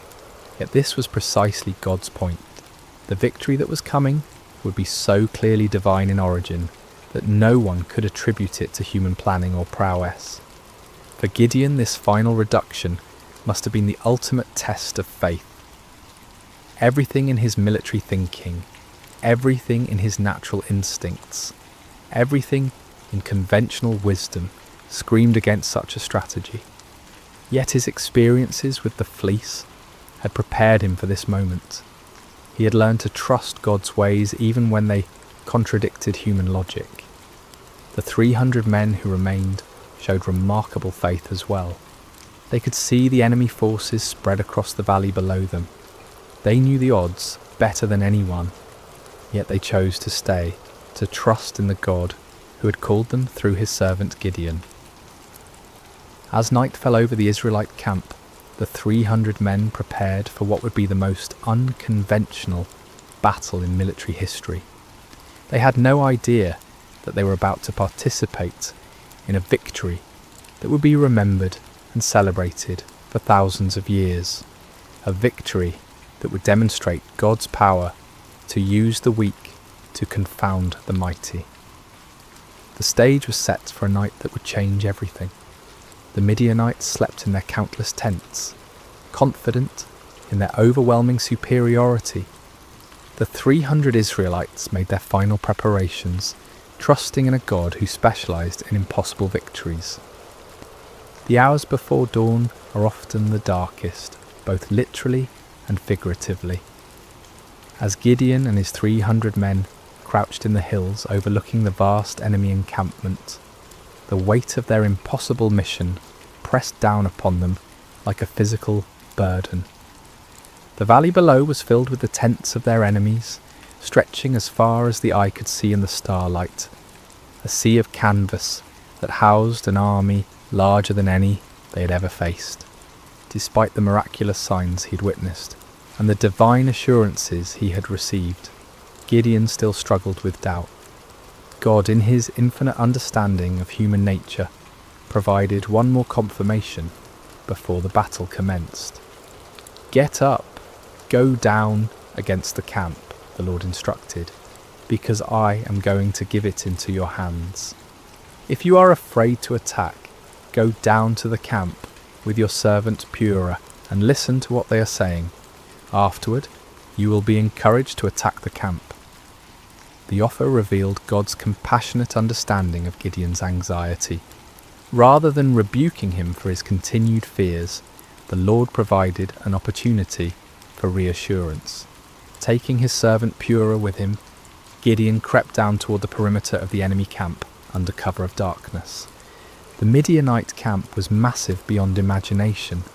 Thousands upon thousands of tents housed warriors from multiple nations united in their conquest of Israel.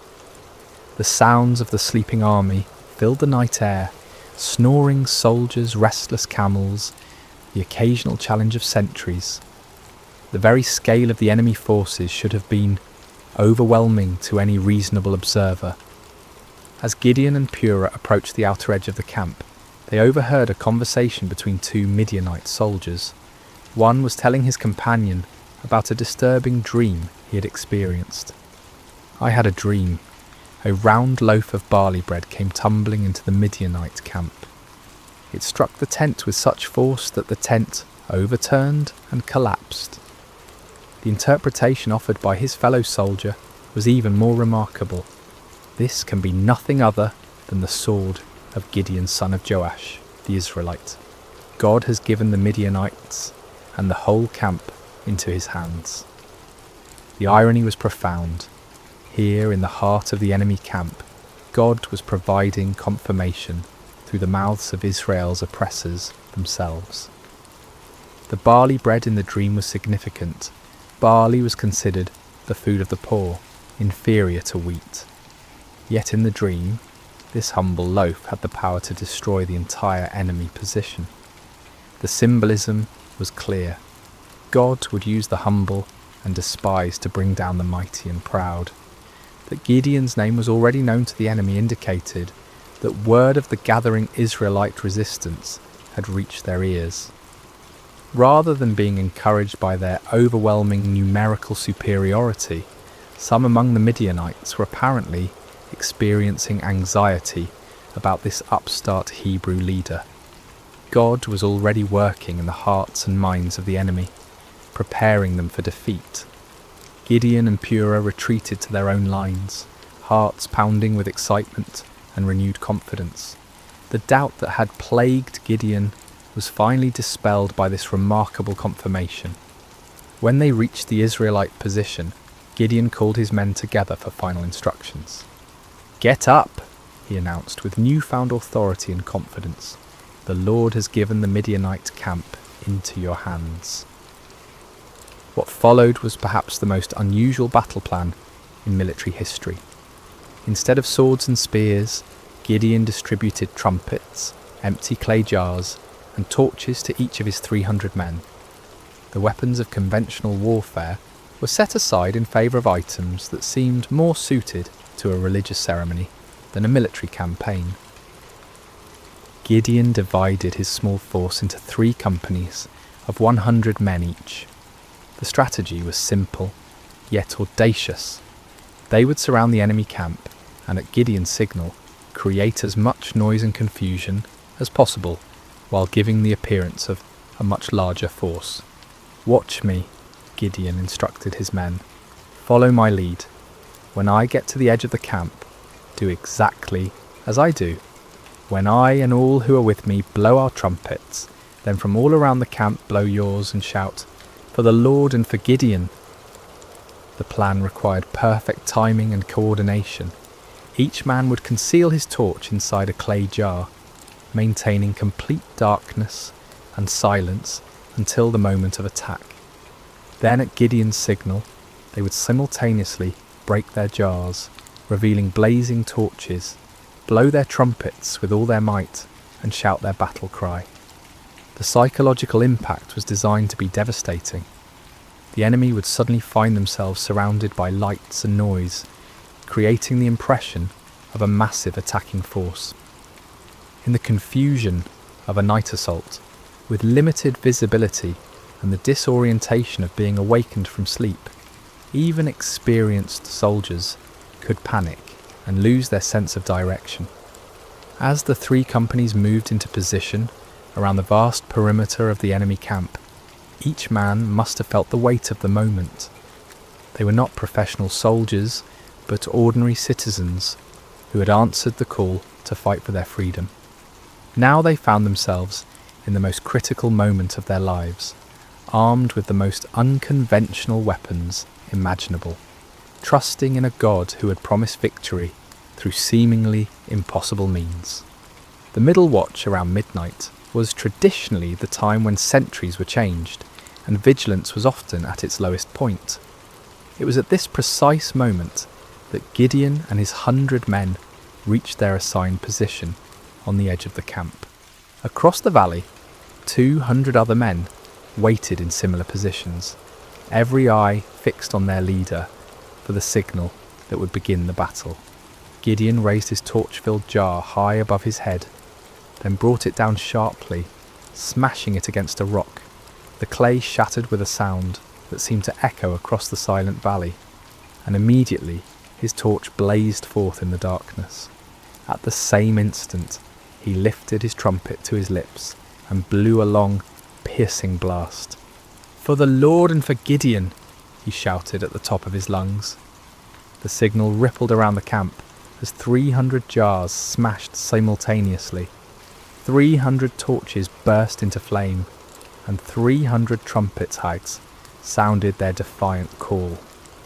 The battle cry of "For the Lord and for Gideon" echoed from every direction, creating the impression that the Midianite camp was completely surrounded by a massive army.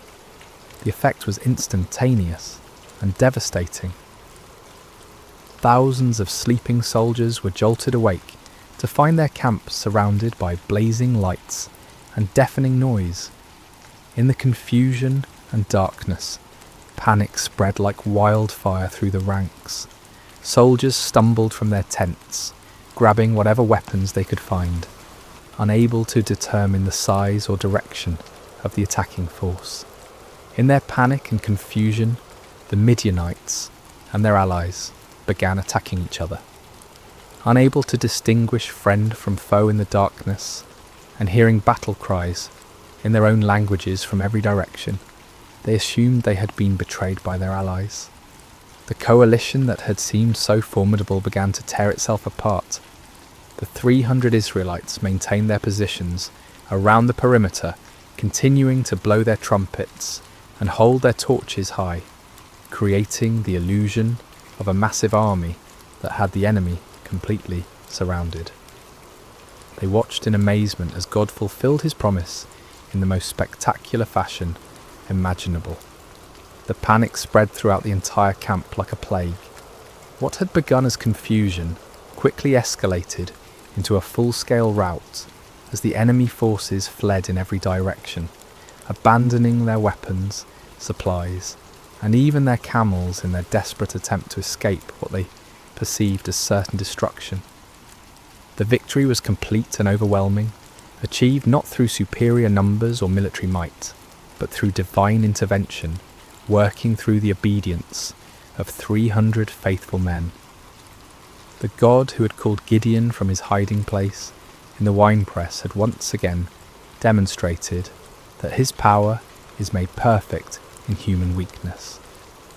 As dawn broke over the valley, an astonishing sight greeted the 300 Israelites. Where the night before had stood the mighty encampment of Israel's oppressors, now lay only scattered debris and abandoned supplies. Tents stood empty, their guy ropes cut by fleeing soldiers. Weapons lay discarded where they had fallen from panicked hands. The camels that had been described as innumerable as locusts wandered aimlessly, their owners having fled into the wilderness. The ground itself told the story of the night's chaos. Bloodstains marked the spots where confused allies had struck down one another in the darkness. Personal belongings were strewn across the landscape as the fleeing army had abandoned everything that might slow their escape. The scene looked less like the aftermath of a battle and more like the remnants of a catastrophic natural disaster. Gideon and his men moved through the abandoned camp in wonder, scarcely believing what their eyes were witnessing. The victory was so complete, so overwhelming, that it seemed almost too good to be true. Yet the evidence was undeniable. The army that had terrorized Israel for 7 years had been routed by 300 men armed with trumpets and torches. But God's deliverance was not yet complete. Even as the 300 marvelled at what had occurred in the valley, word of the miraculous victory was spreading throughout the hill country of Israel. Men who had dismissed Gideon's call to arms, who had remained hidden in their caves and strongholds, now emerged with renewed courage and determination. The tribes of Naphtali, Asher and Manasseh rallied to pursue the fleeing Midianites. What had begun with 300 faithful men now swelled into a national movement of liberation. The psychological impact of the victory was as important as the military result. The myth of Midianite invincibility had been shattered in a single night, and the spirit of resistance that had been dormant for so long now burst forth like a river breaking through a dam. Gideon sent messengers throughout the hill country of Ephraim with urgent instructions. come down against the Midianites and seize the waters of the Jordan ahead of them as far as Beth-barah. This strategic move would cut off the enemy's escape routes and ensure that the victory would be complete. The Ephraimites responded with enthusiasm, capturing the fords of the Jordan and trapping many of the fleeing Midianites. In the pursuit that followed, they captured two of the Midianite leaders, Oreb and Zeb, whose names meant raven and wolf. These princes, who had struck terror into Israelite hearts for years, were now defeated and killed at the places that would forever bear their names: the rock of Oreb and the winepress of Zeb. The pursuit continued beyond the Jordan as Gideon and his original 300, though exhausted, pressed on to capture the remaining Midianite kings, Zaba and Zalmunna. The victory was total and decisive. An empire that had dominated the region for 7 years was completely destroyed in a matter of days. The land of Israel enjoyed peace for 40 years during Gideon's lifetime. The oppression that had driven families into hiding was replaced by prosperity and security. Fields that had been abandoned were cultivated again. Markets that had stood empty bustled with commerce. Children who had grown up knowing only fear could now play freely in their villages. But perhaps the greatest victory was not military but spiritual. Israel had rediscovered that their God was still the same mighty deliverer who had brought their ancestors out of Egypt. The impossible victory served as a permanent reminder that with God all things are possible. The story of Gideon and the 300 speaks across the centuries, with timeless truths that challenge and encourage us today. First, we see that God uses the unlikely. Gideon was not a seasoned warrior or a natural leader. He was a fearful farmer, hiding from his enemies. Yet God saw potential that others missed. This reminds us that God's calling is not based on our qualifications, but on his purposes. Second, the reduction of Gideon's army from 32,000 to 300 demonstrates that faith matters more than numbers. In a world obsessed with statistics and metrics, God's economy operates differently. He delights in using small faithful remnants to accomplish great things, ensuring that his power, not human strength, receives the glory. Third, Gideon's requests for signs teach us about the balance between faith and doubt. God was patient with Gideon's need for confirmation, showing us that honest questions and requests for reassurance are not signs of weak faith but of a heart that desires to walk in God's will. Finally, the story shows us that obedience in the face of fear is the essence of courage. Gideon was afraid, his army was outnumbered, and the strategy seemed foolish. Yet they obeyed, and God honoured their faithfulness with victory. When we feel unqualified for the tasks before us, when the odds seem insurmountable, when we need reassurance before taking steps of faith, the story of Gideon reminds us that our God specialises in impossible victories. He is still calling ordinary people to extraordinary purposes, still using the weak to confound the mighty, still turning fearful hearts into faithful warriors. The God who met Gideon at the winepress is the same God who meets us in our hiding places today, calling us to step out in faith and watch him work miracles through surrendered lives. Just as the 300's trumpets and torches became instruments of divine victory, our simple obedience can become the means through which God accomplishes his purposes in our generation. May we have the courage to answer when he calls, the faith to trust when he leads, and the persistence to follow when he sends us into battles that seem impossible to win. For with God, the 300 can defeat the multitudes, and faith can move mountains that seem immovable. The story of Gideon reminds us that our greatest victories come not when we feel strong and capable, but when we acknowledge our weakness and depend completely on God's strength. In those moments of surrender, we discover that we serve a God who delights in doing the impossible through the most unlikely people. And so the story ends where it began, with an invitation to faith, a call to courage, and a promise that the God who delivered Israel through Gideon and the 300 is still delivering his people today, one impossible victory at a time. There are stories in the ancient texts that shake the foundations of kingdoms. Tales of warriors who conquered nations, prophets who called down fire from heaven, kings who built empires that stretched across continents. These are the stories we remember, the ones carved into monuments and sung in hymns that echo through centuries. But tonight, we're going to talk about a different kind of story, a quieter one, the kind that happens in the margins of history, performed by someone whose name most people would never recognise. This is the story of a man who did something extraordinary by doing something utterly simple. He helped when helping mattered most, and then he walked away when anyone else would have stayed for the glory. His name was Barzillai the Gileadite, and his story is one of the most beautiful examples of faith you've probably never heard. Chapter 1. A Kingdom in Crisis. The year doesn't matter as much as the moment. What you need to understand is this. King David, the giant slayer, the psalmist, the man after God's own heart, was running for his life. Not from an enemy army, not from a foreign invader, from his own son. Think about that for a moment. Let it sink in.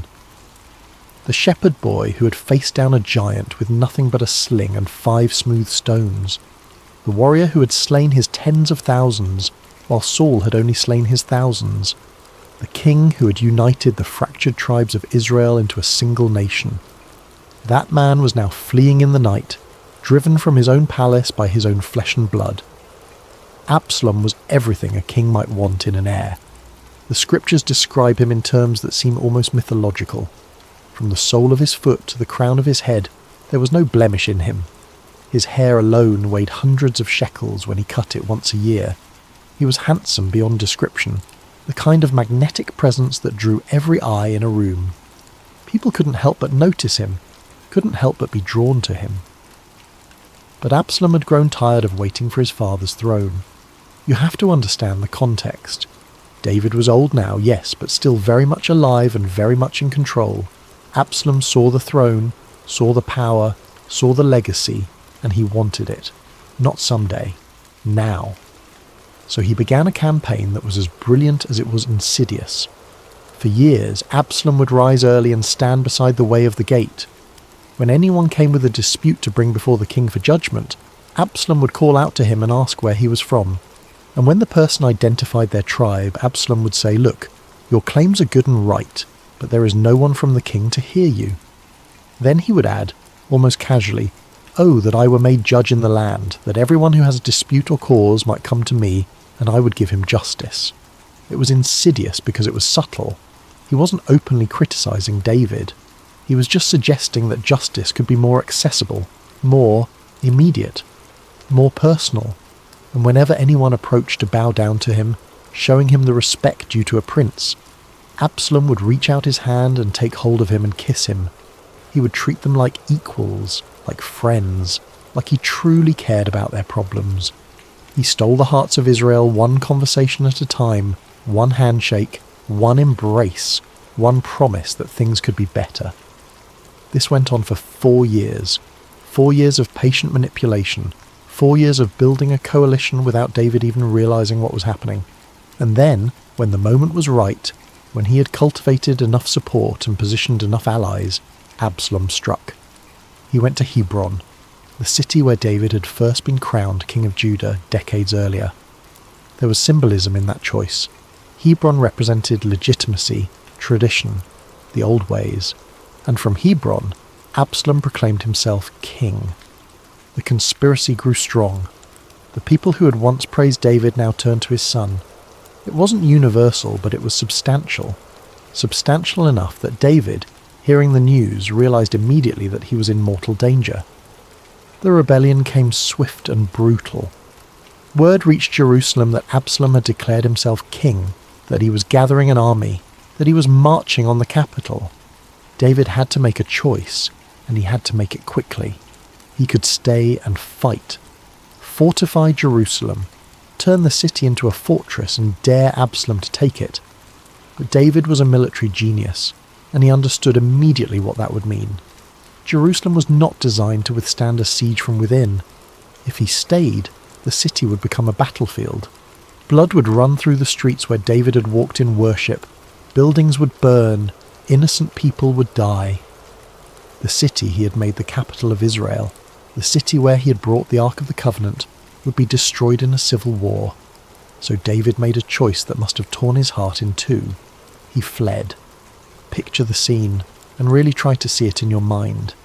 The king who had defeated Goliath, who had united a fractured nation, who had brought the Ark of the Covenant to Jerusalem with dancing and celebrations so exuberant that his wife Michal had despised him for it, now walking out of his own city in shame. His household followed him, his loyal servants, the soldiers who had fought beside him for decades. They left in the night, a procession of the faithful and the fearful, abandoning the palace, the throne, everything David had built over a lifetime of warfare and diplomacy. David was old now, not ancient, but worn. The years of warfare had taken their toll. The battles against the Philistines, the Moabites, the Ammonites, the Edomites, the political manoeuvring required to keep 12 fractious tribes unified, the family tragedies that had marked his later years, his daughter Tamar violated by her half-brother Amnon, his ordering of Amnon's death in revenge, his estrangement from Absalom that followed, the weight of his sin with Bathsheba, and the death of their first child. All of it had carved deep lines into his face. His joints ached in the morning now. His wounds from decades of combat troubled him in cold weather. His heart was heavy not just with fear, but with a grief that ran deeper than any wound he had received in battle. This wasn't just a military defeat. This was personal betrayal on a level that cuts to the very core of what it means to be human.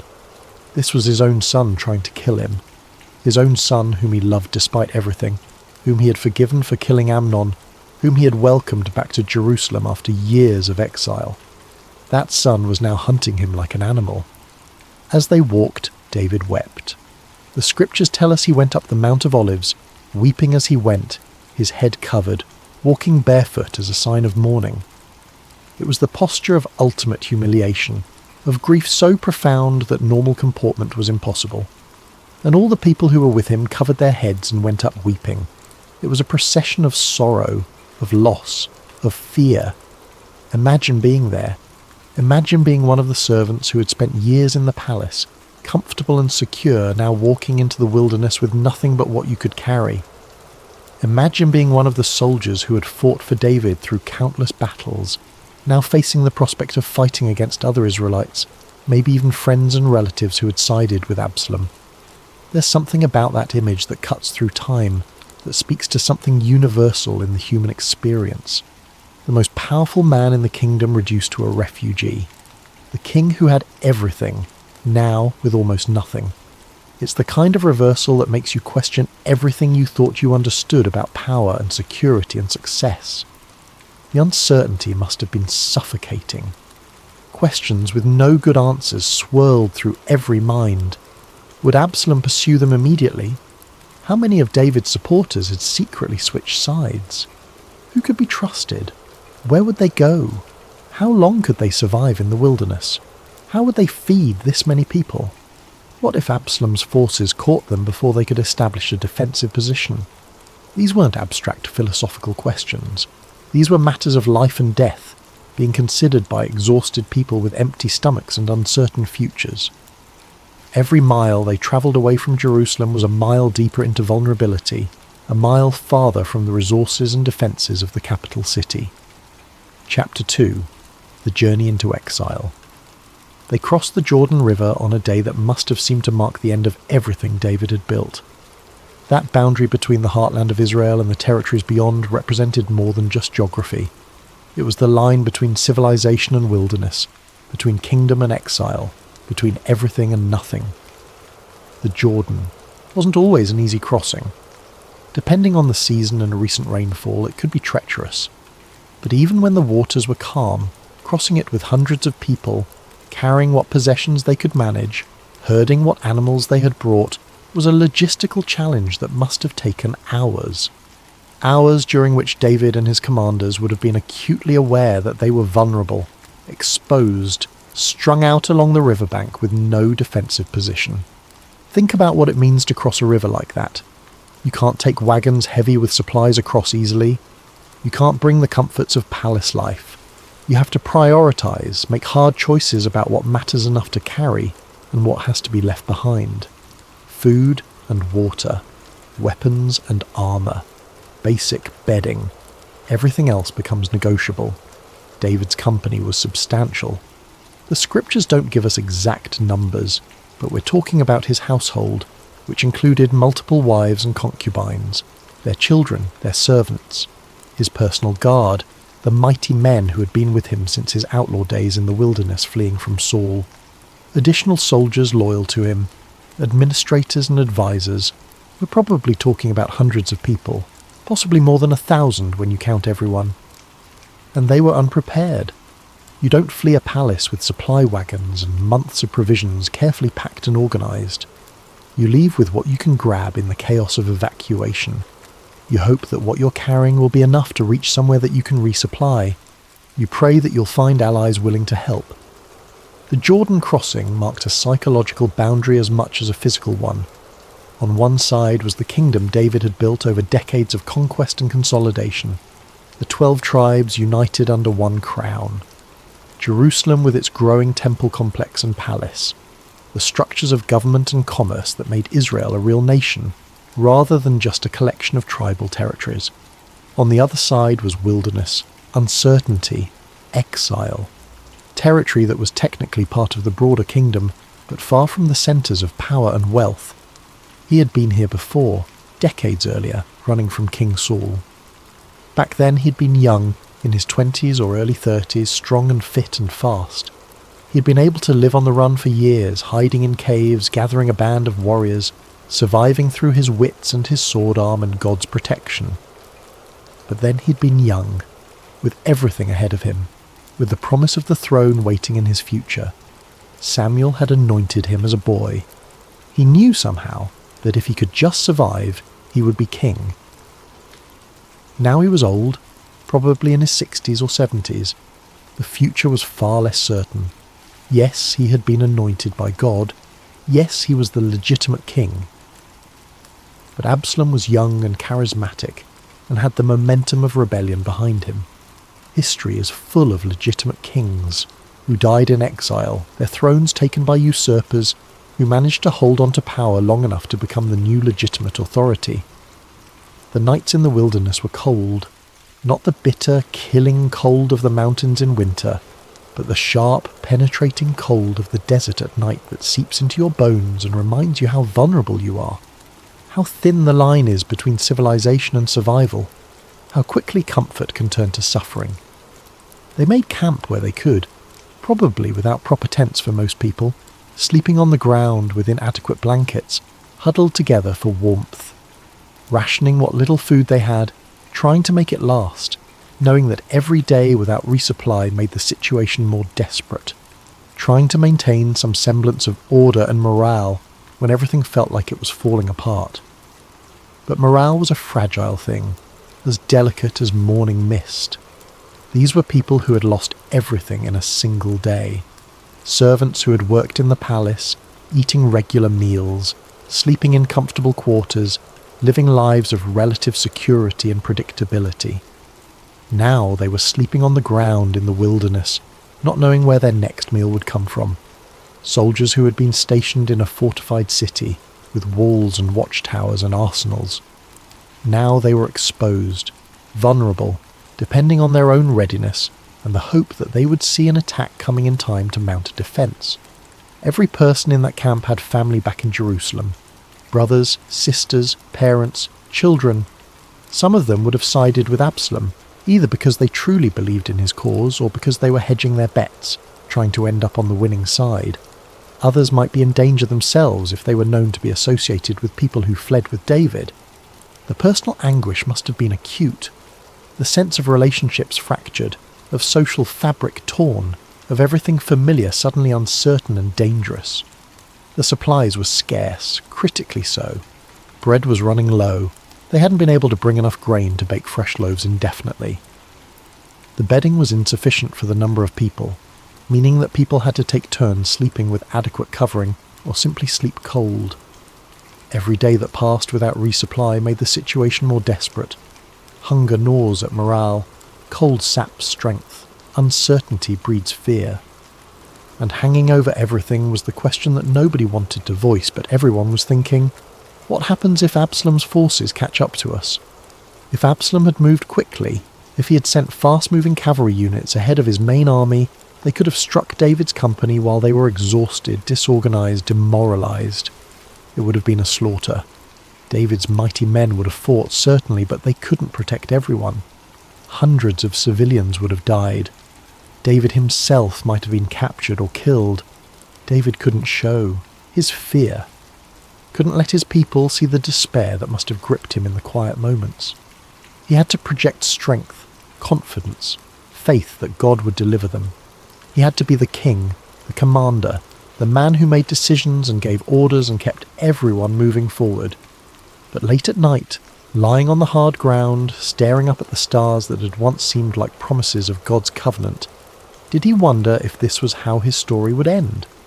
Not in glory, but in exile, defeated by his own son, remembered as the king who lost everything because of his own sins and failures as a father.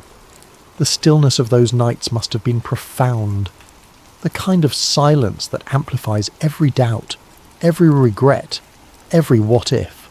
No city sounds, no palace guards changing shifts, just the wind in the grass, the occasional call of a night bird, the rustling of people unable to sleep, lying awake and wondering what tomorrow would bring. This was a king who had everything: the palace, the throne, the kingdom, the wealth, the power, the legacy. And in the span of a few days he found himself with almost nothing. Just the people who chose to follow him, and the clothes on his back, and the faith that somehow, some way, God would not abandon him completely. It's in moments like these that the human soul is tested most severely. Not in the dramatic battles where adrenaline carries you through, but in the long cold nights where you have nothing to do but think about everything you've lost and everything you might lose still, where you have to find reasons to hope when hope seems foolish, where you have to keep faith when faith feels like self-delusion. Chapter 3. The Arrival of Barzillai. It was into this desperate moment that an old man arrived, and with him came hope in its most practical form. His name was Barzillai, and he came from Rogelim, a town in Gilead, east of the Jordan. If you're not familiar with the geography, Gilead was the mountainous region east of the river, a land of hills and valleys, of shepherds and farmers, of people who lived at some remove from the centres of power in Jerusalem and Samaria. It wasn't the frontier exactly, but it wasn't the cosmopolitan heart of the kingdom either. It was provincial, traditional, the kind of place where families lived in the same towns for generations, where everyone knew everyone else's business, where life moved at a slower pace than in the cities. Barzillai was not a soldier, not a prophet, not a political figure of any significance in the broader story of Israel. He hadn't fought in David's wars, he hadn't served in the palace. His name appears nowhere in the military rosters or administrative records. He was simply a wealthy man, someone who had prospered through decades of hard work and wise management. A landowner, probably. Someone with flocks and herds, with servants and workers, with the kind of wealth that comes from consistent, unglamorous success in agriculture and trade. He was advanced in years. The scriptures describe him as a very aged man, and when he later speaks to David, he identifies himself as 80 years old. 80. In a time when life expectancy was much shorter than today, when disease and war and accident claimed so many before their time, reaching 80 was remarkable. It meant you had survived wars and famines and plagues. It meant you had outlived most of your generation. It meant you carried within you decades of accumulated wisdom and experience. But it also meant your body was failing in all the ways that age brings failure. Your joints ached, your hearing diminished, your vision clouded. Food lost its taste, music lost its appeal. The pleasures that delight the young become muted and distant. You you lived increasingly in memory, in the world as it had been rather than the world as it was becoming. Barzillai would have heard about David's flight. News travelled through the region, carried by travellers and traders, by refugees fleeing the coming civil war, by messengers spreading word of the rebellion. The story would have been told and retold, embellished and analysed. In the markets and meeting places of Rogelim, people would have discussed what it meant. Was Absalom the future? Should the towns of Gilead prepare to send tribute to the new king? Was David finished, his glory days behind him, destined to die in exile like so many fallen monarchs? For most people, this would have been interesting gossip, perhaps fodder for speculation about who would ultimately win the civil war. It might have been discussed over evening meals, debated in marketplaces, used as an excuse to talk politics and predict outcomes. But it would have remained abstract, something happening to someone else, far away, not requiring any personal response beyond having an opinion. But for Barzillai, it was a call to action. Why? The scriptures don't tell us his inner reasoning. We don't get a speech where he explains his motivations. We don't have a prophet's vision or a divine command. We just have the action itself. But we can infer some things. Barzillai would have remembered David's early reign, the unification of the tribes, the defeat of the Philistines, the bringing of the ark to Jerusalem, the stability and prosperity that David's rule had brought to Israel. For 80 years, Barzillai had lived through various kings and rulers, some good, some bad, some indifferent. He would have known the difference between a king who served his people and one who served only himself. More than that, Barzillai would have understood something fundamental about God's will. David had been anointed by Samuel. He was God's chosen king. Yes, he had sinned grievously with Bathsheba. Yes, he had failed as a father. Yes, his family was a mess of violence and betrayal. But none of that changed the fundamental reality that God had called David to be king over Israel. Absalom might be handsome and charismatic, but he had no divine mandate. He was a usurper, a rebel, someone trying to take by force what God had not given him. And Barzillai, with the clarity that sometimes comes with age, recognized this. So he gathered provisions, not a token gift, not a symbolic gesture, a serious supply operation that must have required substantial planning and resources. Beds for sleeping. Think about what that means. Not bedrolls, but actual beds, frames and mattresses, or at least thick pallets of straw and fabric that could provide real comfort. For a company of hundreds sleeping on the hard ground, this wasn't luxury. This was basic human dignity. This was the difference between waking up exhausted and in pain versus waking up with enough rest to face another day. Basins for washing. Again, not luxury but necessity. When you're travelling in the wilderness, when you're sweating and dusty and grimy, the ability to wash becomes essential not just for comfort but for health. Cleanliness prevents disease. It maintains morale. It reminds people that they're still human beings deserving of basic care. Earthen vessels for cooking and storage, pots and jars and containers. Without these, you can't prepare food properly. You can't store water. You can't maintain the basic infrastructure of feeding hundreds of people day after day. Wheat and barley, the staples of survival. The grains that could be ground into flour and baked into bread. Bread is life in that culture. It's not a side dish. It's the main meal, the thing that fills the stomach and provides energy. Without grain, people starve. With grain, they can survive for months. Flour and roasted grain, ready to eat. This is important. Flour needs to be baked, which requires time and fuel and some degree of stability. But roasted grain can be eaten immediately. For people who are exhausted and hungry, who might not have the resources or time to bake bread, roasted grain is instant nourishment. Beans and lentils, protein, essential nutrients, the food that sticks to your ribs and keeps you strong. In a culture without refrigeration, dried beans and lentils could last for months, providing reliable nutrition when fresh meat wasn't available. Honey, natural sugar, energy, sweetness in a situation that was bitter in every other way. Honey doesn't spoil, it lasts indefinitely. It could be mixed into other foods or eaten straight for a quick boost of energy. Curds, fermented dairy products that provided protein and fat, and could survive for days without refrigeration. Essential nutrition for people who needed to maintain their strength.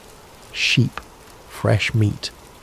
But more than that, living animals that could provide ongoing sustenance. Sheep could be butchered as needed, providing fresh meat for days. They could be milked. Their wool could be used. They were wealth on the hoof, resources that kept giving, and cheese from the herd. More dairy, more protein, more fat. Cheese was portable, durable, nutritious. It was perfect travel food, something that could sustain people over long distances and extended periods. This wasn't just food. This was dignity. This was comfort. This was the difference between barely surviving and having the strength to face what came next. This was someone saying, through the language of practical provision, you matter. Your suffering matters. Your needs are real, and they deserve to be met. And Barzillai brought all of this to David and the people with him. Imagine the logistics of this operation. Loading wagons or pack animals with hundreds of pounds of supplies, organising servants to transport everything, making the journey from Rogelim to wherever David was camped. All of this done by an 80-year-old man who could have easily justified staying home, staying safe, staying neutral. There were no grand speeches, no declarations of loyalty written on scrolls and read aloud before witnesses. No political calculations explained and justified. He simply arrived, this old man from a small town, and gave what was needed. Imagine being David in that moment, exhausted from days of travel, uncertain about the future, wondering if God had abandoned him, trying to maintain confidence and strength for the people following him, while inside feeling the weight of failure and fear. And then this stranger appears, this elderly man who owes you nothing, who has no obligation to risk Absalom's wrath, who would be perfectly justified in staying neutral and waiting to see who wins. And he brings not just food, but restoration, not just supplies, but hope, not just material goods, but a reminder that you're not alone, that someone sees your need and cares enough to meet it. It must have felt like a miracle, like manna in the desert that fed the Israelites during the Exodus, like water from the rock that Moses struck, like God saying, through the hands of an old man from Gilead, I have not forgotten you, I have not abandoned you, even now in your lowest moment, I am providing for you. Chapter 4. Faith shown through action. What's remarkable about Barzillai's act is what he didn't do.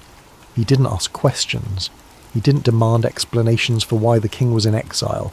He didn't require assurances that David would win the civil war before committing his resources. He didn't calculate whether his investment would pay off politically. He simply recognized that David was God's anointed king, and that the king was in need, and that he had the means to help. And so he helped. This is faith in its purest form, not the kind that requires signs and wonders, not the kind that needs prophetic confirmation, not the kind that waits for absolute certainty before acting. This is the faith that sees a need and meets it, trusts that doing good is its own justification, believes that serving God's purposes sometimes means simply serving God's people. Barzillai didn't need to understand the full picture. He didn't need to know how the story would end. He just needed to know what was right in that moment and then do it. There's a Christian principle here that's easy to miss in our modern context. We often think of faith as being about belief, about intellectual assent to certain propositions about God and the universe, and belief matters. But biblical faith is always about action. It's about what you do when belief encounters reality. James, the brother of Jesus, would later write that faith without works is dead, that you can't claim to have faith in God while ignoring the practical needs of the people around you. Barzillai embodied this truth centuries before James wrote those words. He saw the king in exile, hungry and exposed, and he brought food and shelter. That was his sermon. That was his testimony. That was his worship. Sometimes the most profound spiritual acts are the most practical. A cup of cold water given in Jesus' name, a meal provided to the hungry, shelter offered to the homeless, comfort extended to the grieving. These aren't lesser forms of ministry. They're often the most important kind. Barzillai understood something that many people of faith forget. God doesn't just care about our souls. He cares about our bodies too. He He cares whether we have food to eat and places to sleep. He cares about our physical well-being as much as our spiritual condition. And sometimes the most spiritual thing you can do is meet a physical need. David would remember this.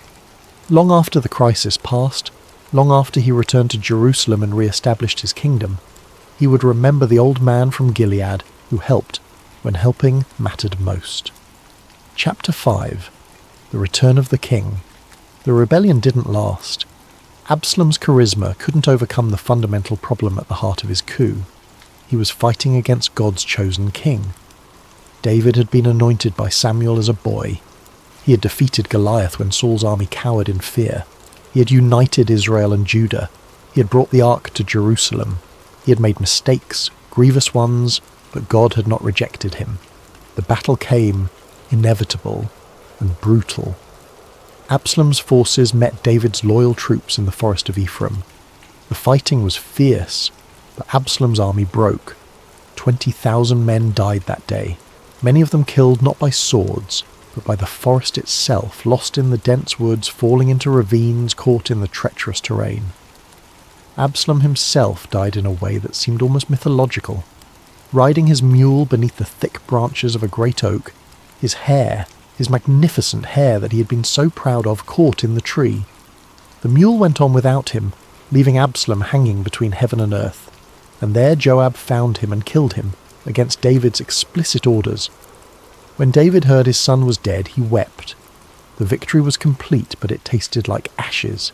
He had his kingdom back, but at the cost of his son. The scriptures record his grief. "Oh, my son Absalom, my son Absalom! Would God I had died for thee, oh, Absalom, my son, my son!" But the kingdom needed a king, not a mourner. Eventually David had to pull himself together, accept the congratulations of his supporters, and begin the journey back to Jerusalem, back across the Jordan, back to the palace, back to the throne. As he prepared to return, David thought about the people who had stood by him, the soldiers who had fought for him, the servants who had followed him into exile, and especially those who had helped him when help was most needed. He thought about the old man from Rogelim. Chapter 6. An unexpected offer. Barzillai came to meet David at the Jordan as the king prepared to cross back into the heartland of Israel. It was a moment of transition, of restoration. The exile was over. The rightful king was returning. David, surrounded by his advisors and supporters, saw Barzillai approaching. This elderly man who had asked for nothing, who had given everything, who had sustained them in their darkest hour. And David made him an offer that would have seemed like a dream to almost anyone in that situation. "Come with me to Jerusalem," David said. "Come across the Jordan. Be with me. I will provide for you. You will have a place at my table. You will live in the palace, honoured and cared for all your remaining days." This was an extraordinary offer. To live in the royal court, to eat at the king's table, to be part of the inner circle of power and influence. This was the kind of reward that people schemed and fought for. This was access, prestige, comfort, security. For an old man who had spent his life in a provincial town, this would have represented the culmination of a lifetime. To end your days in the royal palace, honoured by the king, remembered in the annals of the kingdom. This was immortality, in a sense.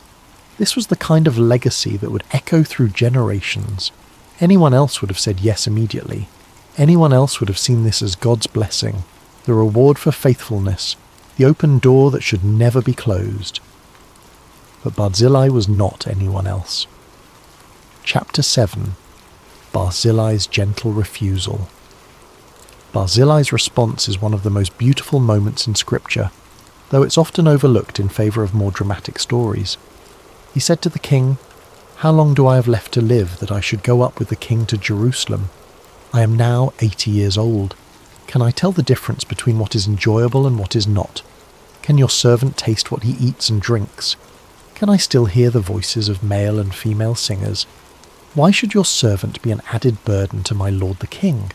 There's no bitterness in these words, no false humility, no manipulation, just honest, gentle clarity about where he was in life.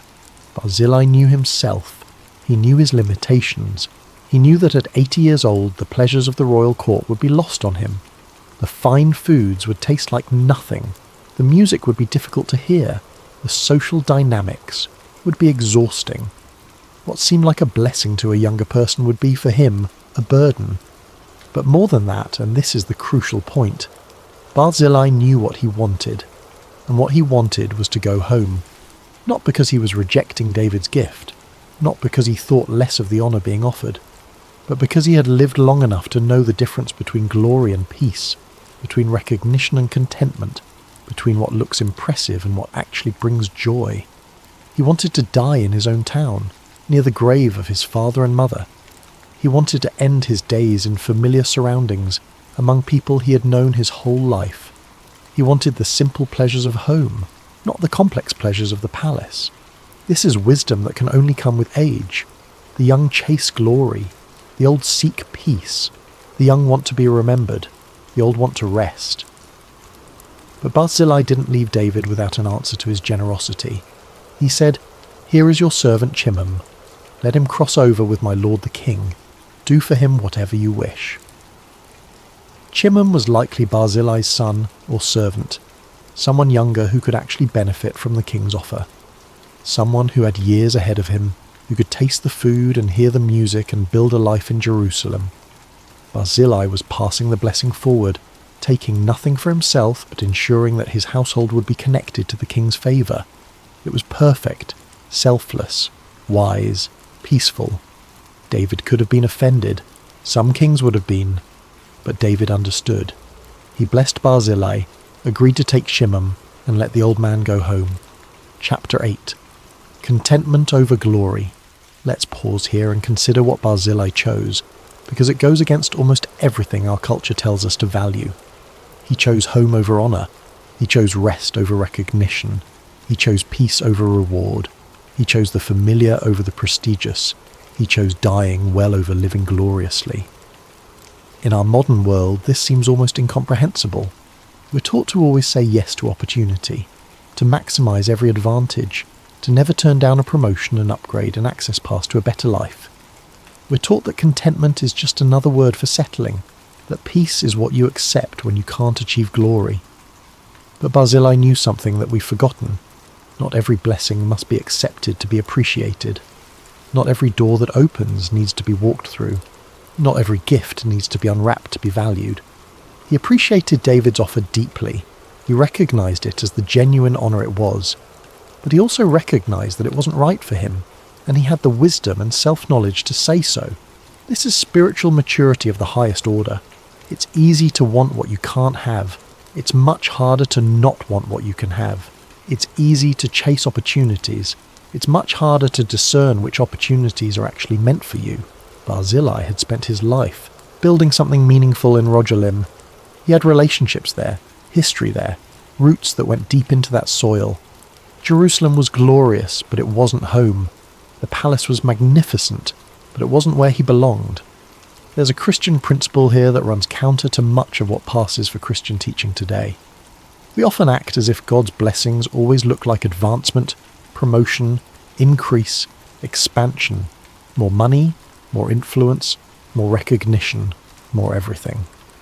But sometimes God's greatest blessings look like permission to stay put, permission to be content with enough, permission to choose peace over prestige, permission to walk away from opportunity without guilt or regret. Barzillai embodied this truth. He had helped the king, and the king wanted to reward him, and he said, essentially, "Thank you, but I have everything I need.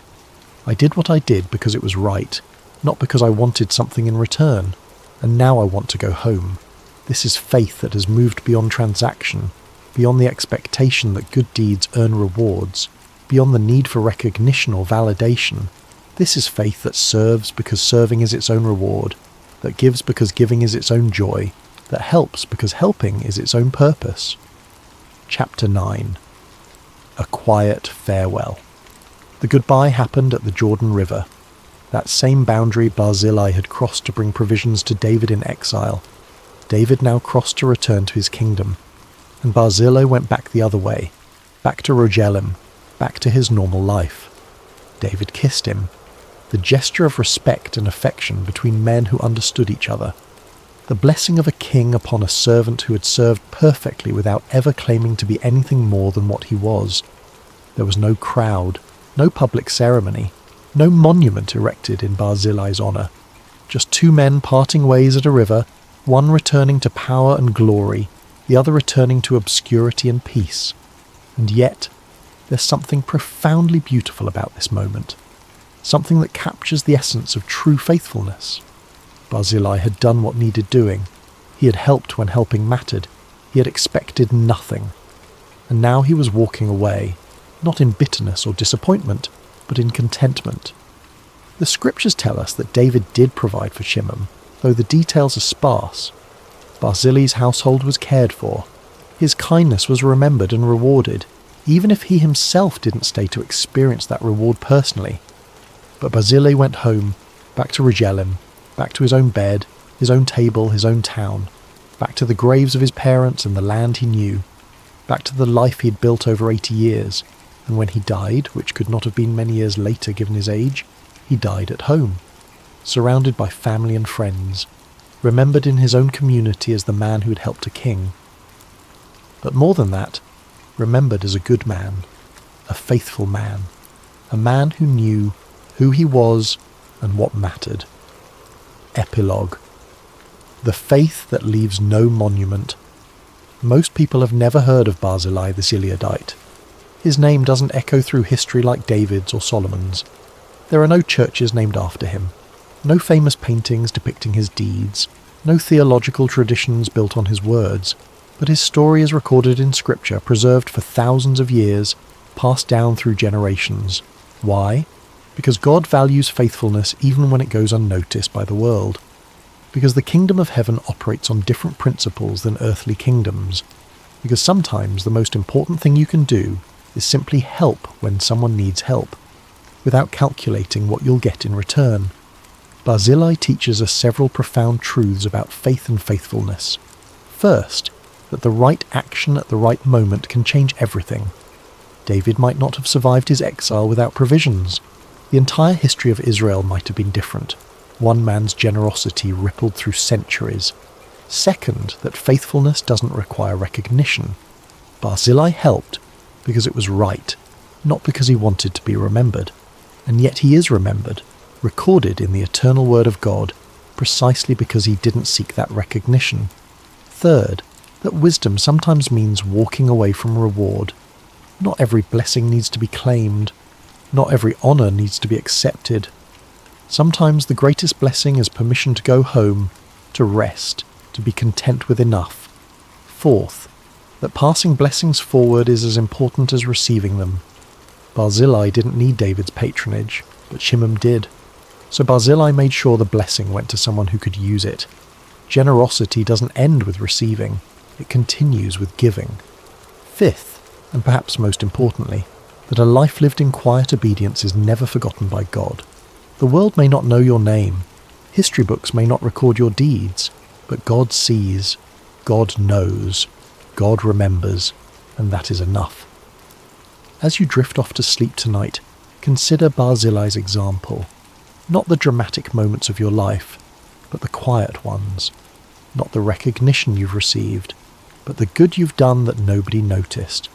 Not the opportunities you've seized, but the ones you've wisely let pass by.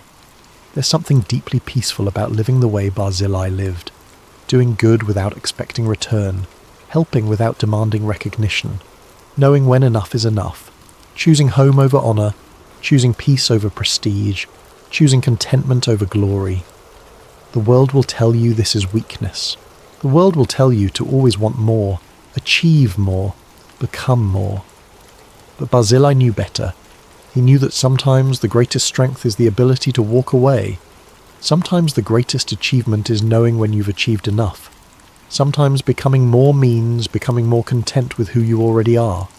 He helped a king and walked away. And in walking away, he demonstrated faith more powerful than armies, wisdom deeper than philosophy, and contentment richer than all the treasures of Jerusalem. In the quiet darkness, as your mind settles into rest, let this truth comfort you. You don't have to be famous to be faithful. You don't have to be remembered by the world to be remembered by God. You don't have to achieve greatness to live greatly. Sometimes the most powerful thing you can do is simply help when someone needs help. And then, when the moment passes, go home in peace. Sleep well, knowing that quiet faithfulness is never wasted, that simple kindness is never forgotten, and that a life lived in contentment is a life well lived. The story of Barzillai the Gileadite is finished, but its truth continues, echoing through the centuries, whispering to all who have ears to hear, do good, expect nothing, and rest in peace. Good night. Hey everyone, welcome back to Sacred Slumber. Before we dive into tonight's story, I want to ask you something that would genuinely help us out. If you're enjoying this content, please consider using your hype points on this video. It really helps the channel more than you possibly know. Seriously, it makes a massive difference in getting these stories out to more people who love this kind of content. Also, if you want to, drop a comment telling us what time it is for you right now and where in the world you're listening from. We absolutely love seeing where everyone is tuning in from. No pressure though, only if you feel like it. And of course, if you haven't already, hit that subscribe button. It keeps us going. Alright, let's get into it. A whisper in the darkness. Imagine a night so quiet you can hear the oil lamps flickering. Picture a massive stone sanctuary in the ancient city of Shiloh, where shadows dance across walls that have witnessed centuries of worship. The air is thick with the scent of incense and burning oil, that peculiar combination of cedar smoke and olive essence that clings to sacred spaces. Outside, the wind moves through the hills of Israel like a whispered prayer, carrying with it the distant bleating of sheep settling for the night and the occasional call of a desert owl. Inside, in the sacred chambers near the Ark of the Covenant, a young boy lies sleeping on a simple mat. The stones beneath him still hold the warmth of the day's sun, though the night air has begun to cool. His breathing is steady, deep, the kind of sleep that comes from honest physical labour and a clear conscience. His name is Samuel. This is not a story about miracles that shake mountains or angels descending in blinding light.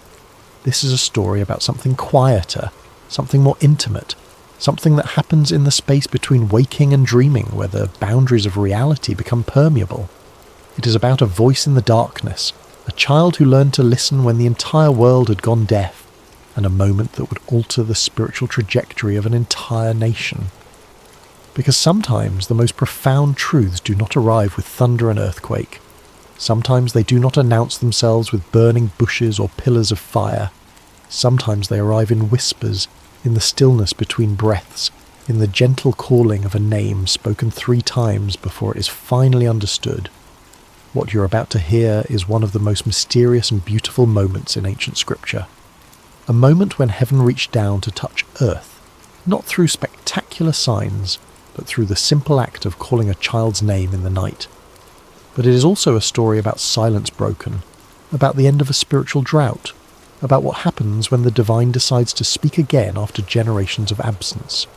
This is the story of Samuel, the boy who heard God speak when the rest of the world had forgotten how to listen, and perhaps, hidden within this ancient narrative, there are questions we have forgotten to ask. Questions about why heaven goes silent. Questions about who gets chosen to break that silence. Questions about whether the voice that called to Samuel in that darkened sanctuary is still calling, still speaking, still searching for those rare individuals who know how to say, I am listening. Chapter 1. Hannah's Promise. To understand Samuel's calling, we must first understand how he came to be sleeping in that sanctuary. His story begins not with him, but with his mother, a woman named Hannah, who knew the bitter taste of desperation and the hollow ache of prayers that seemed to vanish into an empty sky. In the hill country of Ephraim, in a small village whose name has been lost to history, there lived a man named Elkanah who had 2 wives, as was common in that era. His first wife, Peninnah, had given him several children, sons to carry his name, daughters to arrange in marriage, a legacy written in flesh and blood. His second wife, Hannah, had given him only heartache and unanswered prayers. Year after year, Hannah remained childless, and in a culture where a woman's worth was often measured by her ability to bear children, This was not just a personal grief. It was a social death sentence, a daily humiliation, a question mark hanging over her entire existence. Neighbours would whisper, extended family would exchange knowing glances, even well-meaning friends would offer useless advice, or suggest that perhaps she had offended God in some way, that her barrenness was divine punishment for some unknown sin. Elkanah loved Hannah. The text makes this clear. He would give her double portions at feasts, trying to compensate with material generosity for what biology had denied her. He would ask her with genuine confusion, "Am I not better to you than 10 sons?" It was a question born of love but blind to understanding. He could not fathom that the issue went deeper than his affection, that Hannah's grief was not about him at all, but about her own sense of purpose, of completion, of being seen as fully human by the society around her. Peninnah, with the cruelty that can only come from insecurity dressed as triumph, would taunt Hannah relentlessly. Every time the family made their annual pilgrimage to the sanctuary at Shiloh to worship and offer sacrifices, Peninnah would remind Hannah of her barrenness. The taunts were not subtle. They were designed to cut deep, to remind Hannah that in the eyes of the world she was incomplete, cursed, forgotten by the very God she came to worship. Peninnah would parade her children before Hannah, would make comments about how blessed she was, would turn every moment of worship into a reminder of Hannah's failure. And Hannah would weep. She would refuse to eat. The pain went beyond physical longing for a child. It touched something deeper, the existential question that haunts anyone who feels overlooked by the divine. Does God see me? Does he hear my prayers? Am I worthy of his attention? Or am I simply background noise in a universe too vast to care about one woman's grief? The pilgrimage to Shiloh was supposed to be a time of joy, of celebration, of renewal. But for Hannah, it became an annual reminder of everything she lacked. Year after year she would go through the motions of worship, while her heart broke quietly in places no one could see. One year, during their pilgrimage to Shiloh, Hannah could bear it no longer. The weight of accumulated grief, the years of disappointment, the constant humiliation, all of it reached a breaking point. While the rest of the family feasted after the sacrifice, celebrating with wine and roasted meat, Hannah slipped away to the entrance of the sanctuary. She stood there, in the place where earth met heaven, in the threshold between the mundane and the sacred, and she prayed with an intensity that went beyond words. Her lips moved, but no sound emerged. Her whole body shook with the force of her grief and desperation. Tears streamed down her face. Her hands trembled. This was not the polite, ritualized prayer of public worship. This was raw, unfiltered communion with the divine. This was a woman pouring out her soul, holding nothing back, demanding to be heard by a God who had seemed deaf to her pleas for years. She made a vow that day, one that would echo through generations. If God would grant her a son, she would give him back to God. Not for a season, not for a few years, but for his entire life. The child would be dedicated to divine service from the moment he was weaned. It was the prayer of a woman who understood that sometimes the greatest gift we can receive is not something to hold on to, but something to offer back to its source.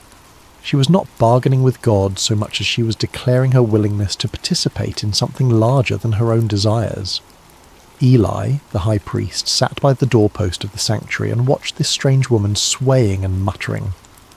In his aging, perhaps cynical view of human nature shaped by years of dealing with corrupt worshippers and his own corrupt sons, he assumed she was drunk. The accusation was harsh, almost cruel. What are you doing here, intoxicated in the house of the Lord?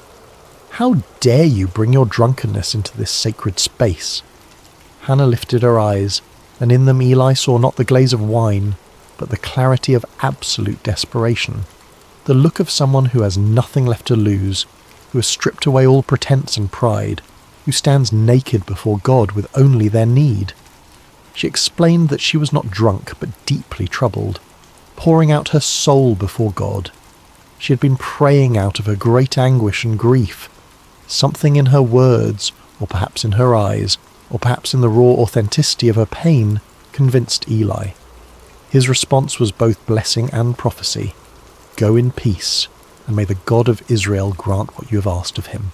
It is unclear whether Eli knew what he was saying, whether he was simply offering the standard priestly blessing, or whether something moved through him in that moment. Some whisper of the divine speaking through a man who had grown complacent in his religious duties. But the words landed on Hannah like rain on parched earth. Hannah left the sanctuary that day transformed. Her face was no longer downcast. She ate. The grief lifted from her countenance like a fog dispersing under the morning sun. She had been heard, if not by man, then by something infinitely greater. She did not yet have the child she longed for, but she had something perhaps more precious. The certainty that her prayers had reached their destination, that her voice had penetrated the silence, that she mattered to the God she served. Within the year, Hannah conceived. When she gave birth to a son, she named him Samuel, which in Hebrew carries the meaning heard by God, or asked of God, or some translations suggest name of God. The name itself was a testimony, a permanent reminder that this child was an answer to prayer, a gift that came from somewhere beyond the ordinary workings of the world. Every time someone spoke his name, they were acknowledging that this boy represented the moment when heaven responded to earth, when silence gave way to acknowledgement. For the first few years of his life, Samuel remained with Hannah. She nursed him, taught him his first words, held him close during thunderstorms, watched him take his first steps, knowing that each day brought them closer to the moment of separation. She must have memorized the sound of his laugh, the feel of his small hand in hers, the weight of him sleeping against her chest. She was not raising a son to keep, but a son to give away, and that knowledge must have coloured every moment with a bittersweet intensity. When he was old enough to be weaned, somewhere around 3 years old by the customs of that time, Hannah kept her vow. She could have rationalised her way out of it. She could have argued that God understood, that the vow was made in a moment of emotional extremity, that surely keeping her son would be acceptable. But Hannah was a woman who understood that integrity means keeping promises even when they cost you everything. She took Samuel to Shiloh. She brought him before Eli, the same priest who had blessed her years earlier, and she said words that must have torn her heart even as she spoke them. I am the woman who stood here praying. I prayed for this child, and the Lord has granted me what I asked. So now I give him to the Lord. For his whole life he will be given over to the Lord. Then Hannah sang, not a lament, but a song of triumph and praise. She sang of God overturning the proud and lifting up the humble. She sang of barren women bearing children and the powerful being brought low. She sang of the Lord bringing death and giving life, bringing down to the grave and raising up. She sang of God judging the ends of the earth, giving strength to his king and exalting his anointed. Her song was radical, revolutionary, a declaration that the God she served delighted in reversing the expectations of the world, in using the weak to shame the strong, in lifting up those the world had written off as irrelevant. And then she left her son in that sanctuary and went home. Imagine being that child, too young to fully understand why your mother brought you to this vast, echoing building filled with strange smells and unfamiliar faces and then walked away. Too young to grasp that you had become the physical embodiment of a promise, a living prayer offered back to its source. You watch her figure receding, growing smaller, disappearing down the road back to the only home you have ever known, and you are left in the care of an old man whose eyes can barely see you, whose own sons are corrupt, in a place that will become your entire world. Samuel's childhood was unlike any other in Israel. While other boys played in fields and learned their father's trades, running through olive groves and swimming in streams, Samuel grew up in the sacred space of the tabernacle. His world was one of ritual and reverence, of ancient objects and whispered prayers, of shadows and lamplight, and the constant awareness that this place was different from all other places. He opened the doors of the sanctuary each morning, flooding the holy space with light. It was his job to unlock the heavy wooden doors that sealed the sacred from the profane, to let in the dawn and with it the worshippers who would come seeking connection with the divine. He assisted Eli in the daily tasks of worship, learning the intricate patterns of sacrifice and ceremony, memorizing which offerings required which procedures, understanding the difference between sin offerings and burnt offerings and peace offerings, learning to read the subtleties of ritual purity. He tended the lamps that burned through the night, ensuring their wicks were trimmed and their oil replenished. This was not glamorous work.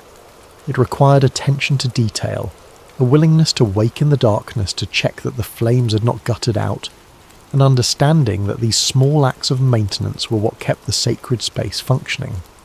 The lamps represented the presence of God, and Samuel learned that presence requires constant tending, constant attention, constant care. He cleaned the sacred vessels, swept the courts, washed the linens used in ceremonies, helped prepare the incense, carried water, ran errands.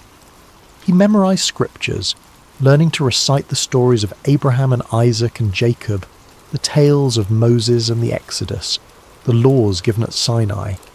His education was entirely religious, entirely focused on service, entirely oriented towards something beyond himself.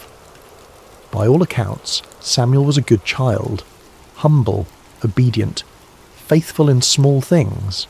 The text tells us he grew in favour with both the Lord and with people. He was not resentful of his circumstances. He did not seem to chafe against the boundaries of his unusual childhood. Perhaps he had accepted that this was simply who he was, the boy who belonged to God, the boy who lived in the house of the Lord. But what must it have been like psychologically? To have no mother to comfort you when you woke from nightmares, to have no siblings to quarrel and play with, to grow up watching Eli's corrupt sons come and go, seeing the way they abused their position, hearing the whispers of their misconduct, to be surrounded by holiness and yet witness its corruption, to serve faithfully while those who should have been models of righteousness displayed only greed and lust and contempt for the sacred. Did Samuel wonder why he had been left here? Did he feel abandoned by the mother who had kissed him goodbye and walked away? Did he question whether the God he served even noticed his small acts of service? The text does not tell us. We see only the external facts, a boy growing up, performing his duties, learning his role. But surely there were moments of loneliness, moments of doubt, moments when the weight of it all felt too heavy for small shoulders to carry. Hannah visited when she could. Each year during the family's annual pilgrimage to Shiloh, she would bring Samuel a new robe she'd made for him, watching him grow, trying to compress a year of mothering into a few brief encounters. These visits must have been both blessing and torment. The joy of seeing his mother mingled with the pain of watching her leave again. The new robe, a reminder that somewhere he had a home, a family, a life he was not permitted to live. Yet there is no indication that Samuel rebelled or resented his circumstances. He simply continued.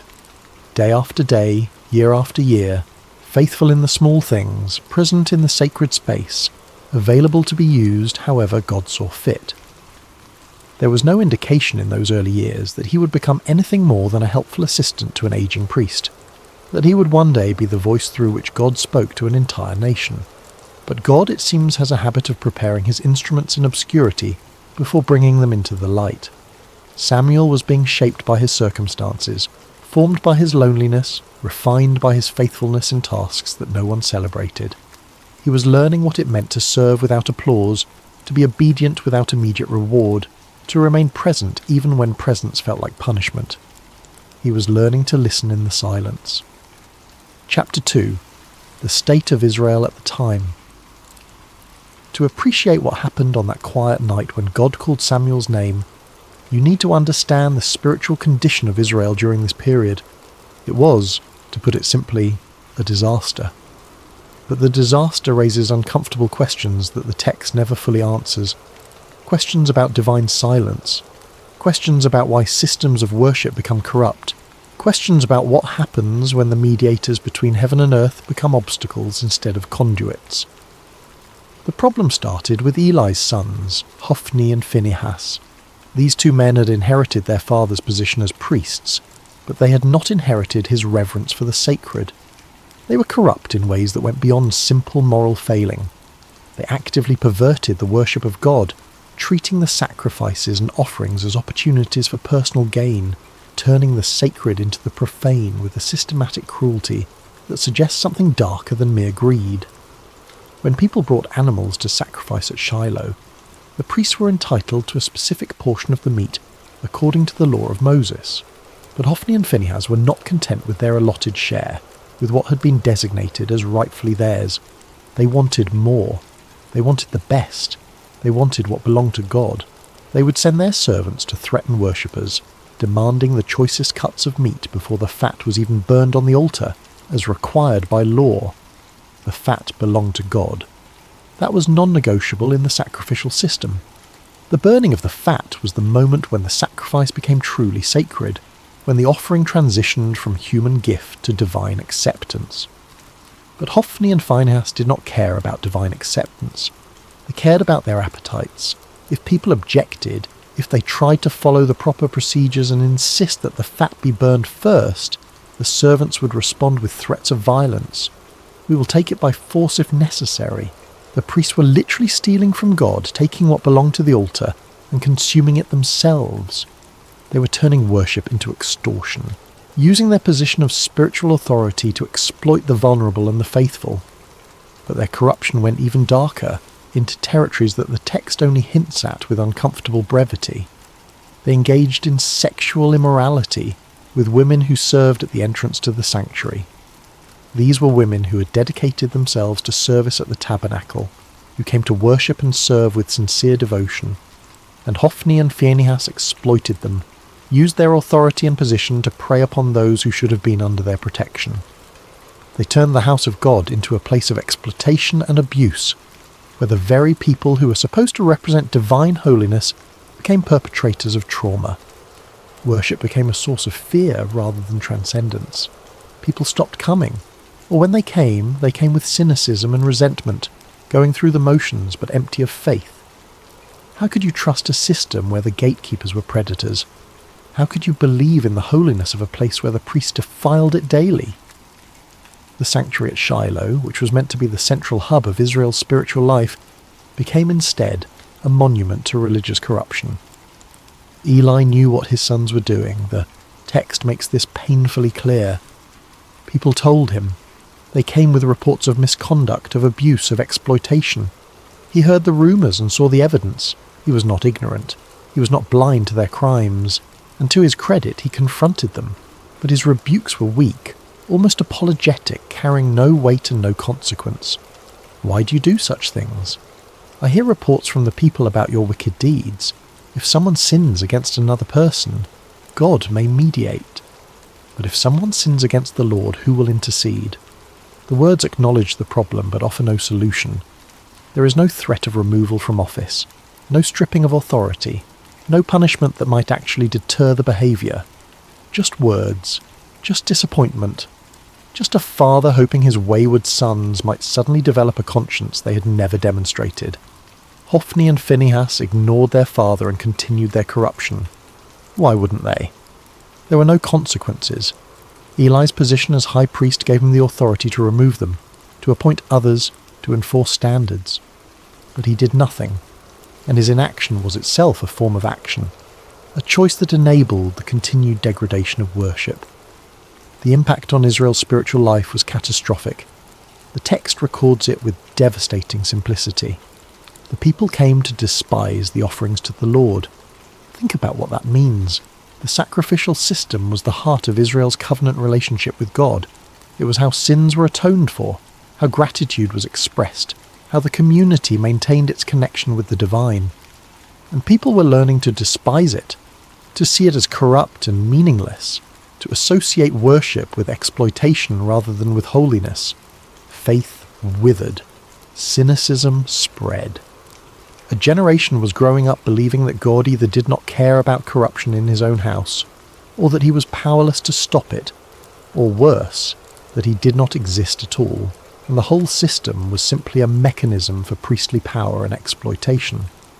But perhaps the most devastating aspect of this era, the detail that haunts the narrative with its implications, was not the corruption of the priests. It was the silence of heaven. The scripture records it with haunting simplicity. In those days, the word of the Lord was rare. There were not many visions. Think about what that means. In a culture where prophets and priests were meant to be the conduits between God and humanity, the channel had gone quiet. God was not speaking. Or if he was, no one was hearing. Prophecies were scarce to the point of being legendary. Divine visions were so uncommon that when someone claimed to have received one, it was met with skepticism rather than expectation. But why? The text does not explain.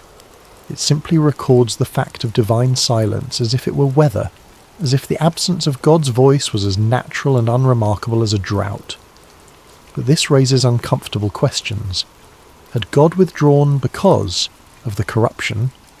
Was the silence a form of judgment, a divine turning away from a people who had corrupted worship?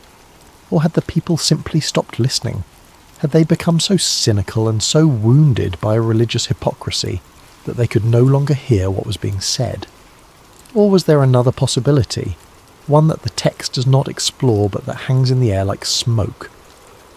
Perhaps the priests, who were supposed to be the mediators between God and people, had become such effective blockers of communication that divine messages simply could not get through.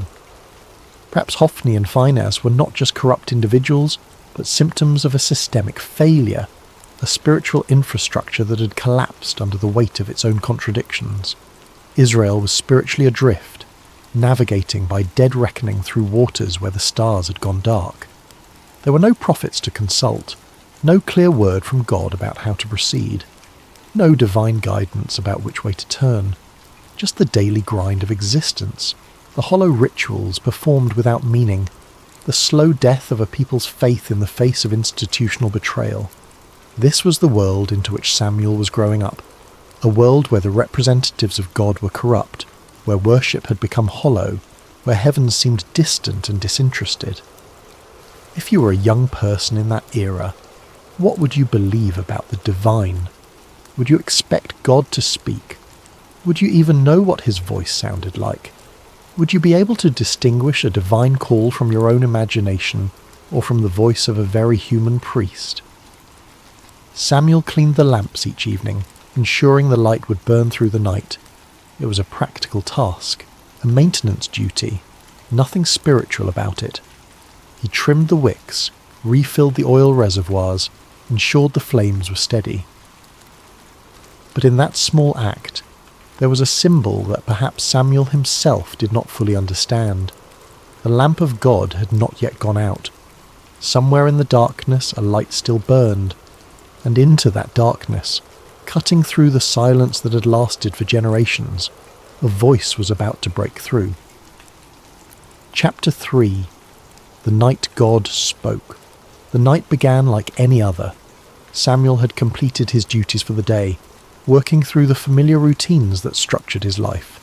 The sanctuary was clean, the floors swept, the vessels washed and arranged in their proper places. The lamps were lit, their flames steady, casting dancing shadows across the ancient stones. The sacred space was prepared for the silence of the evening hours, for the long watch through darkness toward dawn. Eli, now elderly and nearly blind, his eyes grown dim from age and perhaps from seeing too much corruption without acting, had retired to his usual place. He moved slowly now, carefully, feeling his way along walls he had walked beside for decades. His sleeping area was separate but nearby, close enough that Samuel could hear him if he called, out in the night. Samuel lay down in his customary sleeping spot somewhere near the chamber where the Ark of the Covenant rested. The exact location is not specified in the text, but the implication is clear. He slept in proximity to the most sacred object in all of Israel, closer to the physical representation of God's presence than anyone else in the nation that night. The Ark was the most sacred object in Israel, a gold-covered chest containing the tablets of the law, the jar of manna, and Aaron's staff that had budded. But more than its contents, the Ark represented the very presence of God among his people. It was the throne of the invisible king, the place where heaven touched earth, the point of contact between the divine and the mortal. To sleep near it was to sleep in the shadow of holiness, though Samuel likely thought nothing of it. This was simply where he slept, as ordinary to him as any bedroom, as familiar as his own breathing. The lamp of God was still burning, casting flickering shadows across the stone walls. This detail matters more than it might initially seem. In the Jewish tradition, the lamp in the sanctuary, the menorah that burned with consecrated oil, was not allowed to go out until morning light made it unnecessary. It represented the presence of God, the light that persisted even in darkness, the hope that had not yet been extinguished. The phrase, "the lamp of God had not yet gone out," carries within it both promise and warning. Not yet, but it could. The light was still burning, but barely. The presence was still there, but fading. As long as the lamp burned, there was hope. As long as the light persisted against the encroaching darkness, God had not abandoned his dwelling place entirely. Samuel drifted into sleep, a boy exhausted from the honest labour of serving in the house of God. His breathing slowed, his muscles relaxed. He sank into that deep, dreamless sleep that comes from physical work and a clear conscience. The sanctuary around him settled into its nighttime sounds. The creak of cooling stone, the whisper of wind through high windows, the distant cry of a night bird, the soft flutter of the lamp flames, and then, in the darkness, cutting through the silence like a knife through cloth, he heard his name, Samuel. The voice was clear, distinct, personal. Not a shout that would echo through the halls, but not a whisper that could be mistaken for imagination either. It had the quality of someone standing nearby, speaking with intention and purpose, with the certainty that they would be heard. It was a voice that expected a response. Samuel's eyes snapped open. His heart leaped in his chest. There was no confusion, no moment of disorientation. He knew immediately that someone had called him. The voice had been too clear, too deliberate, too unmistakably directed at him. In the darkness, with the lamp casting its uncertain light, Samuel did what made perfect sense to a boy who had grown up serving under an elderly priest. Eli must need something. The old priest was nearly blind now, stumbling in the darkness. Perhaps he had dropped something. Perhaps he needed water. Perhaps he was unwell and required assistance. Samuel threw off whatever covering he used against the night chill and ran to where Eli slept. "Here I am. You called me?" The response was immediate, instinctive. "Here I am." Two words that would become the defining posture of Samuel's entire life. Not, "What do you want?" Not, "Can it wait until morning?" Just presence. Just availability. Here I am. Eli, pulled from sleep and confused, his mind foggy with the remnants of dreams, looked in the direction of Samuel's voice with eyes that could barely make out shapes in the darkness. "I did not call. Go back and lie down." Samuel returned to his place, perhaps a little puzzled, but not overly concerned. Perhaps he had been dreaming. Perhaps the transition from sleep to waking had jumbled his perceptions. Perhaps the old man had called out in his sleep and forgotten. These things happen. The mind plays tricks in the boundary spaces between consciousness and unconsciousness. He lay back down, pulled his covering around him, and closed his eyes, willing himself back towards sleep. The sanctuary settled back into silence. The lamp continued its steady burning. Outside, the wind moved through the hills with a sound like breathing. Samuel's heartbeat slowed back to its resting rhythm. Samuel? Again. The same voice, the same clarity, the same undeniable sense that someone was speaking directly to him, calling him by name with purpose and intention. This was not imagination. This was not the remnant of a dream clinging to the edge of waking. This was not the echo of Eli's voice misheard in the darkness. Someone had called his name, clearly and deliberately, as real as the stone beneath him and the lamplight flickering against the walls. Once more, Samuel got up and went to Eli. His bare feet made soft sounds against the cold stone floor. His breathing was quicker now, his confusion deeper. If Eli had not called the first time, then who had? "Here I am. You called me." Eli, now more awake and perhaps slightly irritated at being disturbed a second time, sent him away again with a tone that suggested both confusion and mild frustration. "I did not call, my son. Go back and lie down."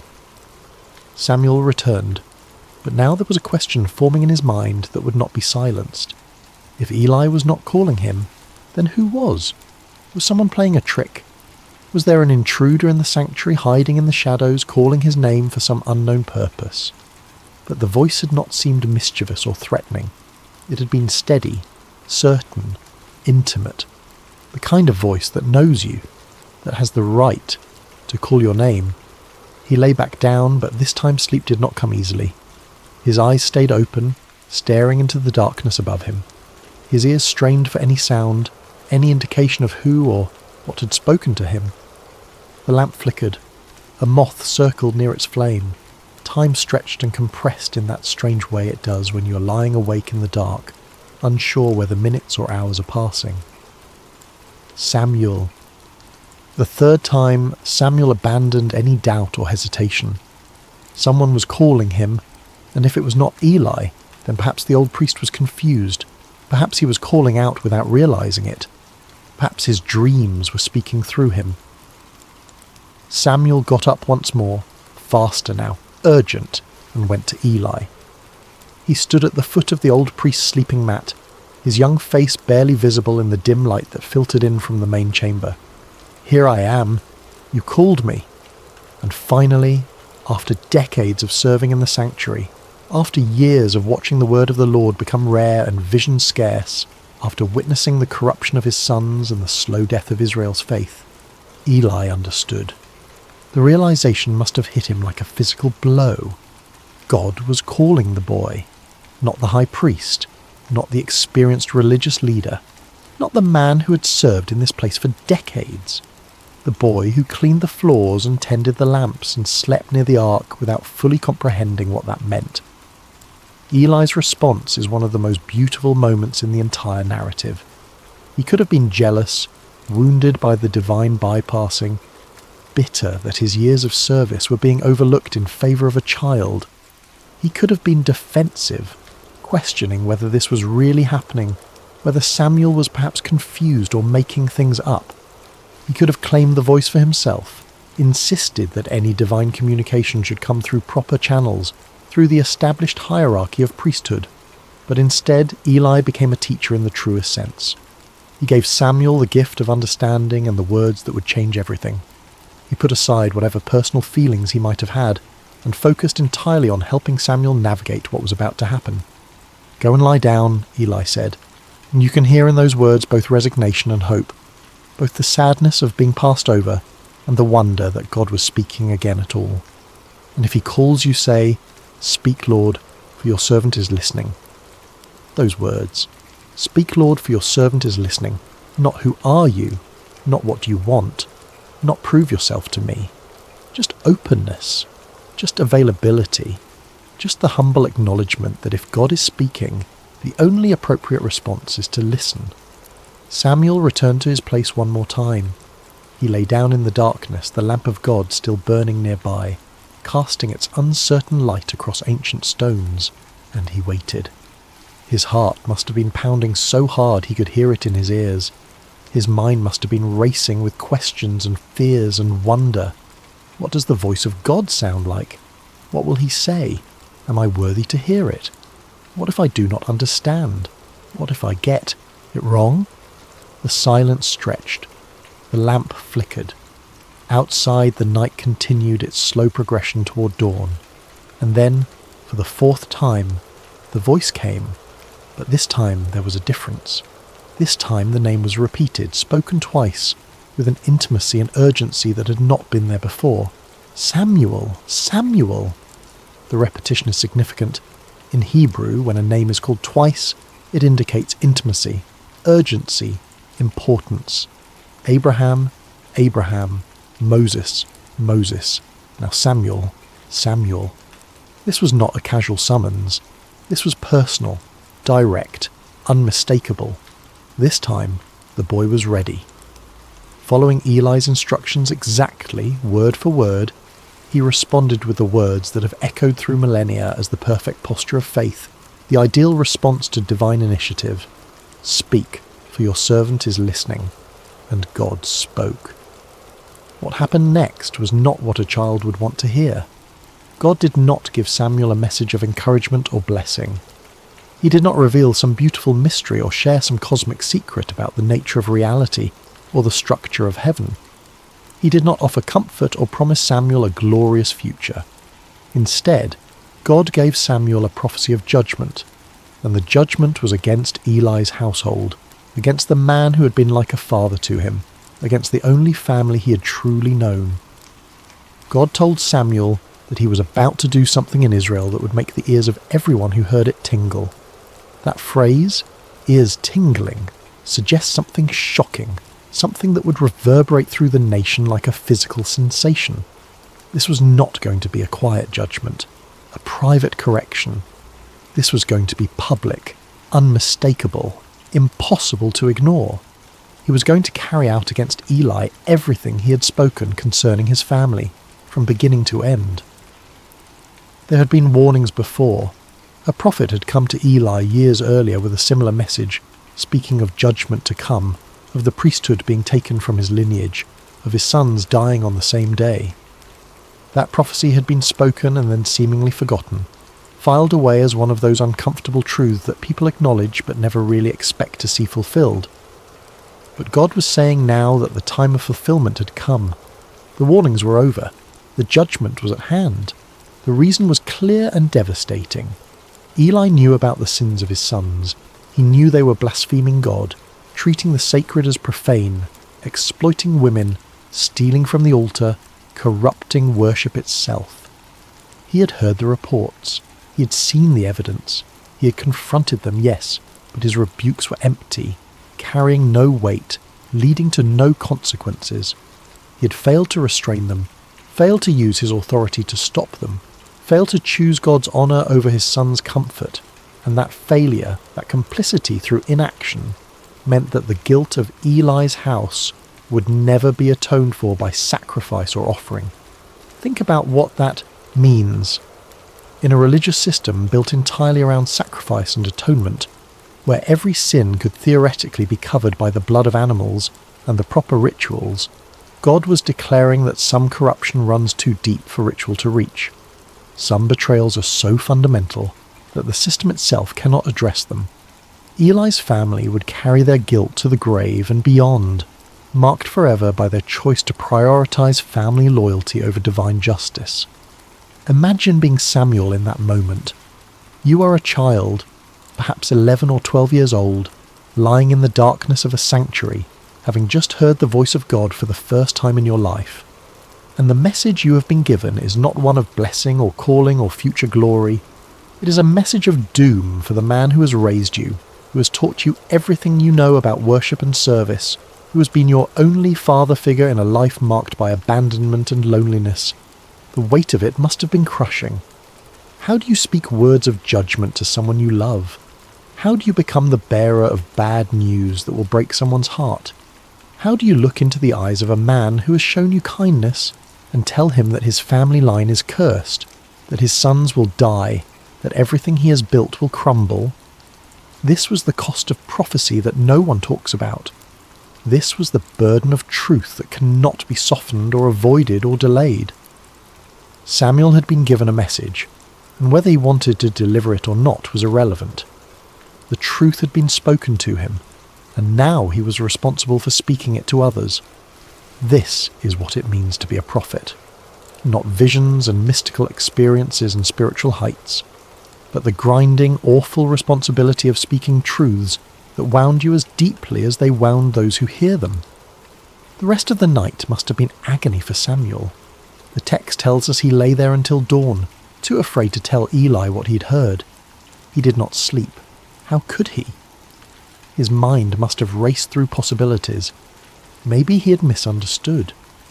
Maybe there was a way to soften the message to make it less harsh. Maybe if he just kept quiet, the whole thing would fade like a dream, and he could go back to his simple life of tending lamps and sweeping floors. But deep down, he knew. The voice had been too clear. The message had been too specific. And God had not asked his opinion about whether this was a good idea or whether Samuel felt ready for such responsibility. The divine does not consult us about our readiness. It simply calls, and we must answer. Chapter 4. The Weight of the Message. As morning light began to filter into the sanctuary, pale and hesitant through the high windows, Samuel rose and went about his duties as usual.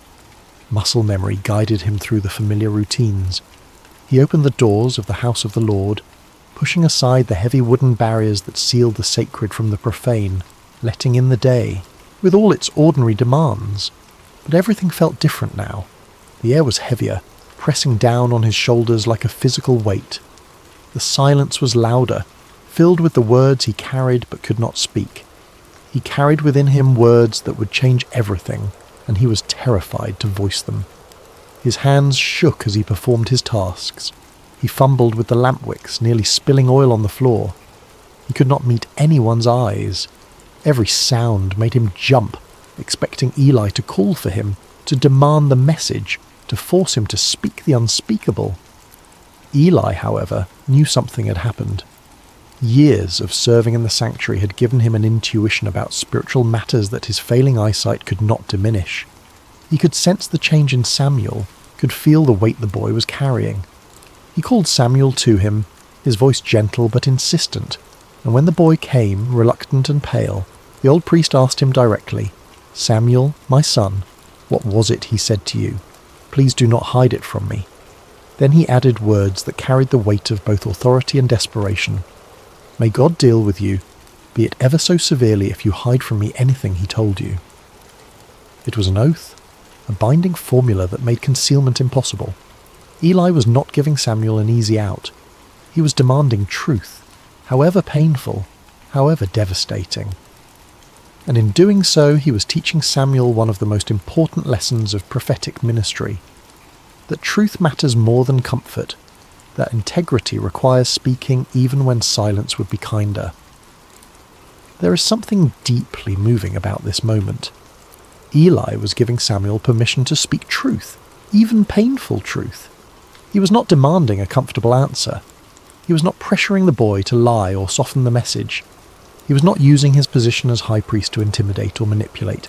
He was simply asking for honesty, for the faithful delivery of whatever word had been given, regardless of personal cost.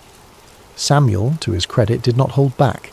He told Eli everything, every word of the judgment, every detail of the coming consequences, every aspect of the doom pronounced against his house. He did not sugarcoat it. He did not try to make it easier to hear. He did not add comforting caveats or suggest ways the judgment might be avoided.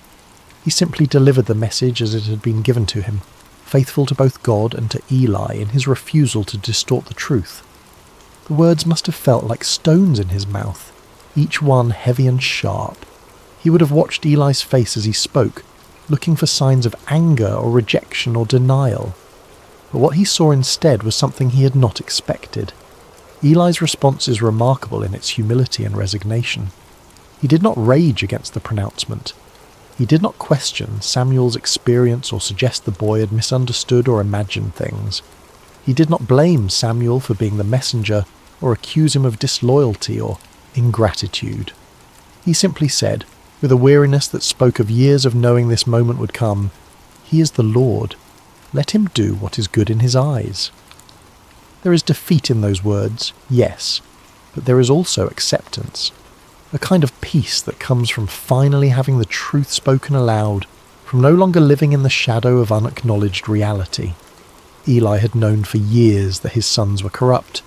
He had known that his failure to stop them was a kind of complicity, a betrayal of his calling and his God.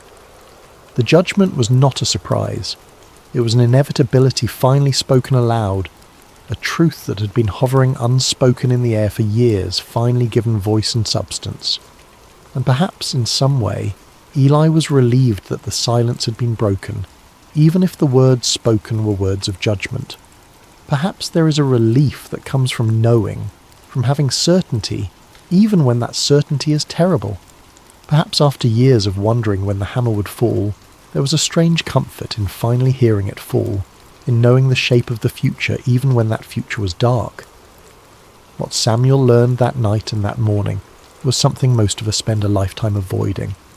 That truth is not always comfortable, that faithfulness sometimes means delivering hard words, and that love does not require us to hide reality from those we care about. Samuel could have lied to Eli. He could have softened the message or claimed he did not remember the details, or suggested that perhaps he had misunderstood what God was saying, but he chose honesty, and in doing so he established the pattern that would define his entire ministry. He would be a prophet who spoke the word of the Lord without compromise, without concern for how it would be received, without fear of the consequences. Not because he was harsh or unfeeling, but because he understood that truth, however painful, is ultimately an act of respect. To lie to someone, even to spare their feelings, is to treat them as less than fully human, as incapable of bearing reality. Samuel gave Eli the dignity of truth, and Eli received it with the dignity of acceptance. Chapter 5. Samuel becomes a prophet. After that night, everything changed for Samuel. The text tells us that he grew, and the Lord was with him, letting none of his words fall to the ground. That phrase, letting none of his words fall to the ground, is the ancient way of saying that everything Samuel prophesied came true. He was not speaking his own opinions or making educated guesses or offering the kind of vague predictions that could be interpreted multiple ways, depending on how events unfolded. He was speaking with divine authority, and reality itself confirmed his words with uncomfortable precision. The prophecy about Eli's house came true exactly as Samuel had spoken it. The details are grim and worth recounting because they establish Samuel's credibility as a true prophet in a time when false prophets were common and people had grown cynical about divine communication. Israel went to war against the Philistines, their perennial enemy. In the first battle, the Israelites were defeated and thousands of soldiers died. In desperation, the elders decided to bring the Ark of the Covenant from Shiloh to the battlefield, believing that God's physical presence would guarantee victory. Hophni and Phinehas accompanied the Ark, treating it like a magical talisman rather than the throne of the living God. The Israelites shouted when the Ark arrived, a roar so loud that the ground shook. The Philistines were terrified at first, knowing the stories of what the God of Israel had done to Egypt. But they fought anyway, and in the battle that followed, Israel was utterly defeated.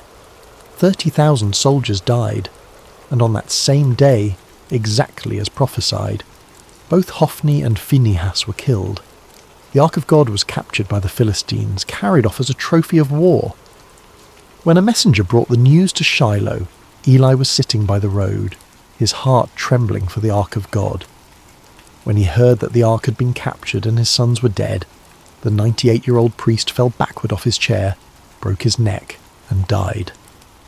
The priesthood of his line ended in that moment, cut off exactly as God had declared. It was a devastating fulfillment, but it established beyond doubt that Samuel spoke with divine authority. He had predicted these events when he was just a child, and they had come to pass exactly as he said. The word of the Lord through Samuel was reliable, trustworthy, deserving of attention. As Samuel matured from boy to young man, his reputation spread throughout Israel like wildfire. From Dan in the far north to Beersheba in the deep south, spanning the entire geographical extent of Israel's territory, everyone knew that Samuel had been established as a prophet of the Lord. The word that had been rare, the visions that had been scarce, now flowed through this young man who had learned to listen in the darkness. But Samuel was more than just a prophet delivering occasional messages. God continued to appear at Shiloh, revealing himself to Samuel through his word on a regular basis. Samuel became the primary channel of divine communication for the entire nation. The silence had been broken. The channel between heaven and earth, clogged by corruption and complacency for generations, had been cleared. And the instrument God chose was not a powerful warrior or a cunning politician or even an experienced priest with decades of religious training. It was a boy who had learned to say 5 simple words: "Speak, for your servant is listening." Samuel's influence on Israel cannot be overstated. He became the bridge between the chaotic era of the judges and the establishment of the monarchy, standing at one of the most critical transitions in the nation's history. He was the last judge, travelling on a circuit through Bethel, Gilgal and Mizpah, settling disputes and administering justice with a wisdom that people recognised as coming from God. He was also the first of the great prophets, the founder of a prophetic tradition that would produce Elijah, Elisha, Isaiah, Jeremiah, and all the voices that would call Israel back to God throughout its history. When the people demanded a king like the surrounding nations, it was Samuel who anointed Saul, a tall and handsome man from the tribe of Benjamin, as Israel's first king. And when Saul proved disobedient and unfaithful to God, it was Samuel who had to deliver yet another hard message of judgment, who had to watch another man he had elevated fall under divine displeasure. Later, it was Samuel who anointed David, the youngest son of Jesse, a shepherd boy with no apparent qualifications except that God had chosen him.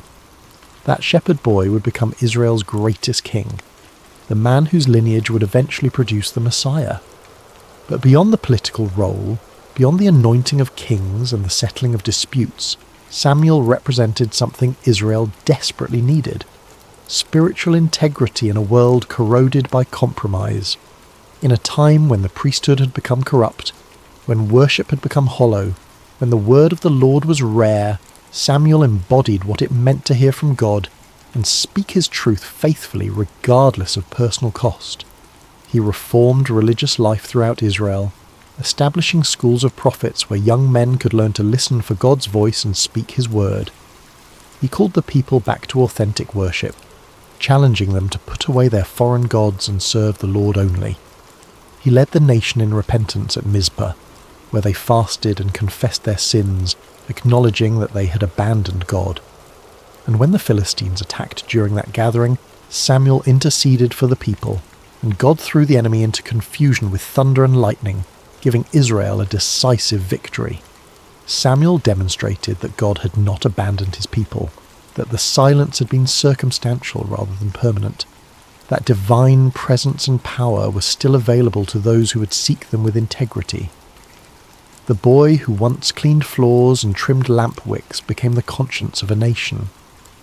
The child who slept near the ark became the voice through which God spoke to kings and commoners alike.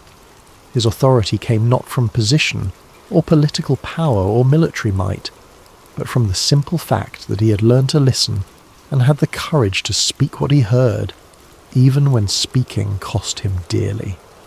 Chapter 6. The Legacy of the Story. So what do we take from this ancient narrative? What does it mean for us, centuries removed from oil lamps and tabernacles and sleeping near the Ark of the Covenant? And perhaps more intriguingly, what questions does this story raise that it never fully answers? First, there is the theme of listening.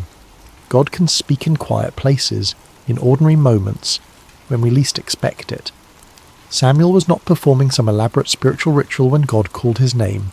He was not fasting on a mountain. He was not in a trance or a vision quest. He was sleeping, exhausted from a day of mundane labour. He was simply present in a sacred space, available to be awakened. How often do we miss the voice of the divine because we are too busy, too distracted, too convinced that revelation only comes in spectacular packages? We wait for burning bushes and angelic visitations, for dramatic signs and unmistakable interventions, while the still small voice speaks in the darkness and we mistake it for our imagination, or for human conversation, or for nothing at all. Samuel teaches us that sometimes the most profound moments arrive softly, in the space between waking and sleeping, in the darkness when our defences are down and our minds are quiet enough to hear what has always been speaking. But this raises uncomfortable questions. How many times has that voice spoken and we have ignored it? How many times have we attributed divine communication to coincidence or psychology or wish fulfillment because we have lost the ability to recognize it for what it is? Second, there is the theme of obedience. Samuel's first response when he heard his name was immediate and complete. Here I am. No hesitation, no calculation, No weighing of options or considering whether this was a good time, just presence and availability. Not, what do you want, but here I am. Not, let me think about it, but immediate response. Later, when Eli gave him the words to use, Samuel followed the instruction exactly. He did not improvise or try to improve on the formula or insert his own personality into the exchange. He simply said what he had been taught to say, "Speak, for your servant is listening." Obedience in this story is not about blind submission to authority. It is about being teachable, about recognizing when someone knows more than you do, about trusting guidance even when you do not fully understand where it is leading. But there is something deeper here, something that troubles the waters of easy interpretation. Samuel was obedient to a voice he had never heard before, to a presence he could not see, based entirely on the instruction of a priest whose own family was corrupt, and whose judgment had been compromised by his failure to discipline his sons. What made Samuel so certain that this was God speaking and not some other voice? What internal compass guided him toward trust when skepticism would have been equally reasonable? Third, there is the theme of humility. Samuel's greatness began in small acts of service. He was faithful in opening doors, in cleaning, in tending lamps, in all the unglamorous work that keeps a sacred space functioning. He did not despise the small things, or consider himself above menial tasks. He swept floors with the same attention he later brought to anointing kings. He trimmed lamp wicks with the same care he would later exercise in delivering prophetic words, and it was in that posture of humble service, in the daily repetition of small faithful acts, that God found him. How different this is from our modern obsession with platform and visibility, with making a name for ourselves and ensuring everyone knows our accomplishments, with treating service as a stepping stone to something better rather than as its own reward. Samuel reminds us that true influence is built in obscurity, that character is formed in the small decisions no one sees, that greatness is the fruit of faithfulness in little things rather than the result of ambitious self-promotion. But again, there is a mystery here. Why Samuel? What was it about this particular boy that made him suitable for this calling? The text gives no indication that he was exceptional in any way.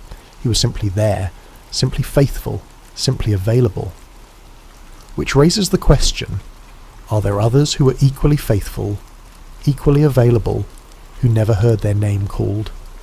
Is divine calling arbitrary, or is there some hidden criteria that determines who hears the voice and who does not? Fourth, there is the theme of responsibility. Sometimes truth is hard but necessary.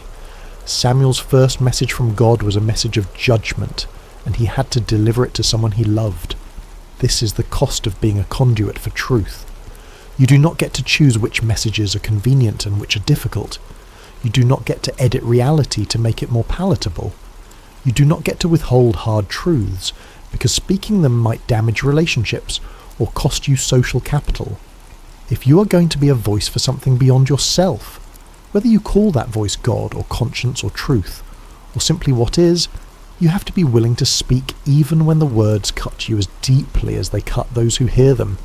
Samuel could have spared Eli. He could have lied or softened the message or claimed he did not remember the details.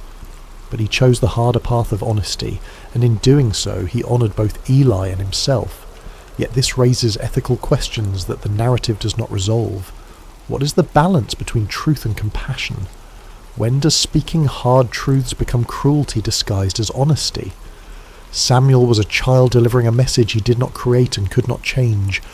But what about us? When the truths we must speak are filtered through our own perceptions and biases and limited understanding, how do we know when to speak and when to remain silent? Fifth, there is the theme of hope. The lamp of God had not yet gone out. Even in the darkest period of Israel's spiritual life, when the priesthood was corrupt and the word of the Lord was rare and the nation was spiritually adrift, there was still a light burning somewhere in the darkness. God had not abandoned his people. He was simply waiting for someone who would listen, someone who would respond, someone who would be faithful with what was given to them. Samuel represents the truth that it is never too late for renewal, that no matter how far things have fallen, no matter how corrupt the systems or how cynical the people, there is always the possibility of a voice in the darkness calling us back to what matters. The light may be flickering, the wick may be nearly consumed, the oil may be running low, but as long as there is any light at all, there is hope for rekindling, for replenishment, for the dawn that follows even the longest night. But this optimistic reading sits uncomfortably with the historical reality. The lamp did eventually go out. The sanctuary at Shiloh was destroyed. The ark was captured and never returned to that place. The line of Eli ended in blood and disgrace. Samuel's calling did not prevent disaster. It only narrated it before it happened. So what kind of a hope is this? Is it simply the hope that truth will be spoken, even if it changes nothing? Is it the hope that someone will bear witness, even in the midst of collapse? Finally, there is something unspoken in this narrative that deserves attention. God bypassed the entire religious hierarchy to speak to a child. He did not go through official channels. He did not honour the established order. He did not consult with the high priest or seek permission from religious authorities. He simply called out in the darkness to a boy who had no status, no authority, no credentials beyond faithfulness in small things. This is either deeply encouraging or deeply unsettling, depending on your perspective. It suggests that divine communication is not controlled by institutions, that truth can emerge from the margins, that the voice of God might speak to those we least expect, rather than to those we have designated as official intermediaries.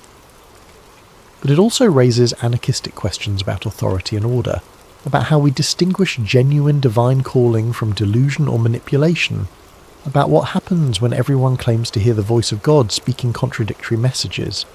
Samuel's story is ultimately about availability. He was not the most powerful person in Israel. He was not the most educated or the most connected. He was simply present, attentive, and willing to respond when he heard his name called. And that was enough. That has always been enough. But it invites us to ask, what are we available for? What sacred spaces do we inhabit, whether physical or spiritual or psychological, where we might be found by whatever calls to us in the darkness? And when that call comes, will we recognize it, or will we mistake it for something ordinary, something explainable, something that requires no response? Epilogue: The Voice in the Night. Close your eyes and imagine that sanctuary again. The vast stone building in Shiloh, the oil lamps casting their gentle light, the shadows dancing on walls that have witnessed generations of worship and neglect. Imagine the boy lying near the ark, exhausted from a day of simple service, drifting into sleep with no expectation that this night will be different from any other. And then the voice, clear, personal, undeniable, a voice that breaks through the silence of heaven and calls a child by name. Samuel's story is a reminder that the divine does not always announce itself with thunder and lightning. Sometimes it comes as a whisper in the darkness. Sometimes it arrives in the form of a question repeated until we finally understand that we are being addressed. Sometimes the most significant moments of our lives happen when we are alone, unguarded, simply present in a space where we have made ourselves available to something greater than ourselves. The lamp of God is still burning. That is the promise embedded in this ancient narrative. No matter how dark the times, no matter how corrupt the systems, no matter how silent heaven seems, there is always a light somewhere refusing to go out, and there is always the possibility that in the quiet, in the stillness, in the spaces between our busy thoughts and desperate prayers, we might hear our name spoken by a voice we do not yet recognize. The question is not whether the voice is calling. The question is whether we are listening. Samuel lay in that sanctuary as a boy and became a prophet because he learned to say 5 words that changed everything. Speak, for your servant is listening. He did not demand proof. He did not negotiate terms. He did not insist on understanding everything before committing to anything. He simply made himself available, and availability was enough. Perhaps that is the real legacy of Samuel's calling. Not that he became powerful or influential or historically significant, though he became all those things.